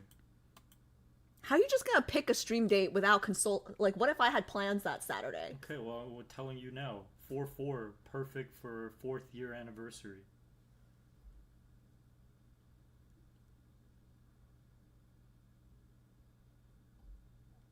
Can we talk about this Okay, offline? that's it. Save the date. Can we talk about this offline? But like, what are we doing? Hello? Like, what are we doing on stream? Like, do I need to prepare anything? No, Jay and I have everything covered. Is there a wheel involved? You'll see. That means yes. Okay, great. Is Kat involved? Does Kat know what's going on? Does Kat know what's going on? He will. What do I wear? Like, you're not gonna tell me what we're doing? We'll discuss more later. We will? Sure. Okay. Okay, we'll discuss more later. Okay, he said we'll discuss. Okay. All right. Okay.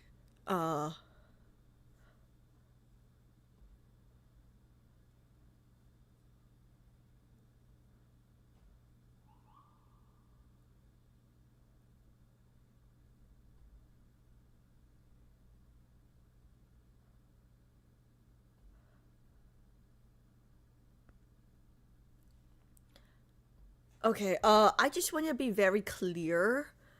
For anyone that's like new to the channel, I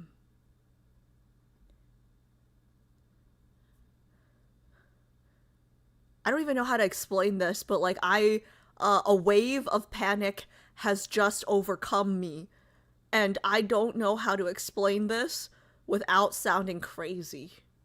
But basically, G and J hate me and hate to see me happy. So every anniversary or birthday or whatever, whenever they cook something up for stream, it usually results in my misery. And I truly think that it is payback for the years of annoyance that I have put them through growing up. So, for those of you guys that aren't as familiar with them, just know that my fear and panic is valid, and,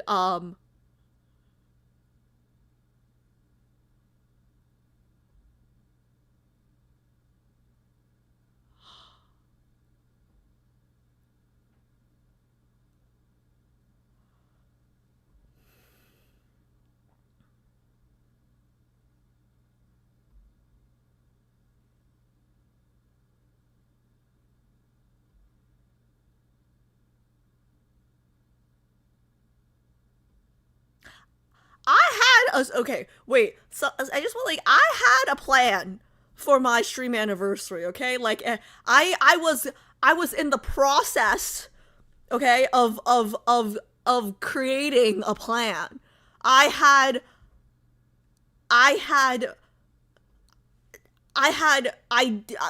like formations of okay, wait, Shallow's here. Shallow, can you explain? Like, I probably look so crazy to like the new people. Like, tell them like G and J are evil.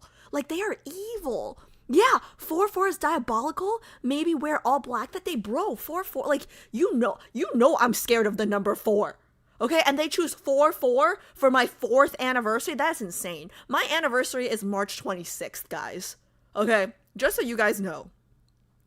Oh my god, my heart rate has like, oh wait, Mira's here. I'm so sorry, girl. I'm so sorry. Mira, I'm so sorry, but your birthday is like the worst day. So sorry. So sorry. Shit. Yeah, we don't even have 4th floors in China. Like we completely skip the 4th floor. Like, it goes like 1, 2, 3, 5. Anyways. 4 is my favorite number, so I'm actually jealous. Oh yeah, Bex is not Asian. Confirmed. Not that I ever thought Bex was Asian, but that just confirmed it. 4 is my favorite number. Okay, June has a Korean name, but I know she's not Asian. Like, I knew she wasn't Asian. But yeah, that just confirmed it as well. G and J always look out for her best interests. No, they do not, you fucking liar. I actually like my birth date. Mira, are you Asian? I'm happy for you. I like my birth date too. 4 is my favorite number too. Alright, you know what? 4 is getting a lot of love. Good for you guys. But right now, I'm not. Okay, it's fine. It's fine. Okay, let's just. It's fine. I'm just gonna put this out of my mind for now, and then I will ambush them after. I will ask them for more information after stream. Okay. Yeah. All right. It's fine. It's all good. Okay. Let's go. Ooh. Okay. Let's go back to lads. It's gonna be okay. It's gonna be okay. Bless me. Okay, it's gonna be okay. It's gonna be okay. It's gonna be okay. It's gonna be okay. I will find out. I will not be distracted. I'm gonna lock back in. I'm gonna call them after. I'm gonna call Jay after. Actually, No, I'm gonna call a cat after. Yeah, cat's no. Like, I think cat will tell me something. I think cat will tell me a little something. Okay. Story bottom left. Oh, right. Story bottom left, world underneath. Yes. Here we go. Yeah, no, cat's the nice one. He'll tell me. Don't worry. Jay is a little bitch. He probably won't tell me shit, but okay. 16.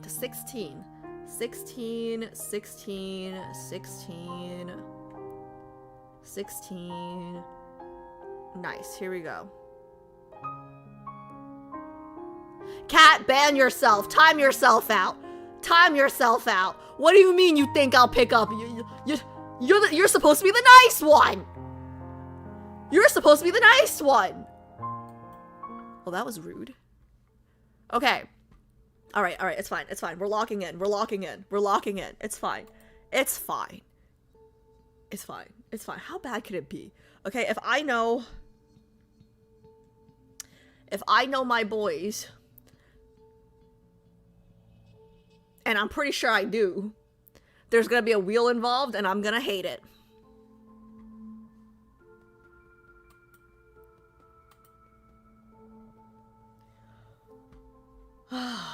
Okay, I'm just gonna lock in. It's fine. It's fine. It's fine.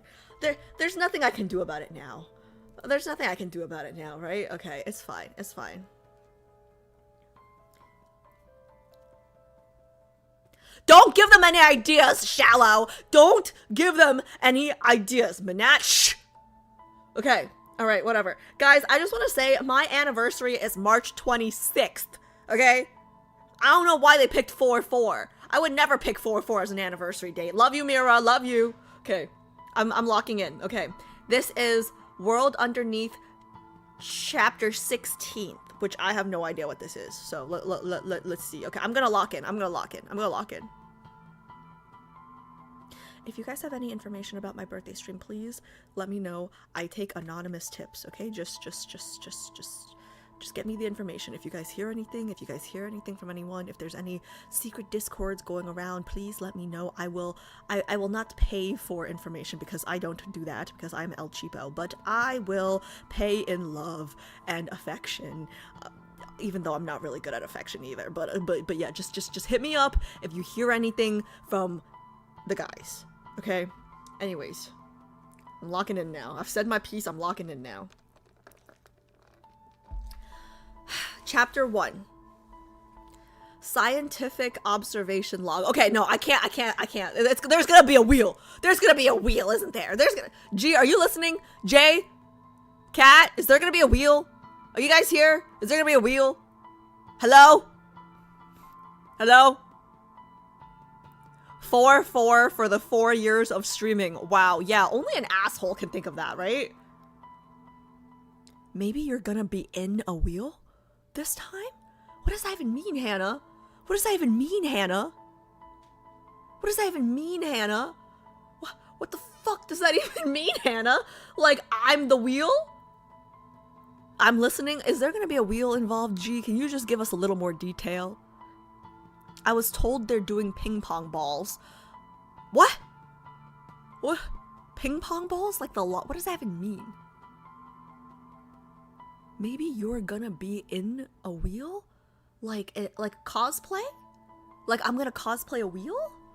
You know what? We should, no, forget it. We should stop talking about it because I feel like we're giving them ideas, right? I feel like we're giving them ideas. Let's stop. Maybe it's not even that bad and like we're making it worse.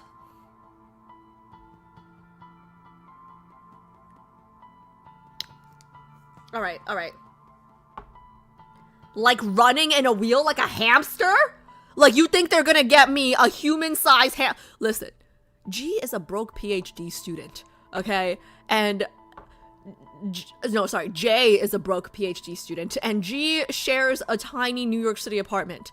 I don't think they're gonna invest in a life-size human hamster wheel, okay? No. And you know what? Okay, you know, I don't want to talk about this anymore, because I think Jay would actually love that idea. So let's not give them free ideas. Okay, I'm locking in. Forget it. I don't want to give them free ideas. Okay.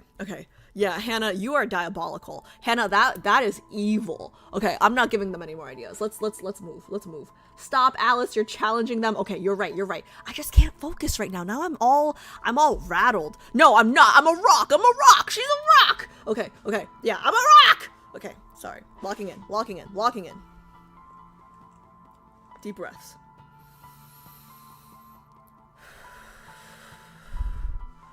Okay. Let me see.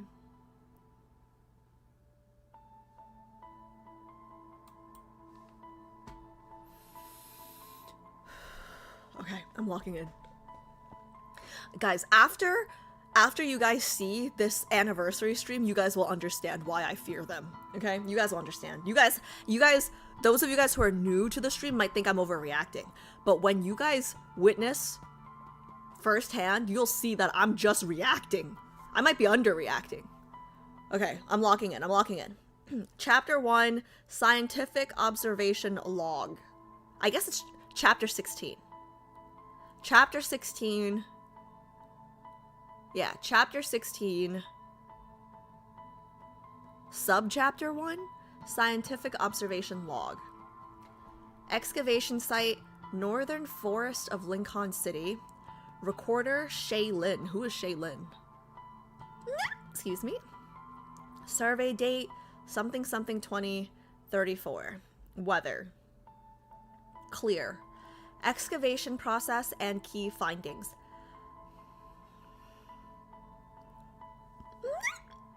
Ooh, I ate too fast. Major discovery. This record may serve as crucial reference material if I ultimately fail to escape from here. I implore whoever finds this journal to deliver it to the Evil Special Task Force.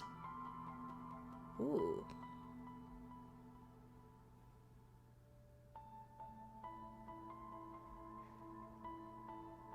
If I ultimately fail to escape from here. Sorry, I'm trying to put the pieces together of like who this could be, but I don't know. Who could this be?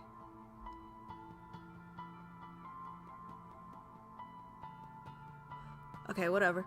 Assistant's note. The date entry is illegible due to water damage. The notebook primarily contains cursive writing and shorthand symbols, suggesting Professor Shaylin recorded these notes in haste. Oh, okay. It's the writer. Recorder is Shaylin. Professor Shaylin. Okay. After careful analysis, I've compiled the following summary of the journal's contents. Wander report, 3 p.m., Northern Forest of Lincoln City. High risk level, animal type wanderer, cheetah-like. Ooh. Observation log. I am currently in a space beyond ordinary human comprehension, described as follows. 1. Ruins of what appears to be an unknown civilization's remains? Unknown civilization's remains. Okay, my mind immediately went to Xavier because aliens. Tree branches growing wild through rock crevices. An unidentified celestial body hovering. Okay, again, Xavier, because celestial. Body hovering in the near sky, seemingly within reach, like a massive moon. Notes, during combat, just as I was about to deliver the final blow to the Wanderer, it vanished into a crack that appeared out of nowhere. My forward momentum carried me through, and a mysterious gravity vortex pulled me into the massive fissure. After the intense vertigo subsided, a mysterious alternate dimension materialized before my eyes. For a moment, I thought I was hallucinating, or had crossed into the afterlife, or perhaps even jumped to some unknown timeline. Before I could process these thoughts, the Wanderer suddenly appeared behind me with a deafening roar. It doesn't matter what this place was, I had to eliminate it immediately. Fortunately, my evolve remained functional in this alternate space. Using what was at hand, I grabbed stones from the ground and hurled them with all my might. Is that your evolve? Throwing rocks? 'Cause that's lame. One of my boyfriends can manipulate gravity. Okay. Under the successive impacts, its body gradually transformed into particles, rapidly dissipating into the air. Assistant's note. Professor Shaylin's evol involves physical enhancement, allowing instantaneous amplification of her strength. Okay, fine. She is one of the rare archaeologists in Lincoln's academic community capable of conducting solo missions. Okay, fine. In the real world, wanderers always escape through rifts just before defeat, reappearing seconds later as if immortal, but this time it seemed to truly vanish. Did I finally eliminate it? Unfortunately, I had no time for further exploration of the alternate space. Almost immediately after the Wanderer's complete defeat, the rift pulled me back to the real world, right to the same forest where I'd lost consciousness. What exactly was all this? Outstanding questions. How does the alternate space manifest spontaneously? Yeah, I don't know. I'd like to know. 2, its relationship with the Wanderers. Yeah. 3, why does physical time there synchronize with real world time? Yeah. 4, what serves as the key for free access to this space? 5, can the alternate space be utilized for permanent Wanderer elimination? These are all great. These are all fantastic questions. Are we gonna get the answer though? I don't know. Chapter 2, New Theory. Excavation site, Polar Glacier number 4. What was the excavation site before? It was the Northern Forest? Yeah. Okay, recorder Shaylin. We still don't have the full date, but it's the first of a month that we do not know. Weather is overcast. Excavation, process and key findings. Wander report 3 a.m. Why is it 3 a.m. again? Is it always 3 a.m.? Was it 3 a.m. this time too? I thought it was 3 a.m. last time. Oh no, 3 p.m. Last time was 3 p.m. This time it's 3 a.m. Ice valley between polar mountain ranges, extreme risk level, humanoid type wanderer, non-sentient? As anticipated, the alternate space appeared again. Mission objectives. The primary mission is to explore the geographical environment of the alternate space. To this end, I've brought protofield monitors, hazardous life form detectors, and essential survival supplies to investigate human viability in this space. Based on previous experience, the alternate space will close after the Wanderer's complete dissipation, and the rift will return outsiders to the real world. This humanoid-type wanderer appears in the mountain depths. The immediate priority is to avoid it and maximize exploration opportunities. Oh, she's crazy. She's playing with her life. Okay. I respect the research. Assistant's note. The handwriting in this entry is notably steady, suggesting Professor Shaylin wrote this in relatively secure conditions. Breakthrough discovery. Everything in the alternate space exists as physical matter, not an illusion. So everything's real? I tested this by drinking from a mountain spring and sampling wild fruit from the trees. Remarkably, both proved consumable. Okay, but is it actually consumable? Or are you like in a Inception kind of world and like you just think that you're consuming it? You know what I mean? The resulting sensation of satiation is undeniably real. Assistant's note. Water damage has destroyed parts of this page. Only portions of the notes remain legible.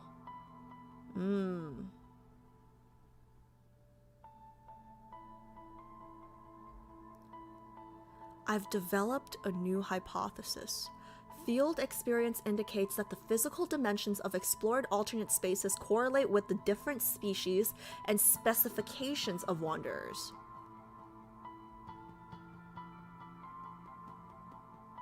I mean, I guess that makes sense, yeah? This humanoid type wanderer proves far more dangerous than the previous animal type, and its escape route led to an alternate space vastly larger than any I've studied before. I believe there exists a positive correlation between the size of planetary protofield and how powerful the wanderer is. Spaces and the wanderer's power levels. I should have gone into STEM, guys. I could have done science. To gather supporting data, I've used my equipment to record comprehensive measurements of the entire geographical environment. Notes. I carry this work journal everywhere, sometimes treating it more like a personal diary. Should any colleagues accidentally stumble upon my occasional ramblings, please exercise selective oversight. For instance, as I write this final entry, I'm sitting alone in a clearing of the ice valley below the mountain's main peak. The frigid mountain winds strike my face, bringing unprecedented clarity to my thoughts. Is she gonna write, like, tell my mom I love her? I can't help but contemplate some mystifying questions. If wanderers can escape into protofields, could it be that their victims aren't truly dead, but have escaped to some place we've yet to discover? Perhaps one day I'll find them. Outstanding issues. Must initiate new research expedition immediately. I can't wait any longer. Assistant's notes. The notes end here. According to existing documentation, Professor Shaylin reached the following conclusion in her subsequent research report. Wanderers in reality escape to an alternate space when near defeat. Pursuers can follow through these rifts to eliminate them permanently.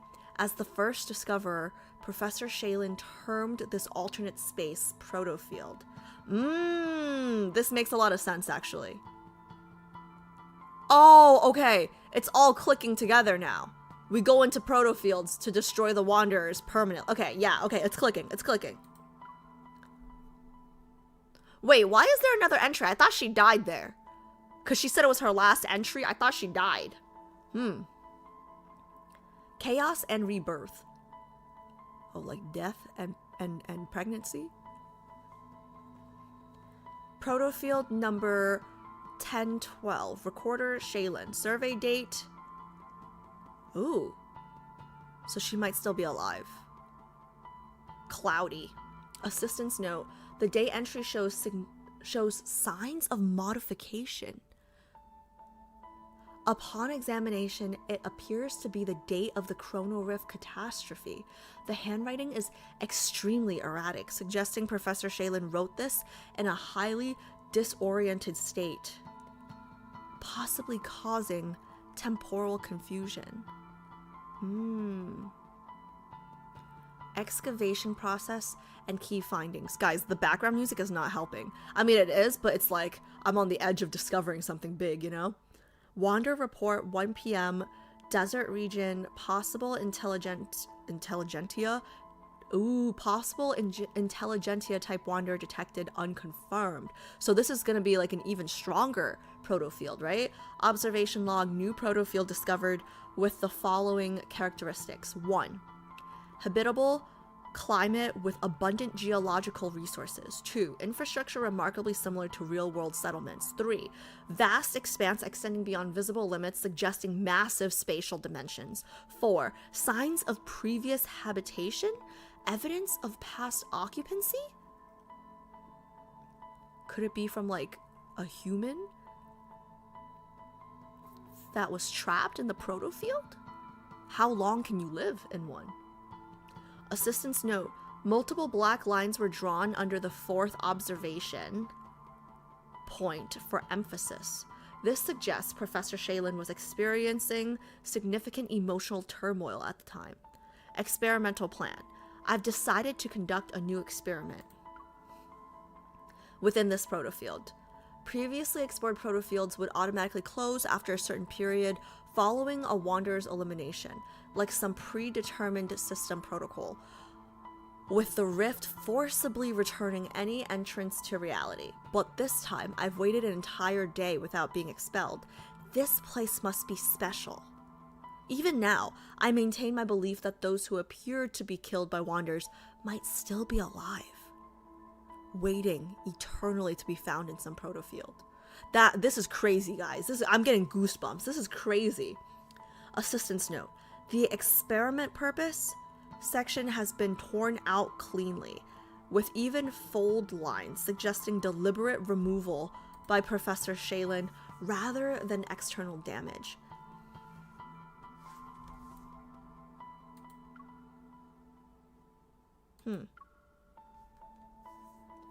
Experiment log. Experiment duration 1 month.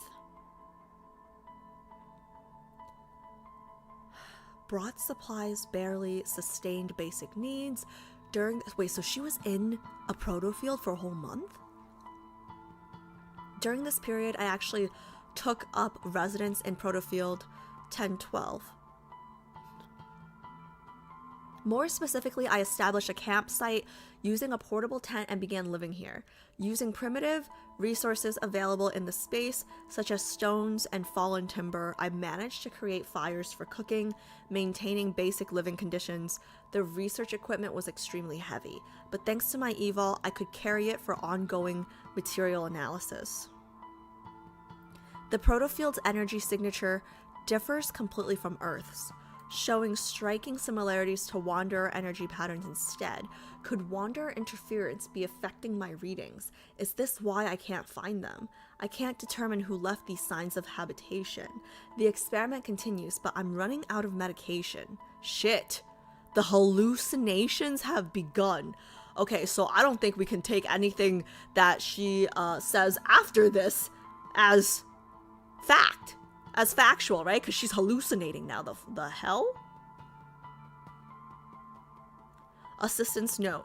The next 2 paragraphs are nearly indecipherable, with words intertwined like a mixture of drawing and code. Initial analysis suggests one line reads, "Science can resurrect the dead."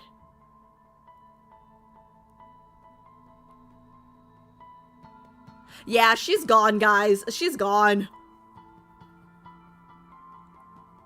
Yeah, no, we're done here. She's done here. Until she can get more meds, she's done here, guys. Science can resurrect the dead. However, this requires verification from handwriting experts. The writing becomes progressively clearer.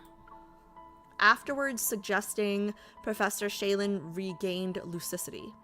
I dreamed of Chadwick and Queenie again. Who and who?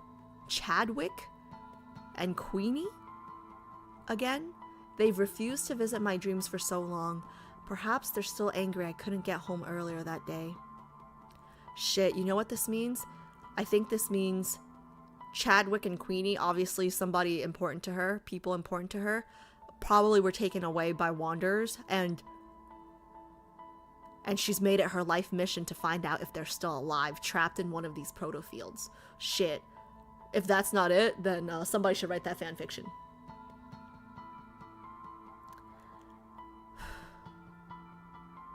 They were just as they always were. Chadwick cooking in the kitchen, Queenie doing her math homework in the living room. She should be learning multiplication and division now. It was supposed to be my turn to pick Queenie up from school that day, but work needed overtime and I couldn't make it. That senseless catastrophe destroyed everyone's lives. Lincoln City's transportation system had completely collapsed. I rushed back as fast as I could, but they were gone.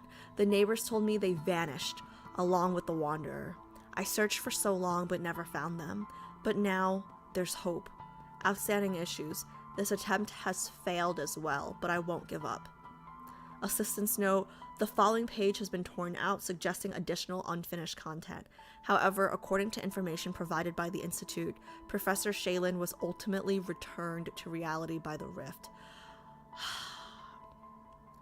So Chadwick and Queenie were probably her husband and kid. Yeah, I have mixed feelings about this one, right? Because I kind of feel like everything is personal, and like if it's not personal, you might not have this level of drive or passion for it, right? But at the same time, I also think that there's a level of professionalism that would be compromised based on her personal vested interest in this, right? So I'm not saying that like all the research she's done should be dismissed, but there should be a grain of salt taken when reviewing her research, because she is researching through the lens of hope. If that, like, hopefully that made sense to you guys. Made sense to me. I understood what I meant. Okay. 4. Beyond Solution.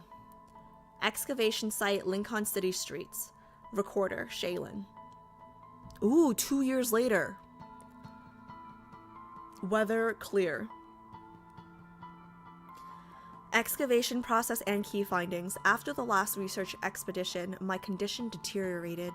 For a long time, I lacked the strength to embark on new journeys. Years of intensive work had finally taken their toll, leaving me weaker than ever before. After discovering my regular medication use, the Institute suggested I take a leave of absence. I accepted everything. Gradually, even the medication stopped helping me sleep, and my lucid moments grew rare. I spent most days in a fog. The Institute has given up on me, and so has my intellect. I have nothing left, yet I still believe in what I believe. I'm just waiting for the right moment. Assistant's note. Professor Shaylin's tone shifts notably in the later half of this entry. Perhaps she was hoping someone would discover this journal? I will faithfully document all of her explorations. When my consciousness grows hazy, I often treat this work journal as a diary, leaving behind scattered, incoherent sentences. Once, upon waking, I found I had filled an entire title page with the same sentence. That night, I had apparently written the same question over and over. Has science abandoned me too? Damn. This is some, like, evil genius kind of, like, you know, villain's background story, whatever. I don't even... This is sad. I thought this question would remain forever unanswered, yet the response came surprisingly soon. What I'm about to tell you might sound like drunken ramblings, but please, believe me, I'm more lucid now than I've ever been. That's exactly what I tell people when I'm drunk, like, yo, I'm not drunk, I'm as sober as I've ever been. Last night, walking home alone, my strength failed me. Dizzy and disoriented, I had to rest on a street bench. My arm began to itch, and upon closer inspection, I found a wanderer the length of my index finger. Okay, that's small. It was as small as a beetle, utterly unthreatening. At first, I dismissed it, casually brushing it aside, but as it fled in panic, a rift hidden behind it materialized before my eyes. It was actually a wanderer. I could hardly believe what I was seeing. Just like my first time entering a protofield, I stared, transfixed, extending my index finger towards the fist-sized vortex of chaotic energy. This seed-sized wanderer opened a true doorway for me, and as I was pulled into the protofield, I found myself instantly transported to the infinite cosmos.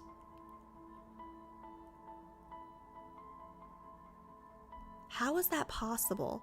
Because in the beginning she said, the stronger the wanderer, the more advanced the protofield, right? Infinite cosmos sounds very advanced, no? Or is it the opposite? Are we saying infinite cosmos is not advanced because you can't find food or shelter or water here? I don't know. All of existence dwelled within that tiny rift. All of existence? Okay, it sounds pretty... Okay, she's nuts, right? Because the Wanderer should be super weak because it's super small, but the protofield contains all of existence.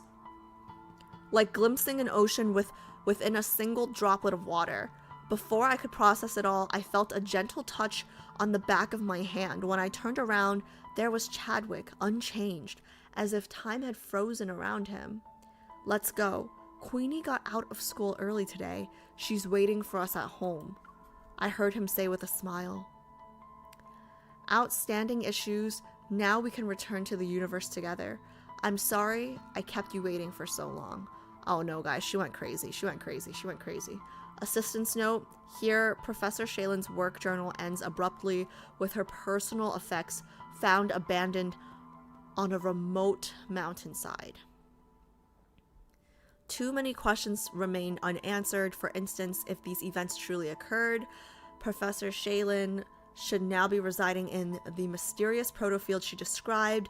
So when did she write this entry? If this was merely a delusion brought on by her discontinued medication, then no one can explain how her backpack traveled overnight from the streets of Lincoln City to mountains.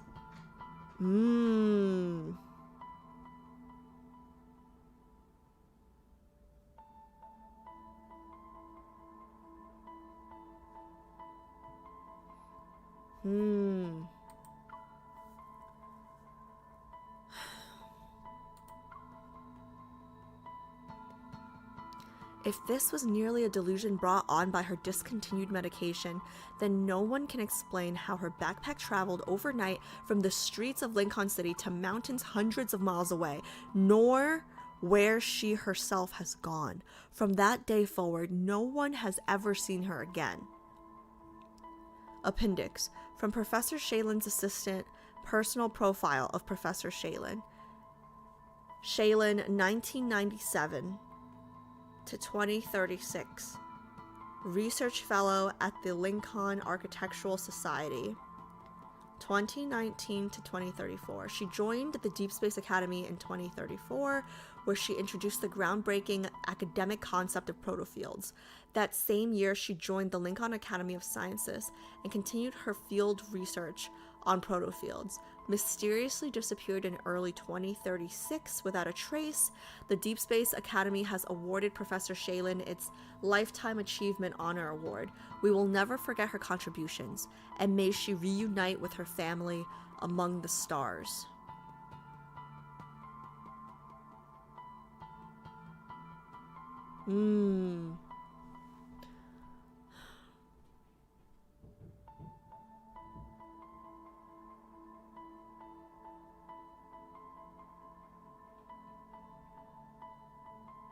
So the easiest and most obvious explanation is she went crazy, okay? Like, the most logical explanation is just she stopped taking her meds. People, like, her family is dead. She's, like, looking for them. She's depressed, obviously. She's lost her job. She's lost everything. She's cuckoo, right? So that's, like, the easiest, most sensible explanation, right? But then there were two things that weren't able to be explained, and one was how her backpack with this notebook, I'm assuming, was found hundreds of miles in the mountains away from Lincoln.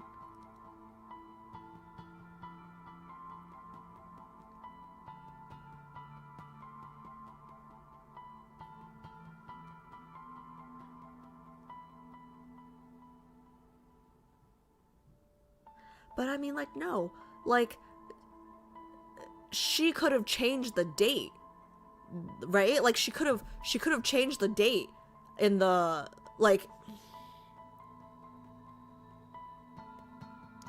technically she could be on Lincoln one night, okay? And then, like, she could have been in Lincoln for 10 days, but, like, we don't know when they found the backpack. We don't know when they found the notes, right? The diary, the journal, whatever. She could have just dated it one day. Like, that could have explained it. I don't know. What was the,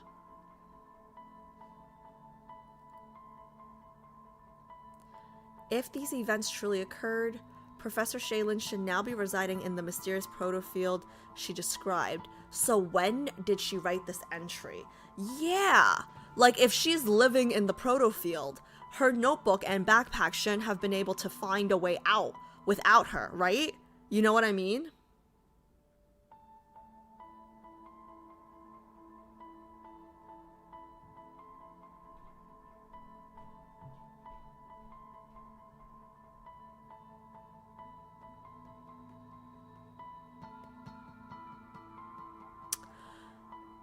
Another thing that gives me pause is she said that Chadwick didn't age a day, right?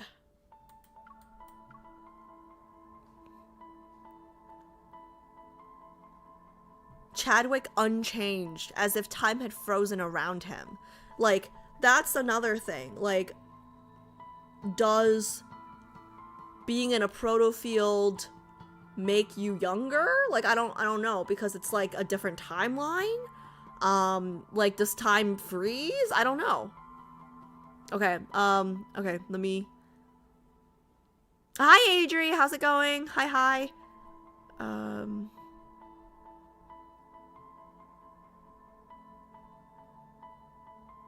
What is HC? What does HC stand for? My HC is that she stepped into another timeline. If she stepped into another timeline, how did this notebook and her backpack end up in this timeline, right? Like, how did she leave her journal with her backpack near the mountains, hundreds of miles away from Lincoln? That's the question, right? If she stepped into a different timeline.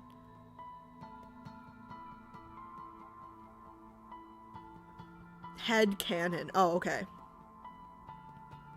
Yeah, I don't know. This one's interesting. Like, obviously, I want it to be true, and obviously, I want her to find her husband and kid, her family, right? But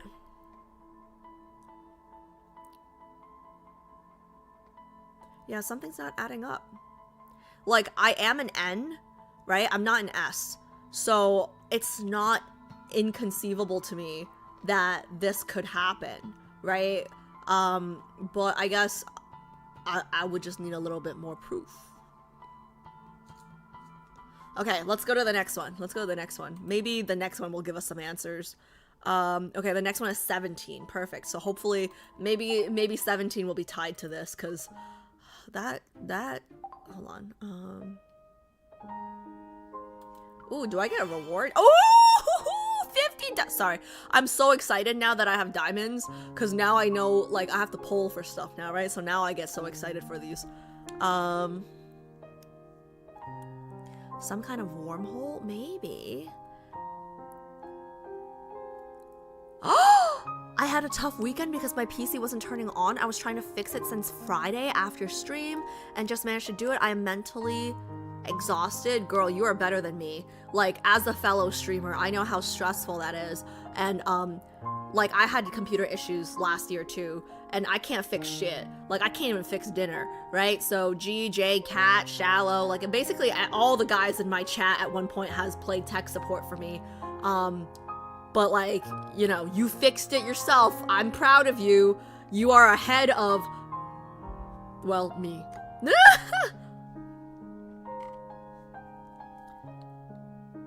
I'm glad that you fixed it, though.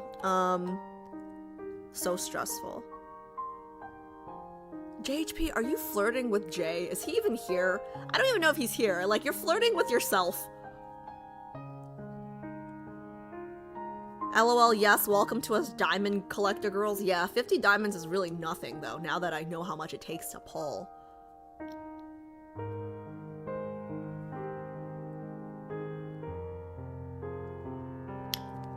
I can't even fix dinner is hilarious.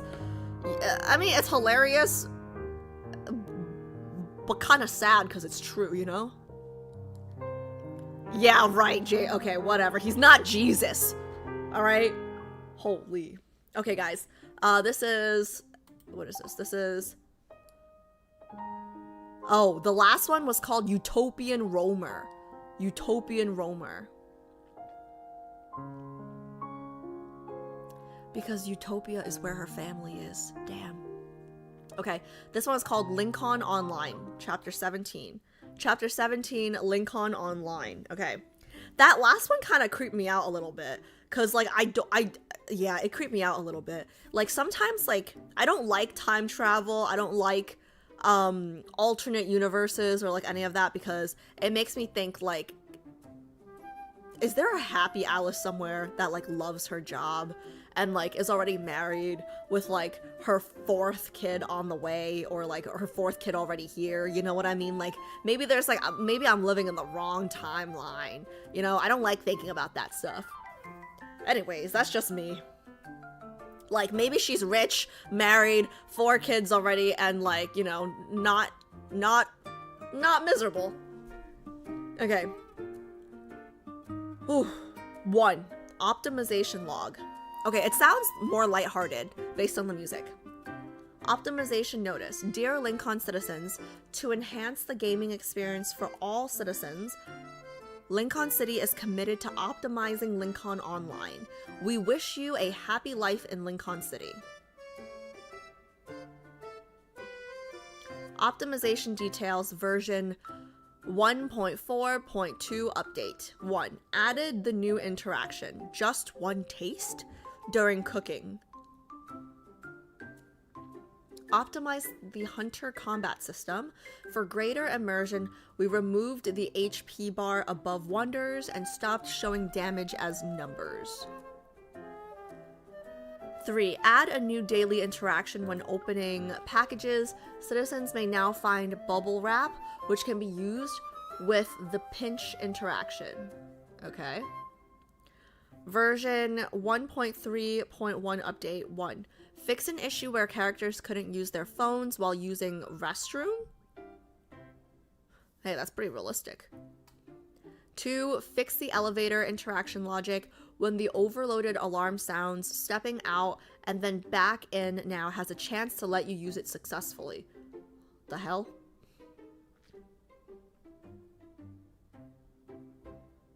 That's very detailed oriented, actually. You can step out and step back in, and okay. 3. Optimize the stock market system. There's a stock market in this game? That's crazy. Optimize the stock market system. Citizens can no longer preview 15 days of price changes before buying. Investment carries risks. Proceed with caution. Version 1.2.0 update 1. Fix an issue where tongues wouldn't stick to poles in winter. What kind of game is this? Now, using the lick metal pole action below -5 degrees Celsius may cause your tongue to be stuck. 2. Added a new personal hygiene system interaction. Wash bangs only?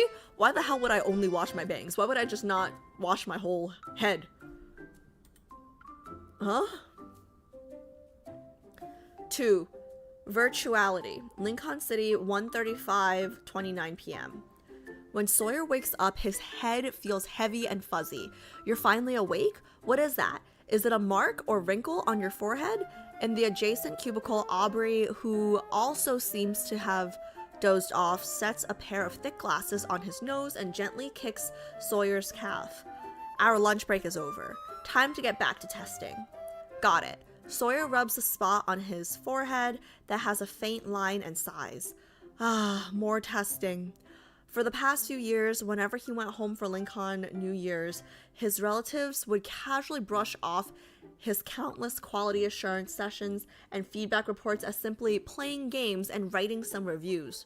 Dude, I would love, I think I would love, like, not that I'm a hardcore gamer or anything like that, but I would love to do quality assurance and feedback reports for lads, you know? I don't think I'm qualified to do that for League. During the first couple of years, he tried to explain that he was a Q&A specialist, not a gamer. I mean, you can be both. And that his work was hardly for fun. Instead, he must identify potential problems. Yeah, quality assurance jobs are not fun. Not that I've done it, but like, I can't imagine it being fun. You're just like checking for, I guess it's kind of like auditing.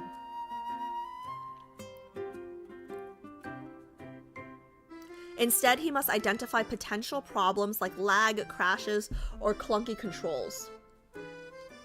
These are crucial issues that could make or break a game.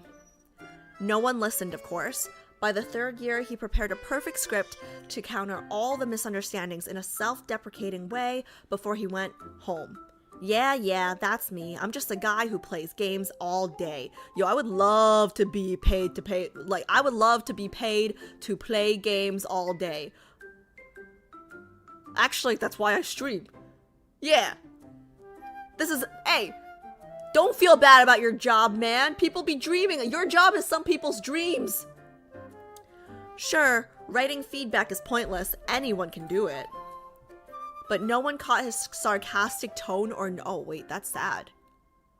But no one caught his sarcastic tone or noticed that he had given up on trying. Maybe he's telling it wrong. Maybe it's his tone. Maybe his tone is wrong. Sawyer, when is your company putting out a new game? Yeah, your nephew is still playing Adventure Above Clouds from last year. Can you just load some in-game currency onto his account? Adventure Above? Oh, a new title. He suddenly felt defeated before he even before he had even begun talking. I'm on the team for our upcoming game, Lincoln Online. It'll be officially released this year. So which is better, the clouds or that Lincoln whatever your company is making? Rude. For a moment, Sawyer feels like he's dealing with a reporter who set a trap and he's been forced into the role of Planet Labs spokesperson. These two games are in different genres in terms of gameplay, so you really can't compare them. He scratches his head. Then he can't help himself and adds, but since I'm involved in making Lincoln Online, I feel more attached to it. So, what do? Fight monsters or something? How much do you have to pay to reach the level cap? Oh my god, these people are so rude. Sawyer's jaw drops. Then he's quiet. He cradles his rice bowl and turns away to focus on eating. There's an NDA. One word and I'm fired. Oh my god, this is just like the people who are like, oh, you play Love in Deepspace? That's a Gooner game. Okay, yeah, but there's a lot more to it. Pisses me off, man. Oh, I never want to do QA for a video game ever again. His complaint yanks Sawyer back to reality. This complaint yanks Sawyer back to reality. He removes his hologram headset and agrees. Yeah, I'm sick of testing the hunter profession too. What's wrong with being a hunter? Taking down wanderers is cool and exciting. I'd love to do it. I mean, my girlfriend is a hunter. Who's he talking to?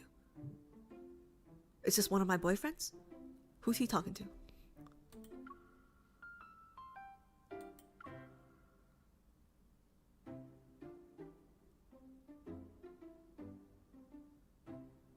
Probably just a coworker? Okay. Once the second beta test starts, maybe I can invite her to see what needs tweaking. Sawyer is at a loss. I thought about it too, but the downside to a fully immersive holographic game is that it feels too real. There wasn't a heroic hunter jumping in to save me when a wanderer charged at me for the first time. I was scared and just fell on my knees, and then realized I was the hunter. The hell? You can't turn off the haptic feedback when playing as a hunter. Those hits hurt like hell. Sawyer slumps back in his chair and shakes his head. Sigh. I've been working inside this game for 2 weeks straight. Aubrey nods sympathetically. Oh, was it Aubrey? So Aubrey's girlfriend. We really should swap professions. My girlfriend is amazing at fighting wanderers. She even... Wait, Aubrey has a girlfriend? Guys, I just want to be very clear. I am very pro LGBTQ plus whatever. Like do whatever you want, love whoever you want. I don't care. I'm just surprised because this is a Chinese game.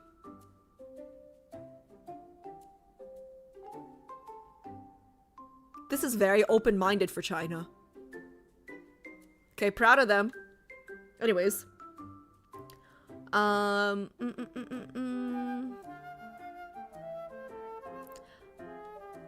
We really should swap professions. My girlfriend is amazing at fighting wanderers. She even taught me a few moves. Aubrey slowly reaches out and brushes Sawyer's hair out of the way a couple times.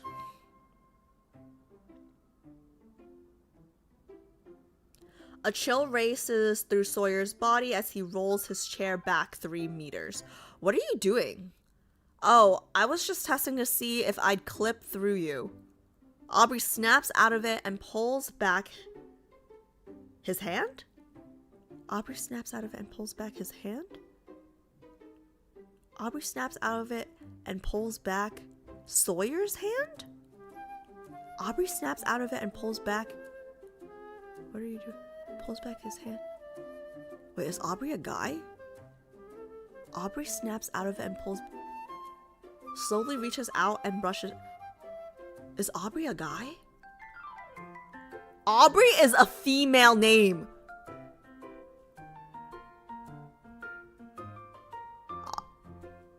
Alright, I mean, I guess this makes more sense with the LGBTQ thing. Okay, forget it. Alright, whatever. Yeah, Aubrey is a female name, if anybody from Infold is watching. Confusing, okay?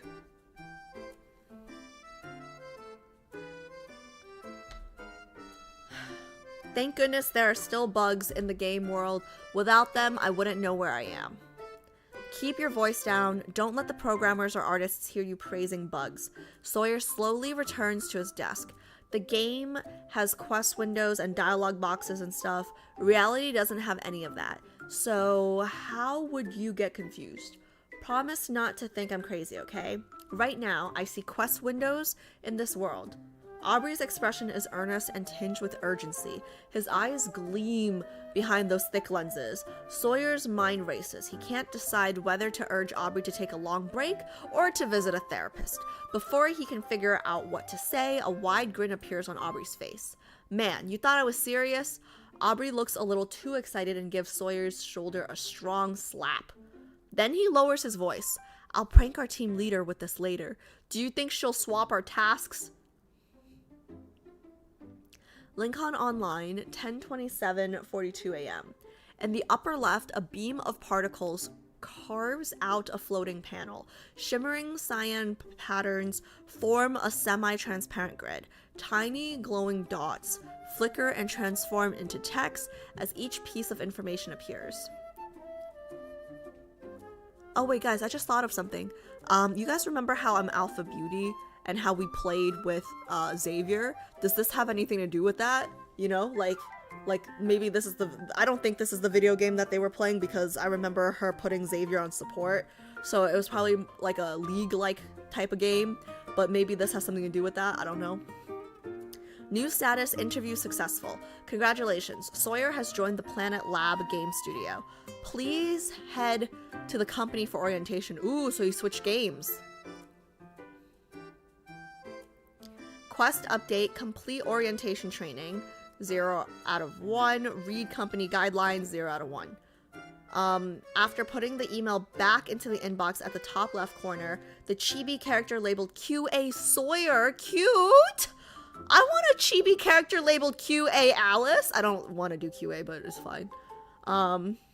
Walks into the orientation meeting room with an armful of documents. The presenter labeled Team Leader has 2 thick, glossy braids that project confidence and energy. Please share your career aspirations. My career aspirations is just to get paid and go home.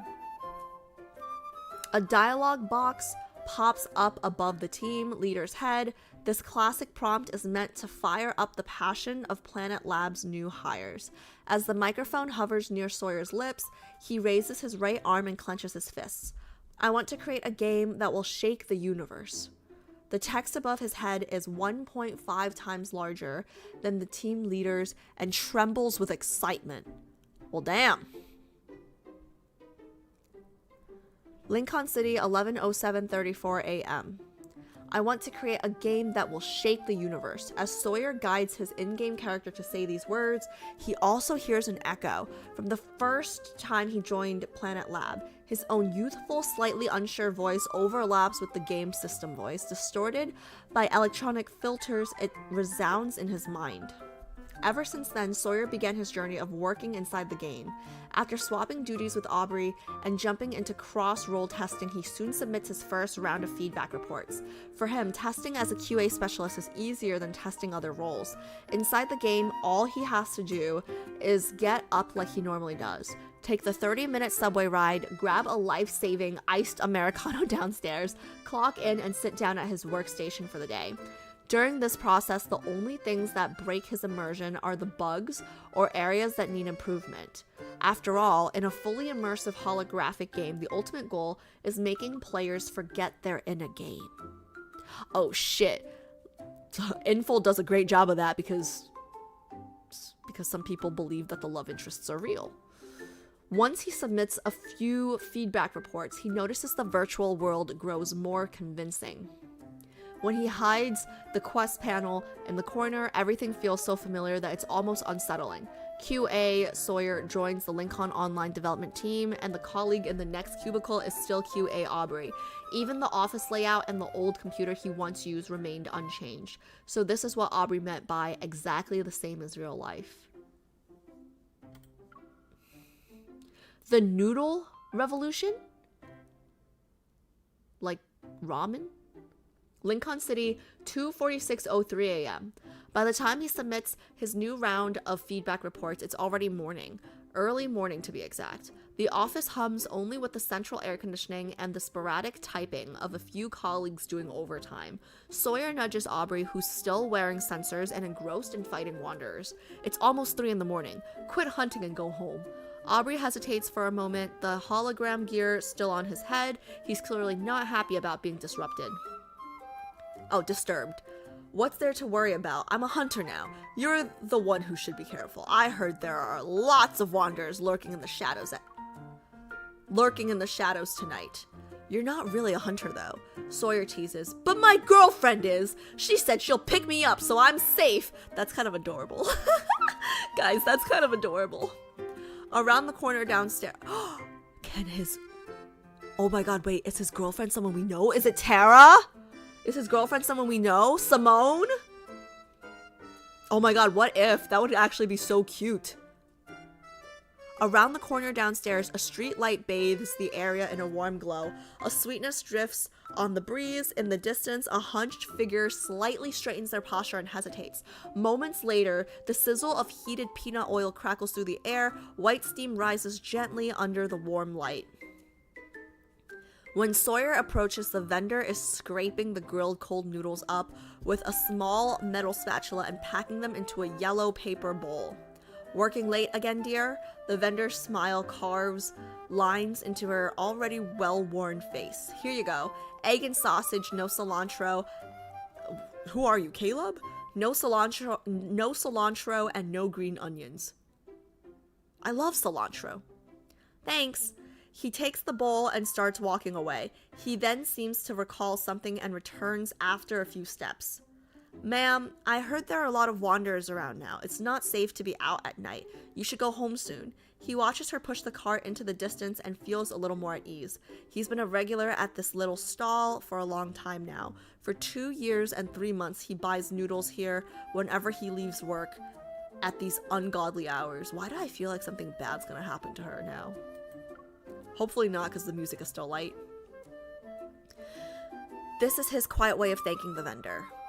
In a way, the major version update of Lincoln Online owes something to that noodle vendor.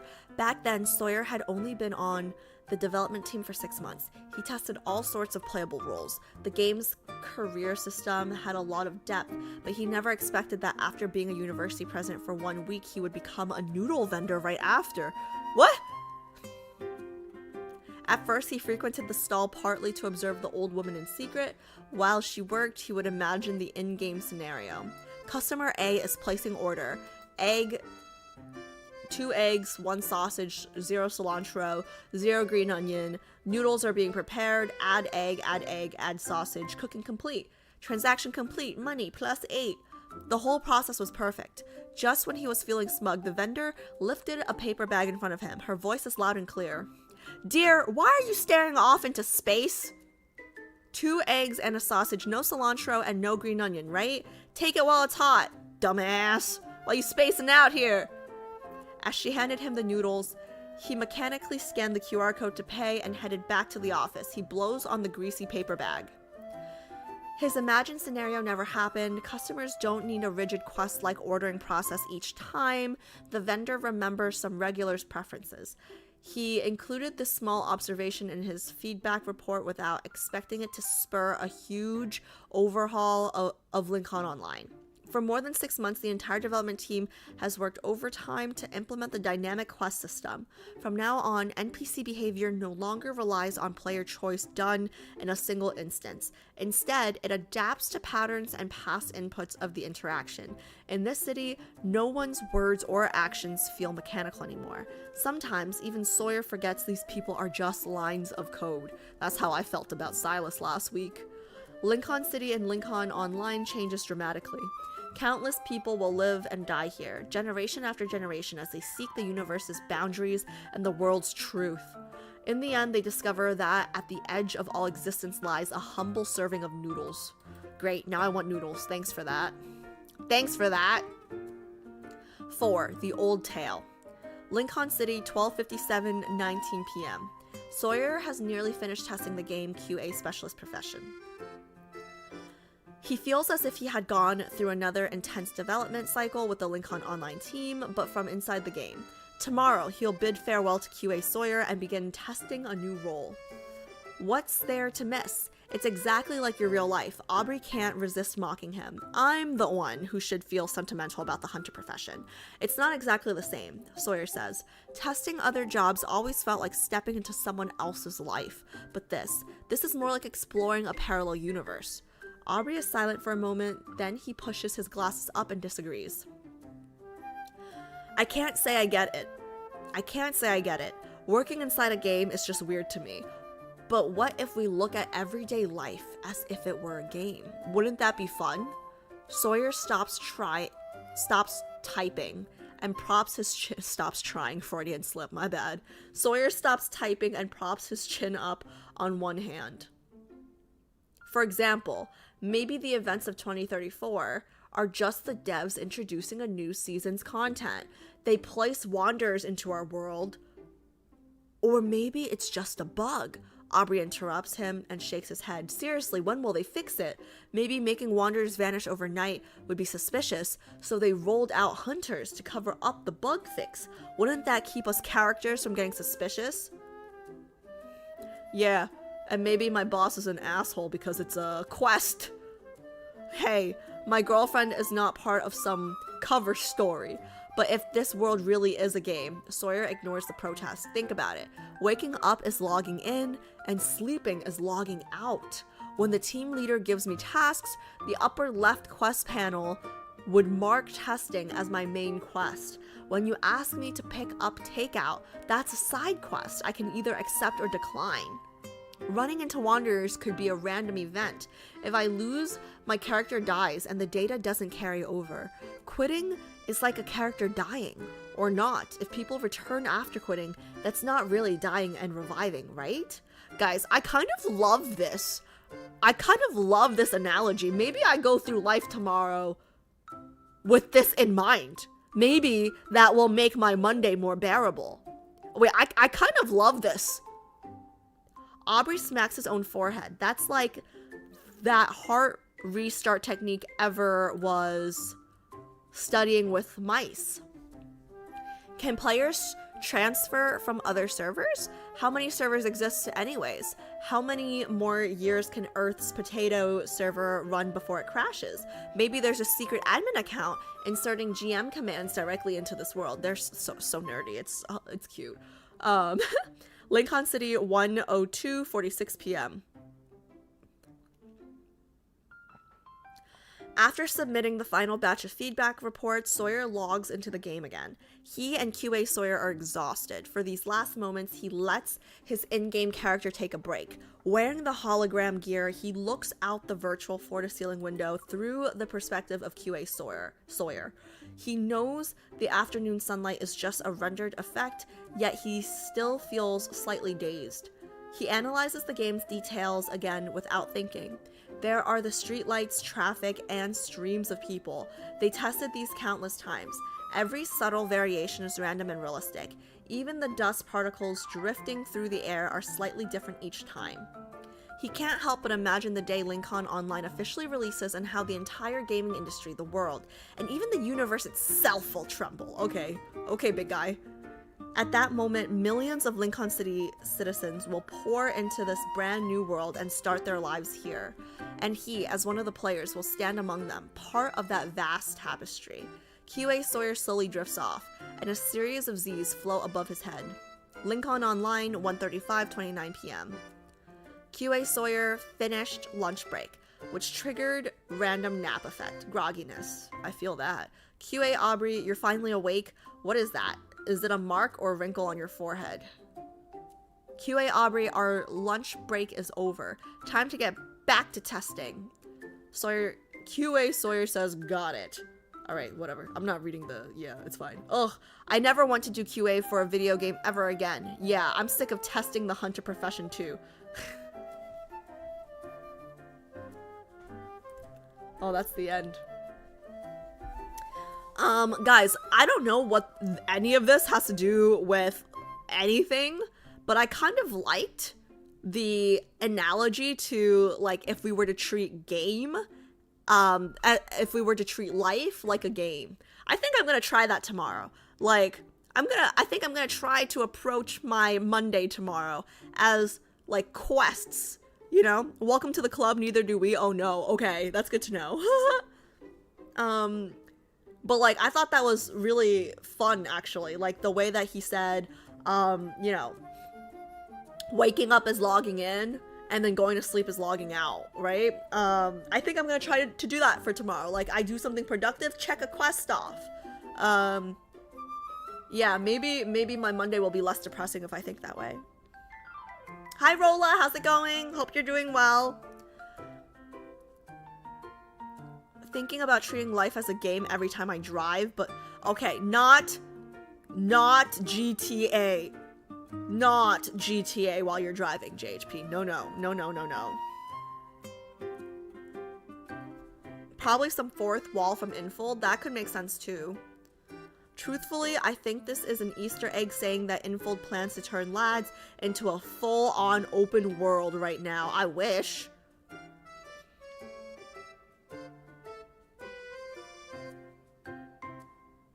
Yeah, no spoilers, please. Thank you.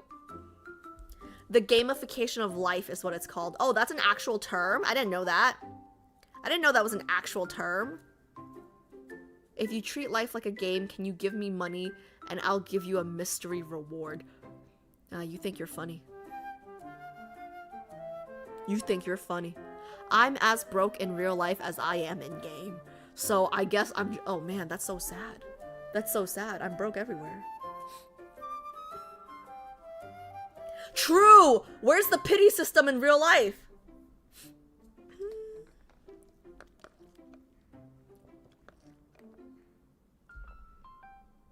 Gamification is great if you have ADHD. It's a common coping technique. Key, are you saying I have ADHD? Like, you're like the 5th person in chat. The fuck?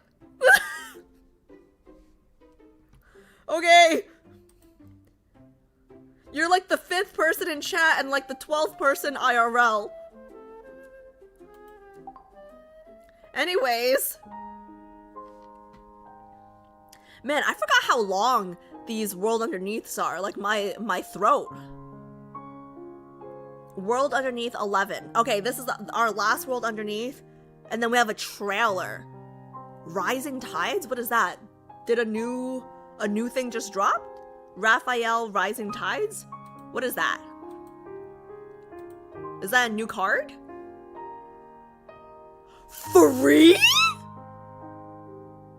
That's my favorite F word. I like the word free more than the word fuck. And y'all know how much I like the word fuck. Sorry, my knee. It's free? Okay. Alright, let's do this last one then.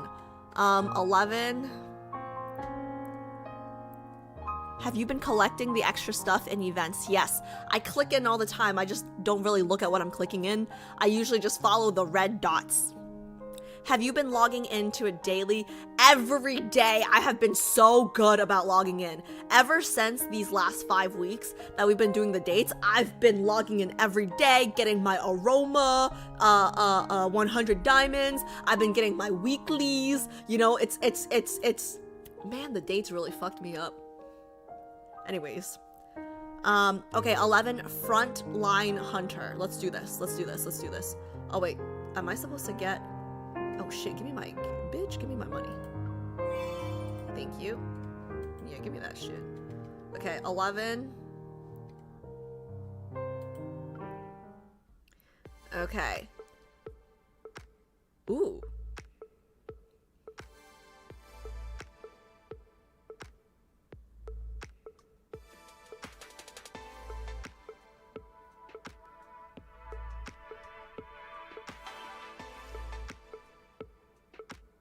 I'm kind of feeling this song, guys.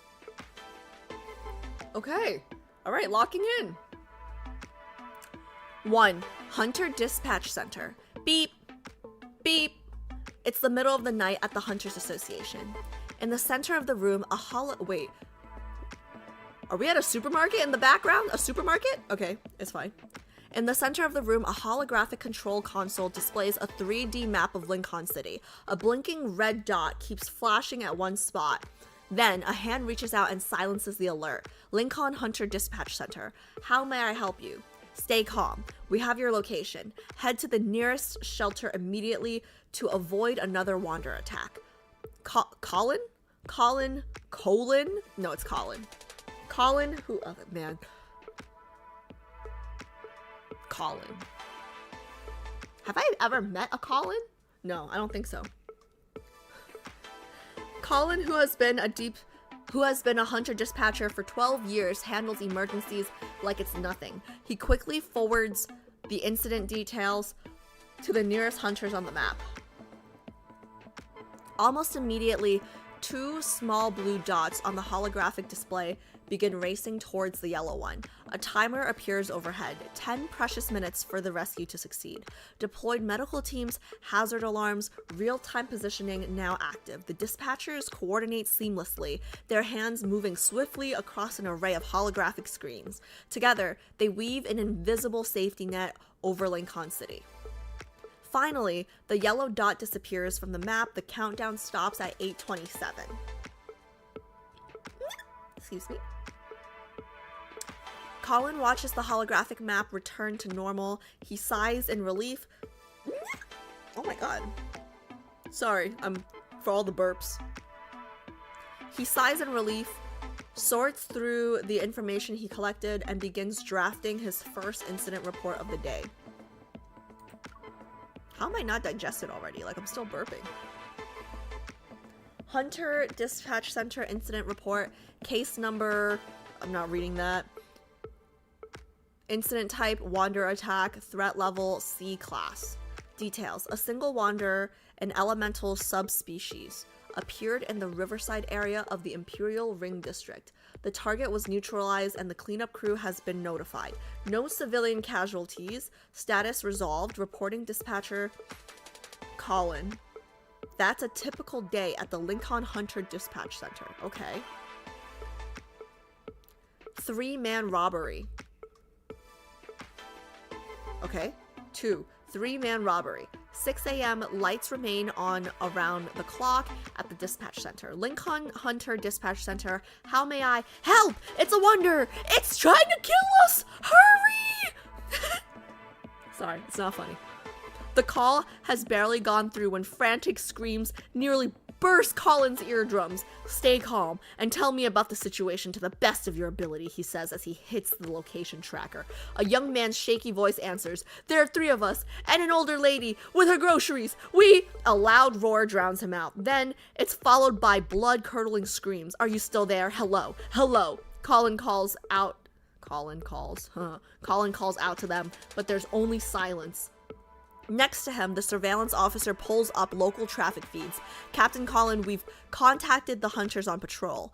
They need approximately 6 minutes to get there. 6 minutes. Colin feels powerless. This is what usually happens, no matter how fast the dispatch center reacts. It still takes time for help to arrive. But Xavier moves at the speed of light. All they can do is provide the hunters with a clear route, and then, no! Let me go! Ah! I'm having too much fun with this one. The desperate shreks returning through the speaker make everyone's stomach drop. Their worst nightmare is becoming a reality. Despite having heard these agonized cries countless times before, watching a life slip away in real time is still unsettling. Oh god. I would hate this job, actually. Before a few dispatchers can turn away, gunfire erupts on the other end. The Wanderer lets out one last screech before falling to the ground with a heavy thud. They survived. Oh, thank god. Relieved, Colin glances at the map. He frowns when he notices the 2 blue dots are still too far away to have reached the designated site. The hunters haven't arrived. So who fired the shots? That's it? And you call this a robbery? Luckily for you, I took my gun for maintenance while I was out getting groceries? Otherwise, you'd be in real trouble. A confident female voice shouts, is that MC?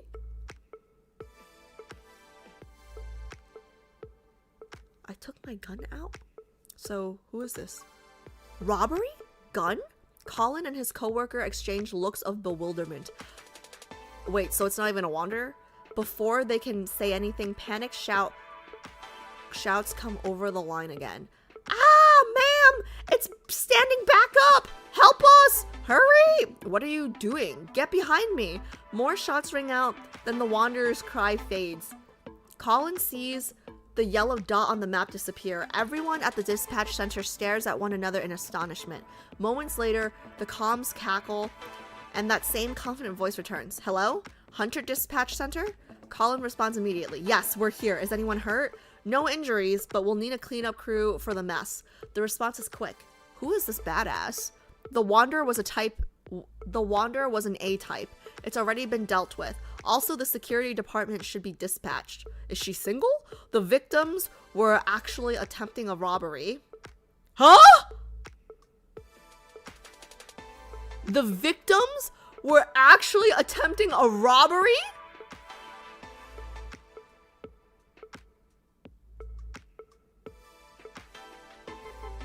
Yo, that's insane. They were trying to rob the store when a wanderer showed up, so they called the authorities. I'm dead. I'm dead. Yo, let the wanderers take them. That's insane. That's insane. That's hilarious, actually. Please notify the special task force to investigate. Understood. And you are... Yeah, who are you? The practiced precision in her response has already given him the answer. Sure enough, the seasoned, composed voice on the other end confirms his suspicions. Retired hunter. Former sector Dawn. ID number 10041. Who is that? Who is that? Dawn? Doesn't have anything to do with Zane, right? Hunter Dispatch Center incident report. Case number... whatever. Incident type, wanderer attack. Threat level, C class. Details, 3 young men attempted to rob a woman near a Bloomshore district market when a wanderer, a bestial subspecies appeared.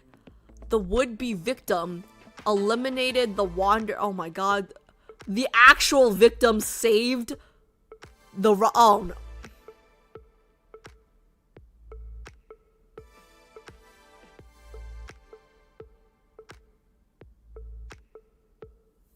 I'm just gonna be very honest. I don't know if if somebody tried to rob me and I was a hunter and a wanderer showed up, I might just let the wanderers take them. You know? I'm retired. I'm just being real. The would-be victim eliminated the wanderer with her own hunter-grade firearm. The woman was confirmed to be a retired hunter, cleanup is en route, and no civilian injuries were reported. Note: the 3 suspects have been turned over to the authorities for attempted robbery. Status resolved, reporting dispatcher Colin. Colin finishes his report, glances at the clock, and realizes he missed lunch. He grabs a pack of instant noodles and heads to the break room. Noodles again? A colleague drops the latest Wanderer activity report in front of him when he returns to his desk. The Wanderers have been too active lately. Yeah, it's related to a Deepspace tunnel anomaly or a protocol malfunction. I hear they sent someone to investigate, but who knows what they'll find. His colleague plops into the chair next to him and sips his soy milk. Oh, I love soy milk. Ugh, I told the cafeteria guy I wanted it sugar-free. Who the fuck wants sugar-free soy milk? The more sugar, the better. I'm cutting back on sugar, and this just messed up my diet. Drink water, then!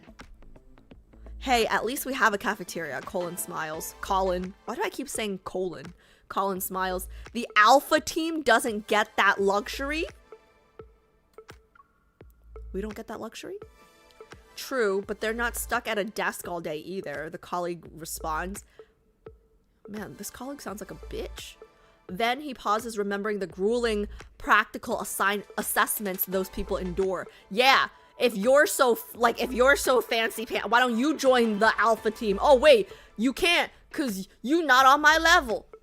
Forget it. I guess I should just be the communication device at the dispatch center buzzes again. 3. The counterfeit protocore case. To Colin's surprise, a familiar voice speaks. Hey, Captain Colin, it's me, Orson. Who? An overly ingratiating tone comes through as soon as the call connects. Can you arrest me right now? What? Orson, the Lincoln City Police Department's infamous repeat offender, is known for protocore smuggling. Caught countless times, he's always finding new ways to stir up trouble. Does he know our man Silas? As a dispatcher, Colin usually doesn't deal with criminals directly, but Orson managed to change that when his greed for protocores led him to target live wanderers. Back then, a wanderer had him crawling around like a cornered rat. Desperate, he called the dispatch center for help. Thanks to Colin's quick thinking and precise directions, he survived long enough for the hunters to arrive. Without that, he'd probably be nothing more than a bloody smear under a wanderer's claws. To show his gratitude, Orson gifted Colin a ceremonial banner that had the following: "The voice of salvation, a dispatcher protecting life itself." You little, didn't 5 months in jail teach you anything? Colin feels a vein bulge at the sound of that familiar voice. I swear I'm not smuggling protocores this time. Orson stammers, I'm just selling rock candy? That's all. Is that slang for drugs? Is that slang for drugs, guys? Is that slang for drugs? Orson isn't illegally selling protocores this time. He's making rock candy that looks like protocores. He's making rock candies that look like protocores. Since his buyers don't dare to report him, his scam thrives. Oh, I see. So his customers think that they're buying a protocore, but instead they're just buying candy? Interesting.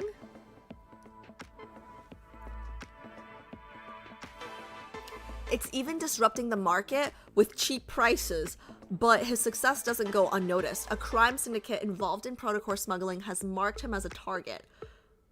Yeah, probably my boyfriend. Orson, you really are a piece of work, Colin says through gritted teeth. Please, Captain Colin, send over a hunter to save me. They've tracked me down and are outside my house with protocore weapons. If they get me, I'm as good as dead. Orson's voice cracks from desperation. What a weenie. As much as Colin wants to ignore him, he knows he can't. Protocore smuggling isn't a minor crime, and dealing with an organized gang armed with protocore weapons is far beyond what a single hunter can handle. Activate the emergency response protocol.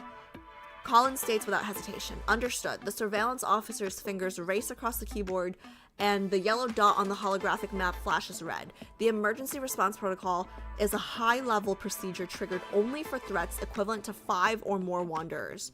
It requires a coordinated effort of at least 5 hunters. After issuing the order, Colin is worried about whether or not they can gather enough hunters in time. To his surprise, the mission is accepted almost immediately. 2 blue dots light up on the screen, and Colin lets out a sigh of relief. Good. Now we just need 3 more. His words catch in his throat as his eyes widen. The 2 blue dots are charging into the rescue zone. Send a message to intercept them right now. Colin feels his head start to pound. This is clearly a high-level mission. Are they out of their minds? Is one of them Xavier? Or is it Lumiere or whatever? Because I don't even think we need 2 people. He can take 5 on his own. Wait! Excited, the surveillance officer calls out, I think they're from unicorns. Unicorns? Are you sure? Colin whirls around. Every hunter knows about unicorns. They're the best combat unit under the Hunters Association. Yeah, but I still didn't fare so well in that Caleb arc.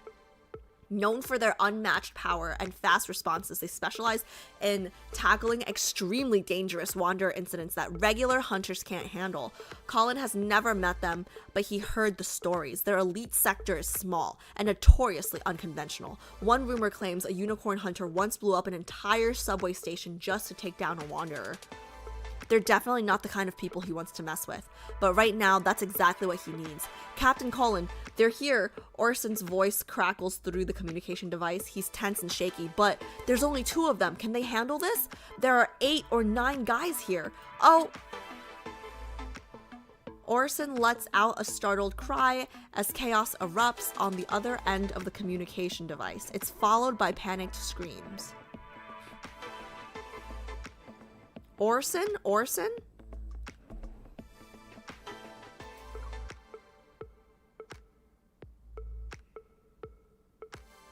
I remember we were attacked by Wanderers once in the subway with Xavier very, very early on, but I don't think he blew it up, right? So it's probably not him. I don't think he blew it up, right? Colin calls out, his voice tinged with urgency, just as everyone is holding their breath.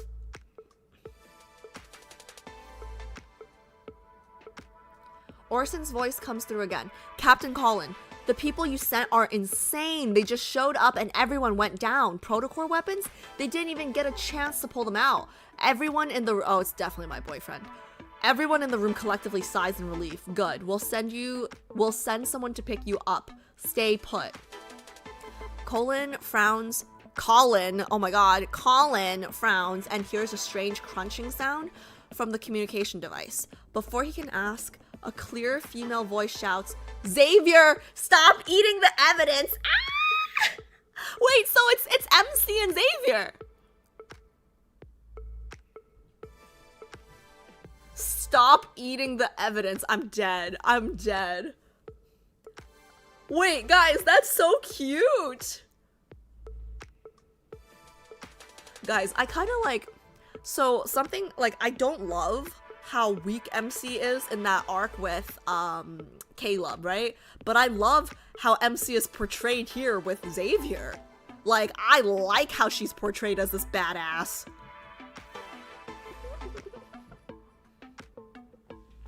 Hunter Dispatch Center incident report. Case number something. Incident type protocore smuggling. Threat, well, fake protocore smuggling. Threat level A class. Details. Shellbank District Orson, a repeat offender with 8 protocore smuggling charges. Bro, 8? You're wasting taxpayer money here. Just put him in jail forever. But, I mean, I guess he's spending taxpayer money in jail as well, but whatever, it's fine. Sought assistance from the dispatch center after facing retaliation from a crime syndicate over his sale of counterfeit protocores that were actually dyed rock candy. The involved criminal organization has been successfully apprehended. Orson, the reporting party, has been handed over to the relevant authorities for investigation of fraud.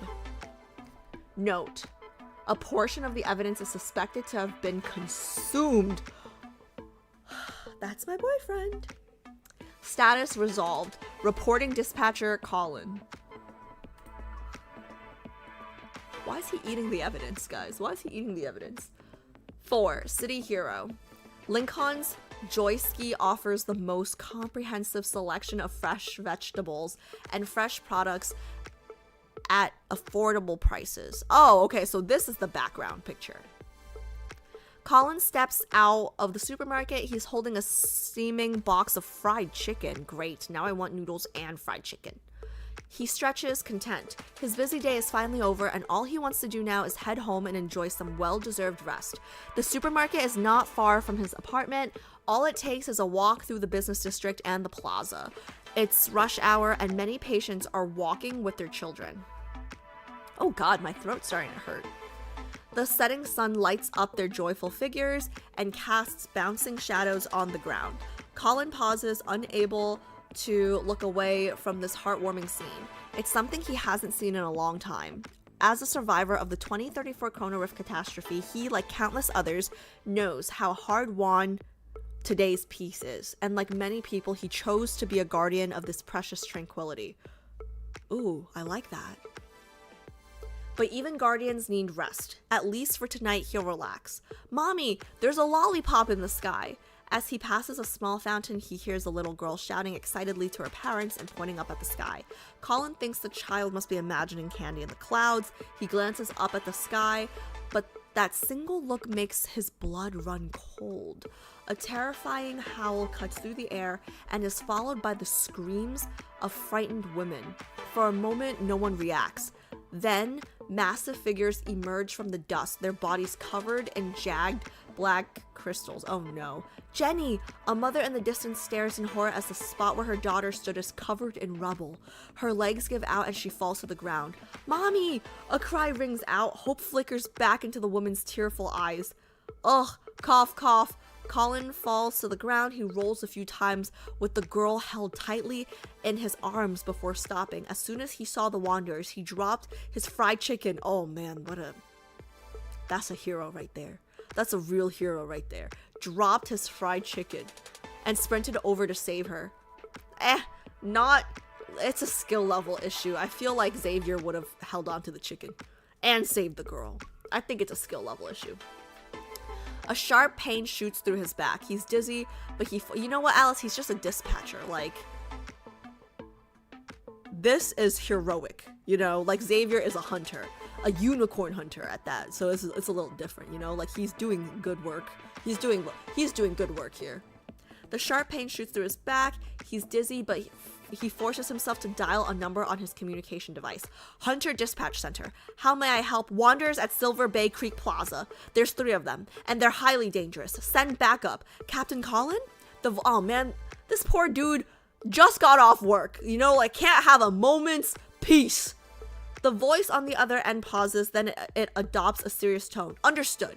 We'll contact all nearby hunters right now. Roar! Was that convincing? Roar! Roar? Roar, roar. Roar! Okay, whatever. Frustrated, the Wanderers shriek. They're furious that their prey has escaped. Their massive forelimbs, reminiscent of bulldozer blades, dig into the ground. They surge towards them again. Clutching the child to his chest, Colin rolls to the side. The monster's limb sweeps past them. It was close enough to graze his scalp. Oh my god. He shudders as he thinks about what would have happened if he had been a second slower. Boom! A powerful shockwave hurls Colin through the air. His vision darkens and the world spins uncontrollably. When he manages to lift his head, he sees another wanderer towering right in front of him. The ground trembles beneath its cry. Its massive compound eyes glint coldly as they turn downwards. Energy particles gather in its gaping maw. Just a little longer. Colin clenches his fist. He forces himself to stay conscious. Rescue should be here any— Bang! Bang! Bang! Gunshots ring out in quick succession. Where am I? Like, I'm supposed to be the hero. A beam of light slices through the Wanderer's attack as 2 figures— okay, that's me and Xavier again— as 2 figures leap before Colin. Captain Jenna, we've arrived at the designated location. Jenna is my captain. Colin's eyes snap open at the sound of a clear, authoritative female voice. That's me. I'm hot here. Man, why didn't I didn't like Xavier's MC. I didn't like Xavier's MC, but I love her here. I did not like Xavier's MC in his— was it a myth? But I love him. I love her here. A young man and woman. A good-looking young man and good-looking young woman stand before him. Their movement— don't forget that we're good-looking. Their movements were swift, like shooting stars. Shooting stars, of course. After finishing her report, the female hunter lowers her communication device and briefly checks on Colin, confirming he's unhurt. Unhurt? Did you see my scalp? Not me. Did you see his scalp? His scalp is hurt, man. She raises her weapon again. Let's move, Xavier. Let's go, Zave. Oh, they're so cute. Let's move, Xavier. Without waiting, she dashes forward like an arrow. The male hunter, now a glowing blur, is right behind her. Roar! The Wanderer gathers energy particles in its maw again. It's preparing to launch another attack, but the female hunter is faster. She leaps onto the monster— man, nobody would call me fast in real life. She leaps onto the monster's shoulders and fires her gun at point-blank range. Bang! At the same time, her partner's light blade pierces the creature's weak spot. The 2 hunters kill the Wanderer before it can deploy its proto-field. Stunned, Colin can only watch in silence. What seemed like a deadly threat moments ago now lies in pieces at their feet. Man! They must be from unicorns. It's not long before the Wanderers are eliminated. As the last one collapses, applause and cheers erupt from the gathering crowds. Don't thank me, guys. I'm just doing my job. Don't thank me. I'm just doing my job. Oh, Colin claps and puts extra effort into it. Let's go, Xavier. The female hunter says to her partner. The young man nods and picks up the hot pot and... I'm so upset I didn't get that card.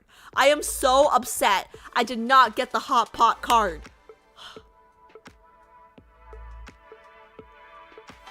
I'm so upset. The young man nods and picks up the hot pot ingredients he dropped during the fight.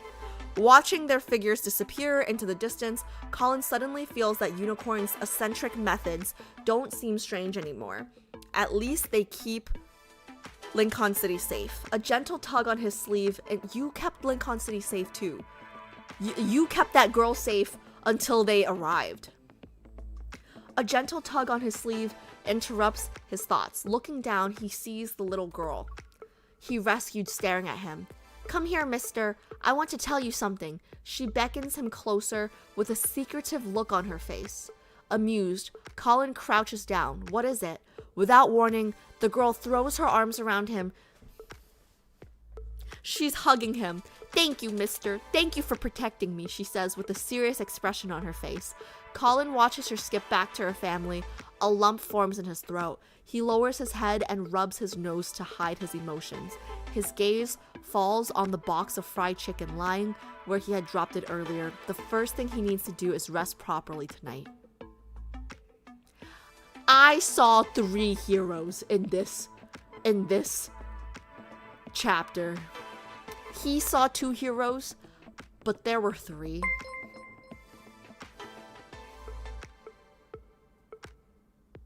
Oh, thank you so much for the raid.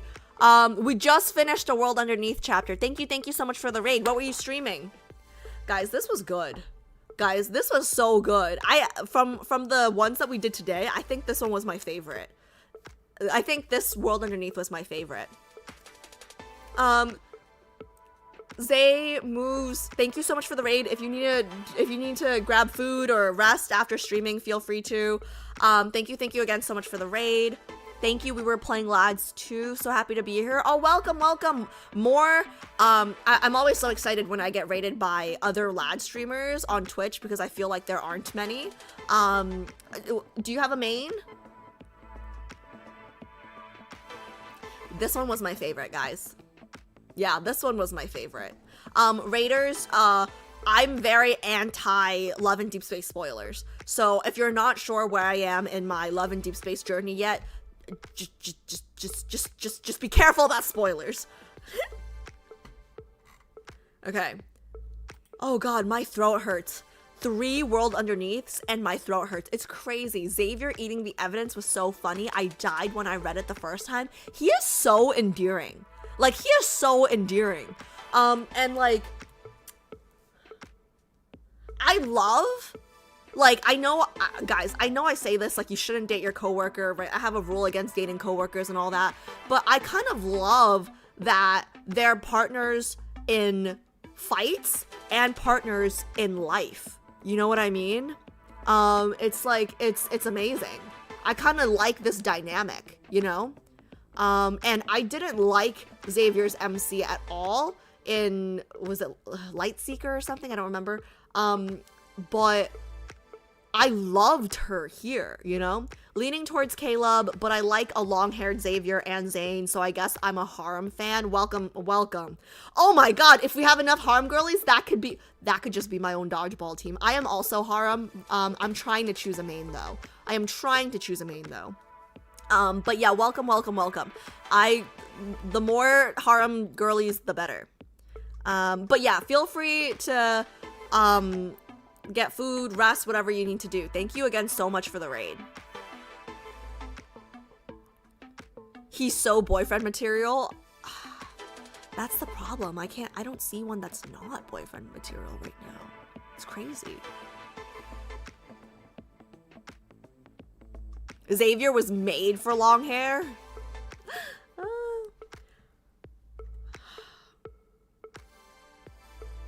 I'm harem. Yeah, Dirty Robin. I think that's like the best place to be. But like, I just need to make more money to be harem, you know? Can't afford it. The joke becomes Alice is dating the concept of the... Yeah. Lightseeker was when they were young. Obviously. Yeah, definitely. They were very young. He was definitely, like, first school crush type vibes. Alice main is the music. True. I love the music in this game. It's actually kind of insane. But yeah, okay, so we did... Oh yeah, let me get this. We did 16, 17, and 11 today. Okay, my thoughts. 16 was fascinating. Like, the research stuff, right? Like, that's fascinating. I'm so interested to see... I mean, like, we kind of already know how 16 plays into the game, right? Because that was kind of like the introduction of the concept of protofields, which I would have really appreciated when I first started the game, but whatever. Better late than never. I understand it now. So I thought that was cool. Oh, thank you so much for the follow. Actually, let me follow you before I forget to. Thank you so much for the follow.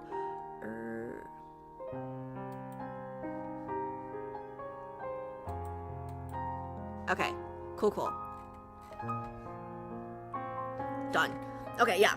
So, 16, we kind of already know how it plays into the whole thing. I wonder if, that professor is going to... Actually, probably not. There's probably not going to have any more ties, to the main story or anything like that, right? Because technically, like, she might already be dead, right? Right? That's what we're thinking, right? Like, I think that's what we're thinking, that she's probably already dead, right? And then 17 was... what was 17 called again? 17 was called Lincoln Online, the game. So I'm not... Yeah, Lincoln Online felt like an Inception thing, right? Like a game within a game. Like a game within a game. Working... Like... It's like NPCs working on a game inside of a game and talking about working on that game. You know what I mean? So that was cool. But I think 11, Frontline Dispatcher, was definitely my favorite. Yeah, Frontline Dispatcher was definitely my favorite. Did you guys have a favorite out of the 3? Let me, okay, while you guys tell me if you guys had a favorite out of the 3, let me pull up the next thing. We're gonna watch the trailer for the free RAF card. Free! Okay, let me pull this up. That was so good. That last one was so good, guys. I got really into it, you know, like with the sound effects and everything, like the bang, bang, bang. Sorry, bang, bang, bang is like shooting guns, not bang, bang, bang as in like headboard on wall. Yeah, just wanted to make that clear.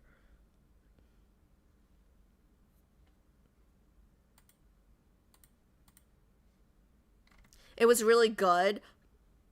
Pie, stop flirting with me. I mean, like, don't stop, but like... Stop! Don't stop. If you stop, I'm gonna be upset. Lincoln Online was fascinating to me, but I love meta fourth wall stuff. Ah, I see. Alice is my fave too. Stop it, guys! Okay, let's see. Wait, so... Rising Tides, Rafayel. Okay. Interesting. Wait, so is there no order in which these cards are released? Because I feel like we just got a RAF card. Because I just did a RAF card today. You know what I mean? Just hope it's not... I just hope it doesn't mean the whole story we are in simulation. Ooh, no way. Free cards are on their own schedule. These are the free ones. We get like 4 a year. 4 a year or 4 a year per character? It's gotta be 4 a year per character, right? Okay, I'm ready. I'm ready to go. Get your blanket? Oh, shit. Okay, blanket's ready. What is this? You reading these makes it more enjoyable? Really? Oh, that's so... Wisteria, that's so sweet. Oh, that was sweet. Okay. I think it'd be more enjoyable if I throw in a little southern accent here and there, but I couldn't find a good place to do the southern accent today. But don't worry, the next few streams, I think the next 2 streams at least, we have more World Underneath chapters coming, so I'll look for an opportunity. Don't worry. OMG, I just joined and I am leaving. Kyun, don't you dare. It was nice without the accent, please no. Jump scared. Wait, but you guys Wisteria just said my reading made these more enjoyable. Hello? Guys, I got a comment on YouTube. No, God, please, no! No! No! No! Okay, well, I got a comment on YouTube, this was like a few weeks ago though, on one of the tender moments that we did, and apparently one of the comments was like, wow, like, I've been playing the game for so long, but I haven't done any of the tender moments, and I'm listening to them for the first time with your stream, right? And they were like, it's so nice that you're covering these because I didn't do them, right? And I think the least I can do is add some spice into my reading, you know? Like, the least I could do is add a little flavor so that while y'all listening to me read, it's exciting. Was that Southern? Was that Southern? Was that Southern? Was that Southern? What was that? That's a hell nah, ma'am. Oh. Change me! No! Okay. Oh, that was good. That was good. Okay. Let's do the Raf trailer. I'm excited because it's free, so I'm definitely getting it. I love free. Wait. Did somebody answer my question? Is it 4 free ones a year or 4 free ones? It has to be 4 free ones per love interest per year, right? It has to be per love interest. Like 4 total, not per love interest. Then who's the one that gets left out? Who's the one that gets left out? Who's the one that gets left out?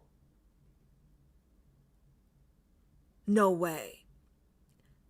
I can see, like, I don't know, like, all of the fandoms would, like, it doesn't matter which one gets left out. Like, the girlies will raise hell. The girlies will raise hell. Like the Caleb girlies and the Silas girlies will raise hell. I mean, the Raph girlies too. Like, but actually, you know what? Everybody would raise hell. Like, the Xavier girlies are the nicest, but even they would wake up with some pitchforks if Xavier got skipped. Southern Korean, yes. It's just on a repeating cycle, so none of they're just I see. Okay. I don't play, but I'll raise hell too. Yeah, Kyun. Okay, perfect. All right. That makes sense. They'll just, like, so it's still, like, yeah, it's cyclical. Okay, got it. Is it this one? Is it this one? This one? This one. There we go. Ooh. Is that glitter on his face or scales? Are those scales on his face? Are those like mermaid scales? Or I guess, okay, we'll see. Okay. This is actually perfect timing because today we were doing Raph stuff and now we're ending on a Raph trailer. That's beautiful. That's poetry there. Okay. Oh my God, steps. I forgot about the steps and now I remember the steps and now I'm back thinking about steps. Okay. Okay, I'm locking in.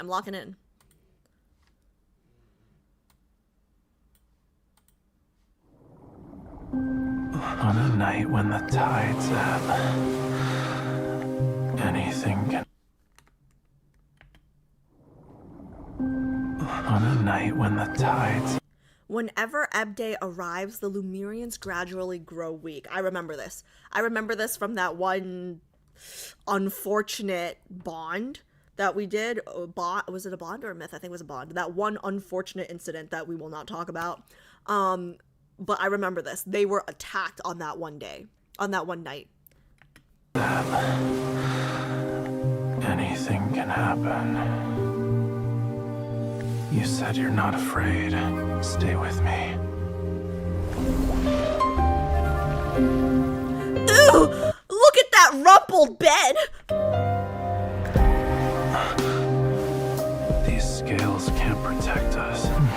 They scales. only attract our enemies.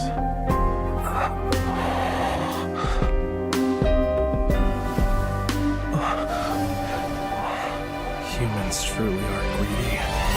Gentle. Are you crazy? You're not allowed to bite. Your hand, it's like an ocean current is flowing through my chest. This is what happens when I let my guard down. The old, reckless human mercilessly takes advantage of me. Let me hold you like this until the tide recedes. So this is like a part 2 of that bond that we did, right? So this is good news for me, right? This is good news for me, right? Okay, let me do this one more time. Hold on. Let me do this one more time. This is, oh, guys, just so you guys know, this is my current stream on YouTube. If you guys haven't yet, please go like it. Thank you. For those of you guys watching on Twitch, go like it after the stream. On a night when the tide... Oh, Ebb Day. It was called Ebb and Flow, right? Ebbs and Flow. Ebbed and Flow. Ebbs and Flow. Ebbed and Flow. Did I make that up? Did I make that up? Did I pull that out of my ass? Yes? Okay, go. I'm a genius. I knew I'm a genius. I'm so smart.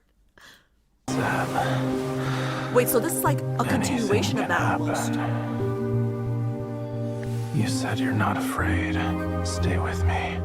Wait, it's one night of the year, right? Like it happens once a year? Because if that's the case, man, they can just do this card again and again each year, you know, with the same theme, the same day, and they just switch it up.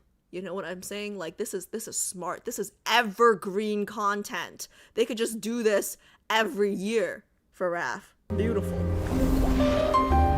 And I would not complain any year. These scales can't protect us. They only attract our enemies.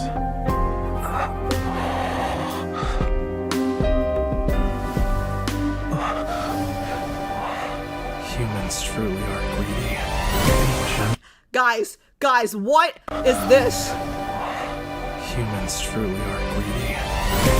Boom! What is this shot? What is this shot? What is this shot? Gentle. Are you crazy? You're not allowed to bite. Your hand, it's like an ocean current is flowing through my chest. This is what happens when I let my guard down. The old, reckless human mercilessly takes advantage of... Take advantage, MC! Clap, clap, clap, clap, clap!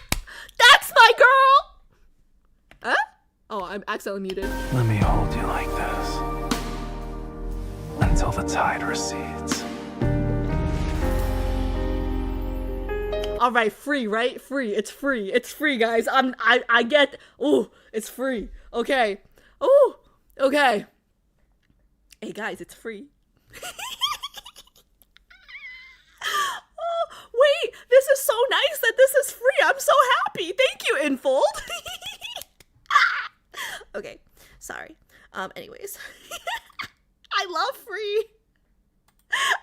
I love free things. I love free things. Thank you.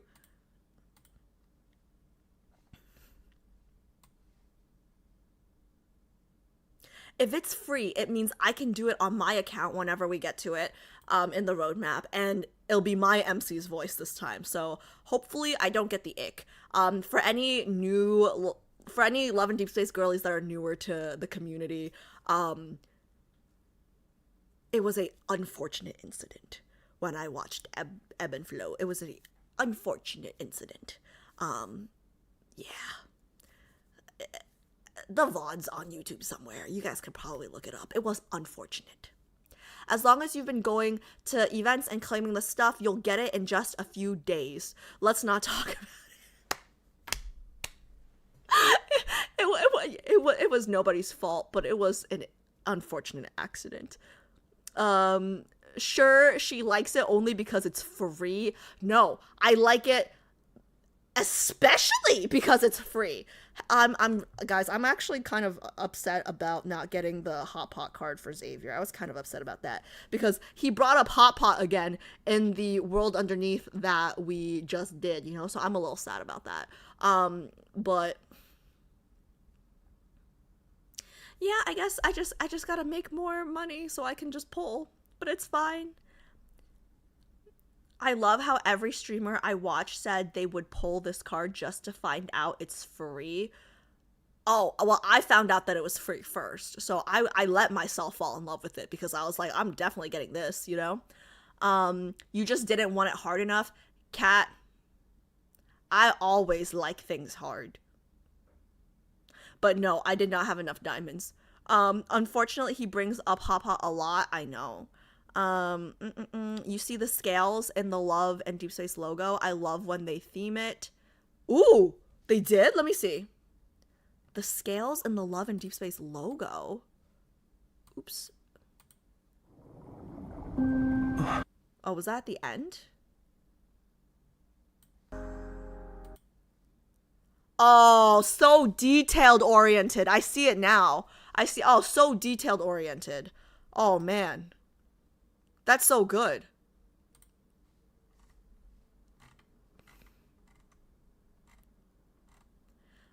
I think you already unlocked Ebb and Flow in your account. I don't know if I did. I don't know if I have it unlocked now, but I did it before I had it unlocked.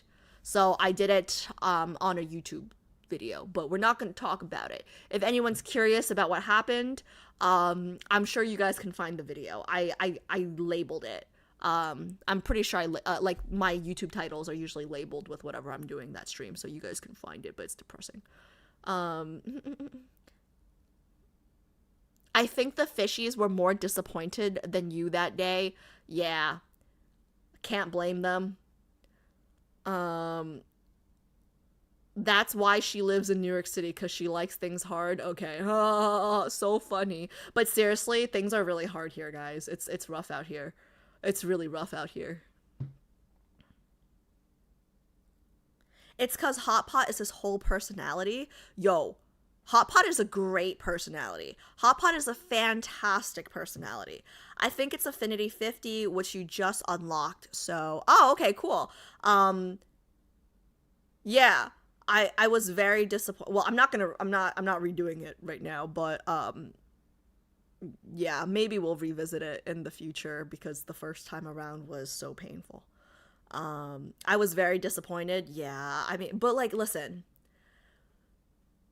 Raf girlies who were disappointed in my first read of Ebb and Flow, shouldn't you guys be proud that you guys are watching a streamer with a good moral compass? You know what I mean? Like, sure, she goons to everything, but there are limits, right? So, like, shouldn't you guys be proud in a sense? You know, it wasn't all disappointment, right? Silver lining.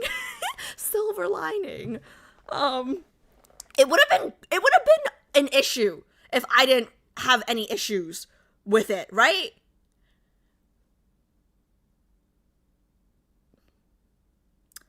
You have a good moral. JHP, you don't even know what the fuck I'm talking about, do you? You were probably here for that stream, actually, but you probably don't remember what the fuck I'm talking. Cat, shut up! Damn mods on roasting duty. Yeah, you guys see why I'm scared about what's gonna happen on April 4th? My anniversary stream. Guys, please show up and support me because I am scared. I need chat to be on my side. Okay, I need chat to be on my side. And I'm a little concerned. I'm a little concerned that some of y'all are going over to the dark side. April 4th is your anniversary stream. Oh, JHP, you missed it. You can watch the VOD back. Basically, when did he come? Oh, it was after I came back from dinner, right? After I came back from dinner, G made a surprise bitch ass appearance on, I don't even know what I'm saying.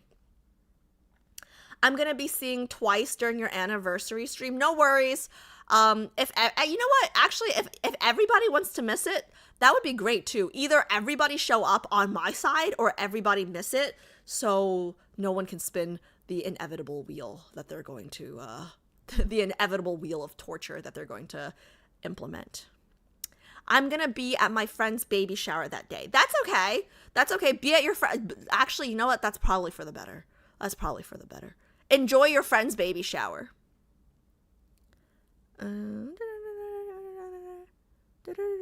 Can't wait to see Jay. I can. Oh yeah, I'm sorry. I'm sure I can find 5 minutes somewhere. 5 minutes is all it takes you, huh?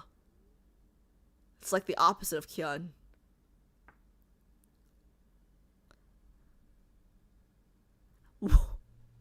Whether you want me there or not, I'm still coming because I have a streak to maintain. Hey, what are we on now, Pi? What are we on? I'm Year of the Dog. I will pray for you, Alice, please. What? This is my brand. Yes, it is your brand now. Okay, let me see super quickly. What do we have on the roster for... Oh yeah, it's already 10:19. Okay. Let me see what we have on the roster for next stream. Okay. I felt really bad because I told everybody that today was going to be Xavier, but it's actually next week. So please, please, please tell all the Xavier girlies, okay? Tell all your friends. Is this the right layout? Maybe this is a better layout. Okay, there we go. Okay, so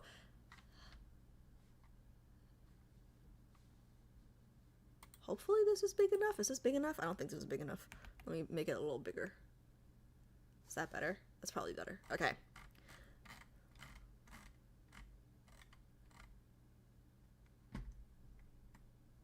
Okay, so next stream, we're gonna do Xavier's first limited myth, Twilight's Dawn, and then his World Underneath, Chapter 4, World Underneath, Chapter 7.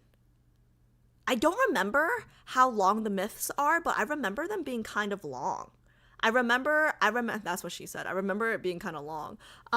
Yeah, so I remember myths being kind of long, so I would assume that we'd probably only get through his limited myth and then the 2 World Underneath. We probably, you guys think we will make it through his bond? Probably not, right? Yeah, so then at minimum next 2 streams, oh actually 3, 4, okay, based on the next 3 to 4 streams will be Xavier streams, probably. I'm guessing, and lads, committee girlies, you guys can correct me if I'm wrong, but it's probably going to be Twilight's Dawn, and then 2 World Underneath next stream. The week after that will probably be the Bond, the second myth, and the last World Underneath, Chapter 20.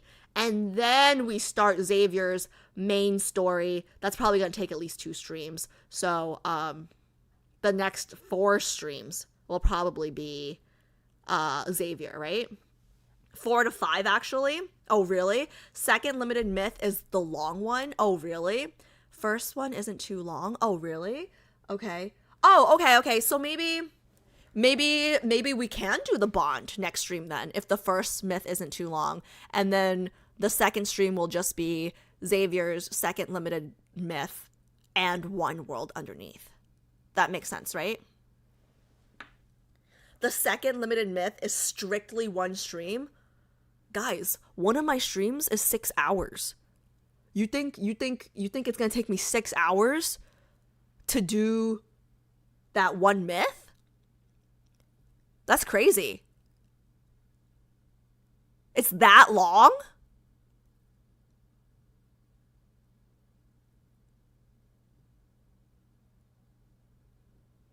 Yes, Kyun. Yeah. So their estimate, if I can do it, you can do it. Listen, I don't want to be edging for 6 hours like you, okay? That's not my kink, okay? I have a lot of kinks, but that's not one of them. I had to split it in 2. Oh, actually, Beyond Cloudfall. I remember I had to split Beyond Cloudfall in 2. I expect lots of yapping too. There's a lot to unpack. I see. Yeah, I definitely Beyond Cloudfall, I remember I had to split it in two, and I think I did them, like, I added, like, an extra stream, so I did them, like, 3 days apart. I would prefer to do it all in one go. So I can talk to my, lads committee offline about this. If we want to start at 3 instead of 4 to really make sure that I can do the limited myth in one stream, I would prefer not to split it up, and I don't want to rush through anything. Like, you guys know me, it's been a while since I've done some myths, but like I want to take my time. I want to flush it out. Flush it out sounds weird. Sorry. Okay. We're gonna need a lock-in command. Just start Saturday at 4 p.m. and make it a 24-hour stream. Oh my god, no. Almost 4 years of streaming, and I've never done a 24-hour stream. I think the most I've done IRL streaming was like 16 hours the first year we were in Japan, but I've never done a 24-hour stream. And now that I'm old, I think I never will. Unfortunately. Wow, Nicole, 3 years and 10 months. That's crazy. That's crazy. Yeah, it will be brutal. Guys, don't worry. I'll get a Red Bull. I'll get a Red Bull sponsor me. Oh my gosh, wait. That reminds me. Super quick update for you guys. I unlocked, like, I got a notification, email, whatever, saying that I unlocked a new monetization tool on YouTube, right? I don't know if I'm gonna use it because I think it's mostly for like beauty influencers or like, you know, fashion or whatever, right? But basically now I got an email this morning actually, and I can tag products on my YouTube videos that I've like that pertain to the video, I guess. And like it's kind of like the Amazon affiliate stuff, but it's through YouTube. So like if people buy things that I've linked in the video, I get like a % of the commission. I don't think I'm gonna do anything because like the only thing I can really link is like my streaming equipment, I guess. And lads and Deepspace, like Love and Deepspace girlies, they don't need streaming equipment. But I might just do it just so I can see, like, see how it works, because I am interested in the function, because it's like something that I got now. I don't know what I did to like unlock it, but whatever. But I can see it being much more useful for like beauty, fashion, like people. But then again, beauty and fashion, right? Like your commission, you would have to sell a lot, because obviously like a shirt is cheaper than I don't know, my mic, right? You couldn't tag products before. I could not. No. I mean, I had a Amazon affiliate link the first year I started streaming, but I forgot what the number was, but it's like if you don't make a certain amount of sales within a certain amount of months, they shut that account down. And when they shut it down, it doesn't mean anything. It just means you have to reapply again. And I was just too lazy to reapply because like I had like 2 viewers at the time, you know what I mean? But this is like completely different. This is through YouTube. So it's not through Amazon at all. It's just through YouTube. And I don't think I have to do anything like other than tag the products. But how did we get to this? I had like this had something to do with what I was gonna say about Love and Deepspace. How did we get to this again? How did I get to this again? Hold on. Like somebody said something that triggered this, and then this had to do with something that we were talking about. Man, no wonder people think I have ADHD. Holy shit. Okay. All right, whatever. Okay, I was going somewhere with this. Unlimited subathon when? Let me tell you, it's probably gonna be never. Because I'm not doing those wussy. I'm sorry, don't cancel me. I love the streamer community space. Okay, whatever. But like, I'm not doing the fake marathons. If I ever do a marathon, it's gonna be a real marathon. Like, what do you mean there's a pause button and you can go to work and then unpause the next day? That's not a marathon, okay? If I run 26 miles spread out throughout 26 years, did I run a marathon? No, okay? Sorry. Don't cancel me. I'm so sorry. I'm so sorry. Hi, Zevis. How's it going? Zevis, League Wednesday. League Wednesday. OMG, Alice, get ready with me. Videos coming soon. Nobody would watch a get ready with me video by me, okay? Because a get ready video with me...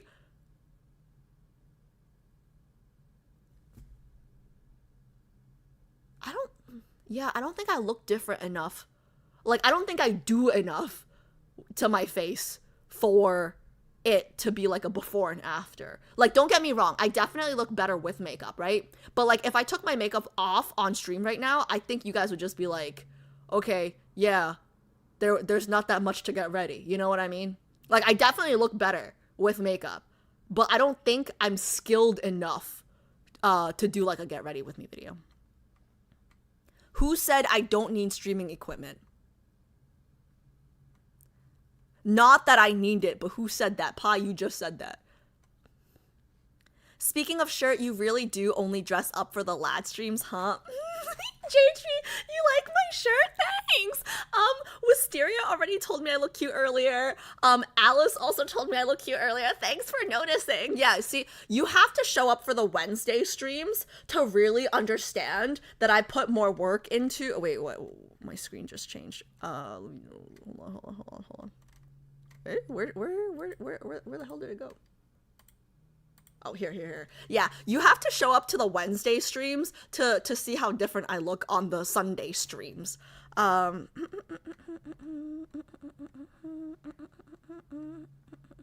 Horror stream marathon. Wisteria, do you hate me? Wisteria, I thought we were cool.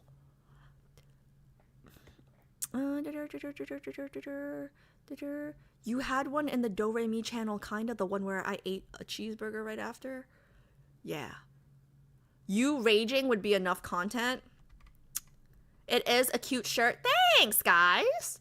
You look stunning. I mean, I wouldn't go that far. Damn, she doesn't like us Wednesday viewers.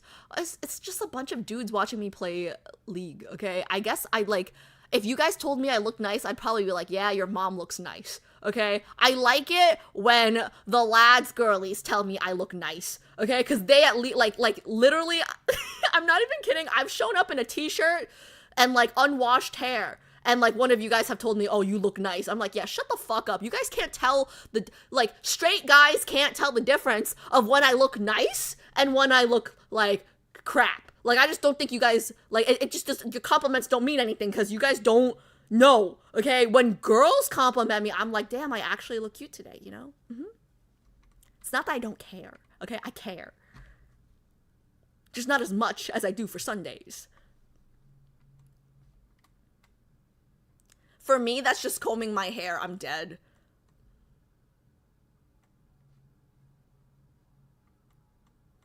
I gotta read faster. Alice, I dress up for our Wednesday League sessions. Bro, you rolled out of bed last stream. You literally rolled out of bed. Somebody pinged you to get online. Don't start with me, Kian, okay? You literally woke up from a nap.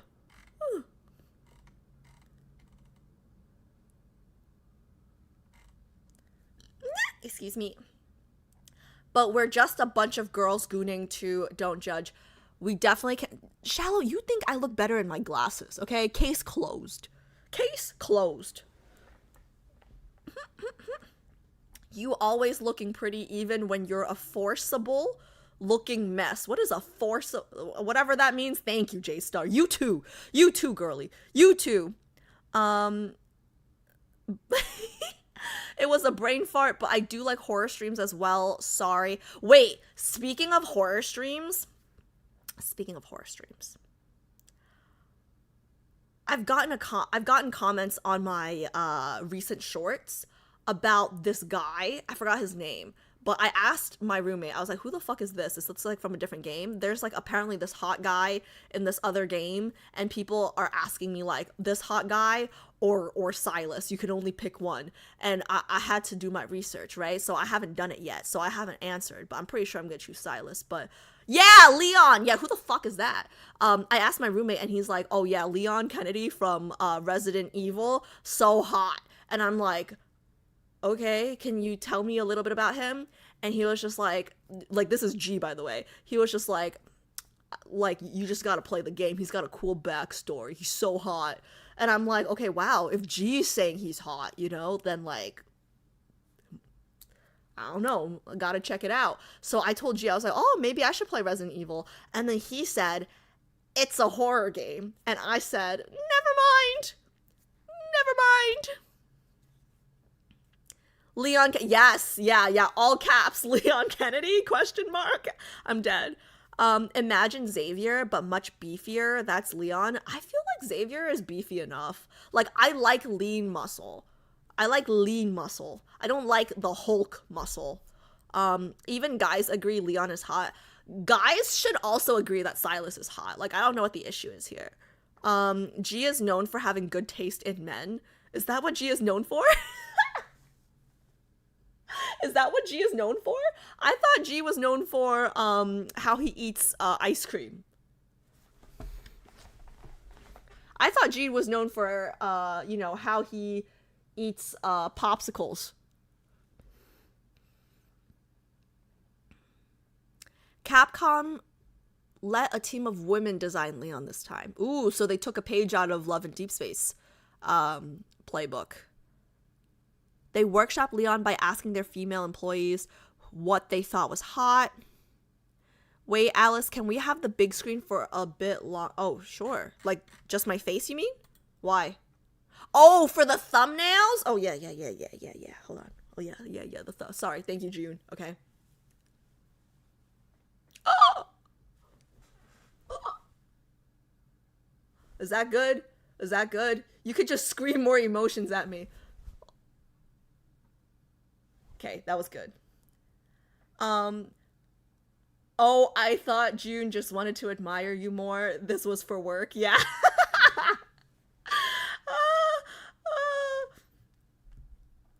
Give me an allergy face.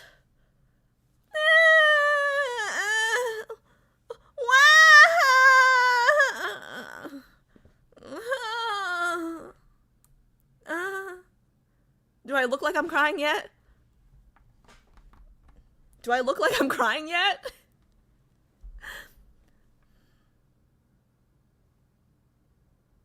I just read that comment about the steps. Okay. Guys, I can't be sad on command. I am so sorry. I can't be sad on command, but whatever. Resident Evil is not just horror, it's action too. Yeah, but I hear it's still within the horror genre. Not looking like you're crying. Cry about the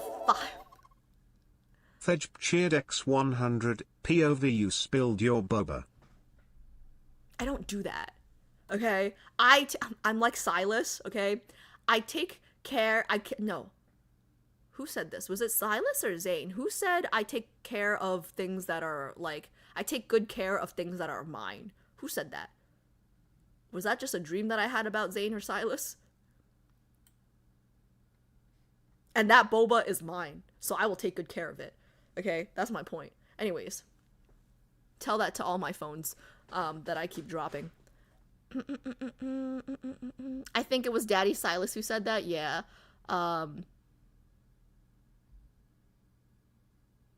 Even zombies crushing on Leon? I mean, guys, I don't know this Leon guy, but just the fact that people are comparing him to Silas, like, I know. Okay? Like, I already know. Act like you saw something cute. Ooh. Cute! So cute! Ooh! I saw something cute! Ooh. Was that good?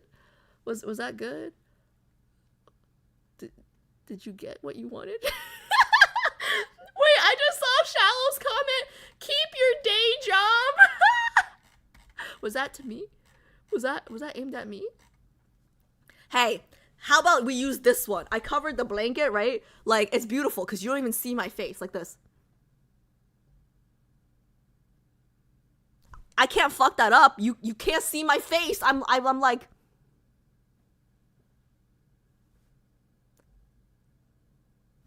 Done. Can you move the mic?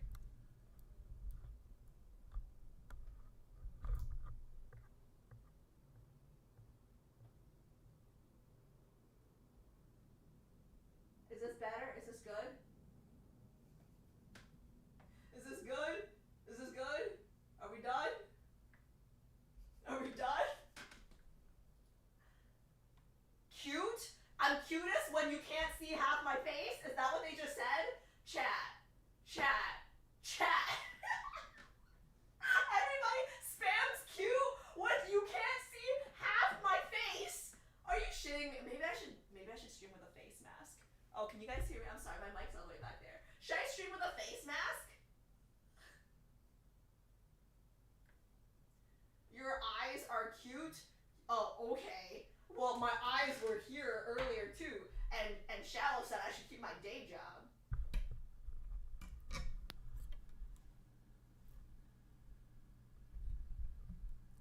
But I can still hear her somehow. It accentuates your eyes. Your eyes are adorable. Really? Thanks, guys.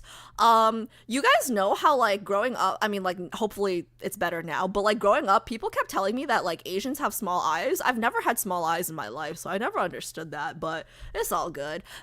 Honestly, though, like, I should lose some weight. If I lose some weight, my face will be smaller, so my eyes will be even bigger. So, you know, it's all good. Anyways.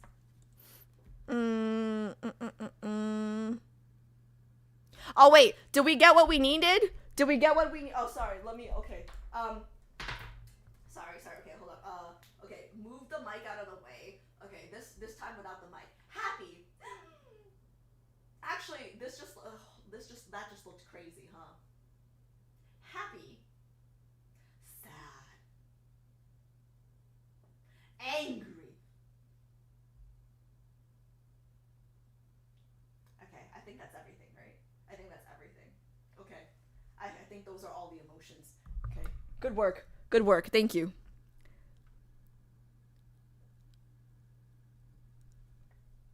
Zave sacrificing his freedom to obtain a protocore? To save a 17-year-old dying MC? But it's too late and she... Why are we... That's so sad. Okay, I see. You're just saying things to make me... Okay, I see the anecdote again. Okay. Do I look sad?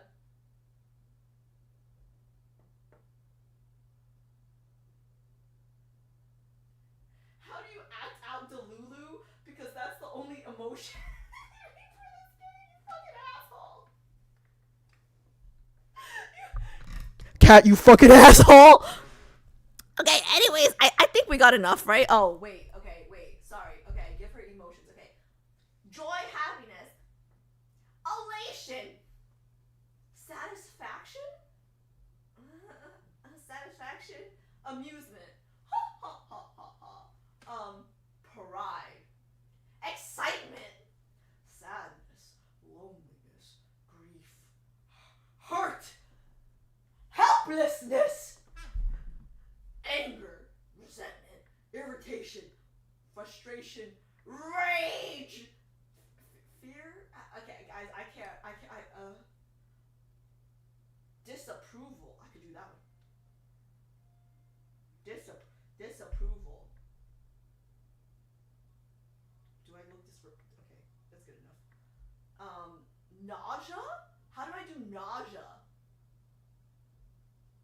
Huh? What does nausea look like? All right, guys. I think June got enough, right?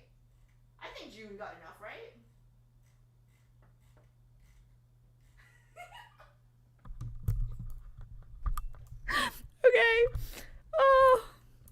Anyways, on your period face. I don't have a face for that. That's probably just my rage face. You call it laziness. We call it branding. Oh my god, stop, guys. Ardor, you asshole. Don't make me sad. You know what? Bex actually sent me a third-party app that would be able to like capture my webcam, like even when it's small. We have to do these because basically when we're in the game mode, my camera is small, right? But my for the thumbnails, I'd have to blow it up. But But basically, Beck sent me like a third-party app that like would be able to capture just the webcam source. So, but I haven't looked into it. I'm not gonna lie. I've been so lazy. I haven't looked into it because I'm not gonna even lie. You guys know this technology scares me, so I have to look into it.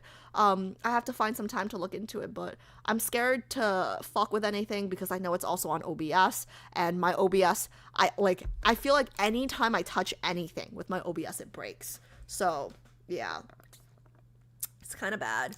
Bex made the plugin to spy on you. She's a teacher. Okay, I'm sure she's ethical. Okay, I'm sure she's not the— wait, Bex, you don't tell your students to leave early to check out a fat cat or like go to the beach, right? I'm sure she's ethical. Okay, I'm just making sure. Anyways, check out a fat cat. Yeah, Kian, you missed the beginning of stream, so you don't understand the reference, but it was funny. Anyways. How does everyone around you have more streaming tech and knowledge? Yeah, you know what? Shallow said this to me a few years ago, and I was offended the first time it happened, right? But like now I'm like embracing it because it's kind of true, right? So I don't have any talents. I don't have any talents. And Shallow said, that's not true. You have a talent surrounding yourself with smarter people than you.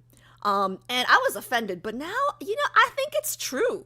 It's true. Like, I start a new game, right? Like, when I started streaming, Kat found me playing Lost Ark, and it was like, oh, let me help this helpless little girl. I start a new game, Love in Deepspace, and then, like, this whole committee just forms around, you know, helping, like, this community plant grow. So, yeah, I think it's a talent.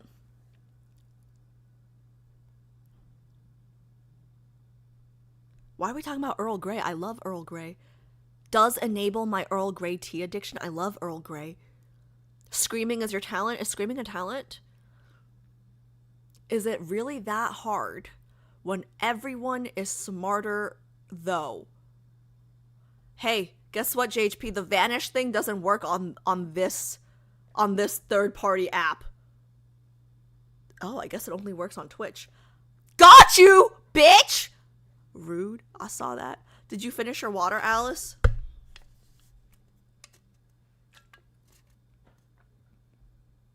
I mean, like, basically. Like, I basically finished my water. If, like...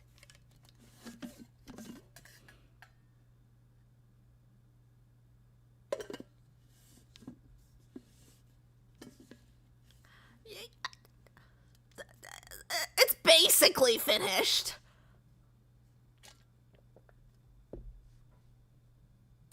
Okay, let me see who's online real quick. Oh god, that was bad. Shame on you guys. I did not finish as much as I should have. Okay, let me see who's online real quick.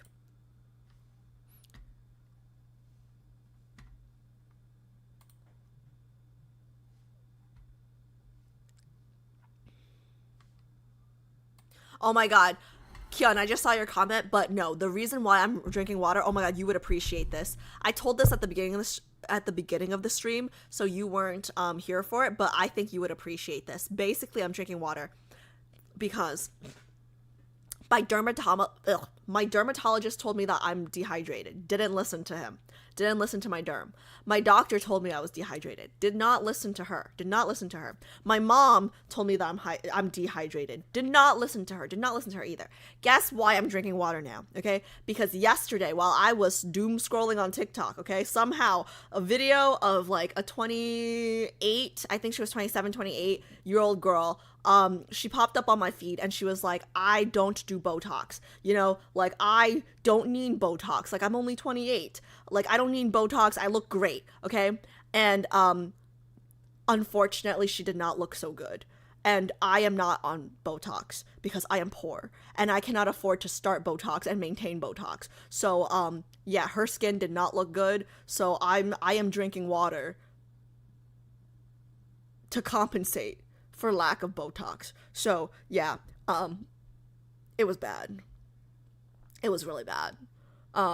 Like, I'm glad that she felt good about herself, and I wanted to support her in feeling good in herself, but she did not look 28. And the comment section was so mean. The comment section was so mean. But anyways, starting at the early age of 25, I know someone who started Botox. They're called what is it called? Is it mini Botox or pre-Botox? What is it called? Baby Botox. Yes, they were telling me they started baby Botox at 20. That is wild. Like, they started baby Botox at 20. 20. That's insane, right? Like, first, where'd you get the money? But anyways, it's okay. You don't look 28 either. You look 24. Yeah, it's called baby Botox. Apparently. But anyways, now every stream that I do, okay, the goal is we finish like a complete one of these. Look, there's still so much water. Guys, there's still so much. You guys failed me today, okay? Failed me! Isn't that only like 20? Yeah, well, you could chug it right now. I mean, if I chug it now, then like I'm gonna need to pee, and like I'm going to bed right after this. I'm gonna have to pee, you know? Like, I just can't be chugging water whenever I want. Like, it's like right before bed. Like, what do you mean chug it? You know? Okay, anyways. Anyways, guys, I'll see you for Wednesday's stream. I'll post on the Discord Wednesday stream. If we have 10 people, we can do in-house. If not, we'll do 5. 3 games, like we've been doing, you know, a very good job at 3 games. Okay, let's see. Let me see. Who is online? Following. Today, like, I don't know if this is a good thing or a bad thing, right? But basically, now that we've done Raf's birthday stuff, I kind of feel like I'm excited to do other birthday cards, which is like not necessarily the best, right? Damn, I don't think anyone's online. I guess I could just raid. Let me see. I could just raid. Who?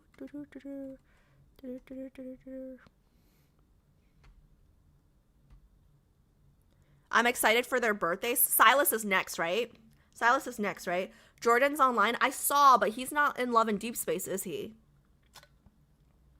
I guess we can raid him anyways, but I don't think he's in Love and Deepspace. Because I don't see anyone in Love and Deepspace. It's so sad. Okay, yeah, we can raid Jordan. Since most of you guys know him, at least. Okay, I'm gonna start the raid. And, what was I gonna say? Yeah, I'll see you guys Wednesday. If you guys want to do League, I think we'll probably do SR. I think we'll probably do SR this Wednesday. And then maybe ARAM the following Wednesday, if that makes sense. There's no way I'm finishing this thing before bed tonight, guys. It's pretty bad.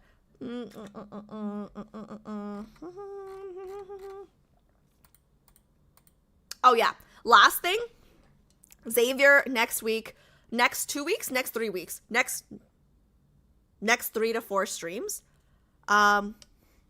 Oh my gosh, wait, is Red, long time no see, hope you're doing well. Sorry, I just started a raid. I hope you're doing well. Long time no see. I hope the little one is doing well too. Long time no see. Okay, sorry. Why do I do this? Why does this happen? I start a raid and then I'm stressed out about things. Okay, it's gonna end. Okay. Just think you're back in your college days and shotgun. JHP, shut the, like, what did you think I was doing in college? I was in class studying, okay? What do you mean shotgun?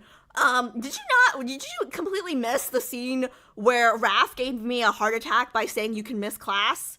Okay? Okay. Wednesday. I'll see you guys Wednesday for Yapping, Reacting, and League, okay? I will see you guys Wednesday. Bye. I think I'm gonna get cut off now. Okay.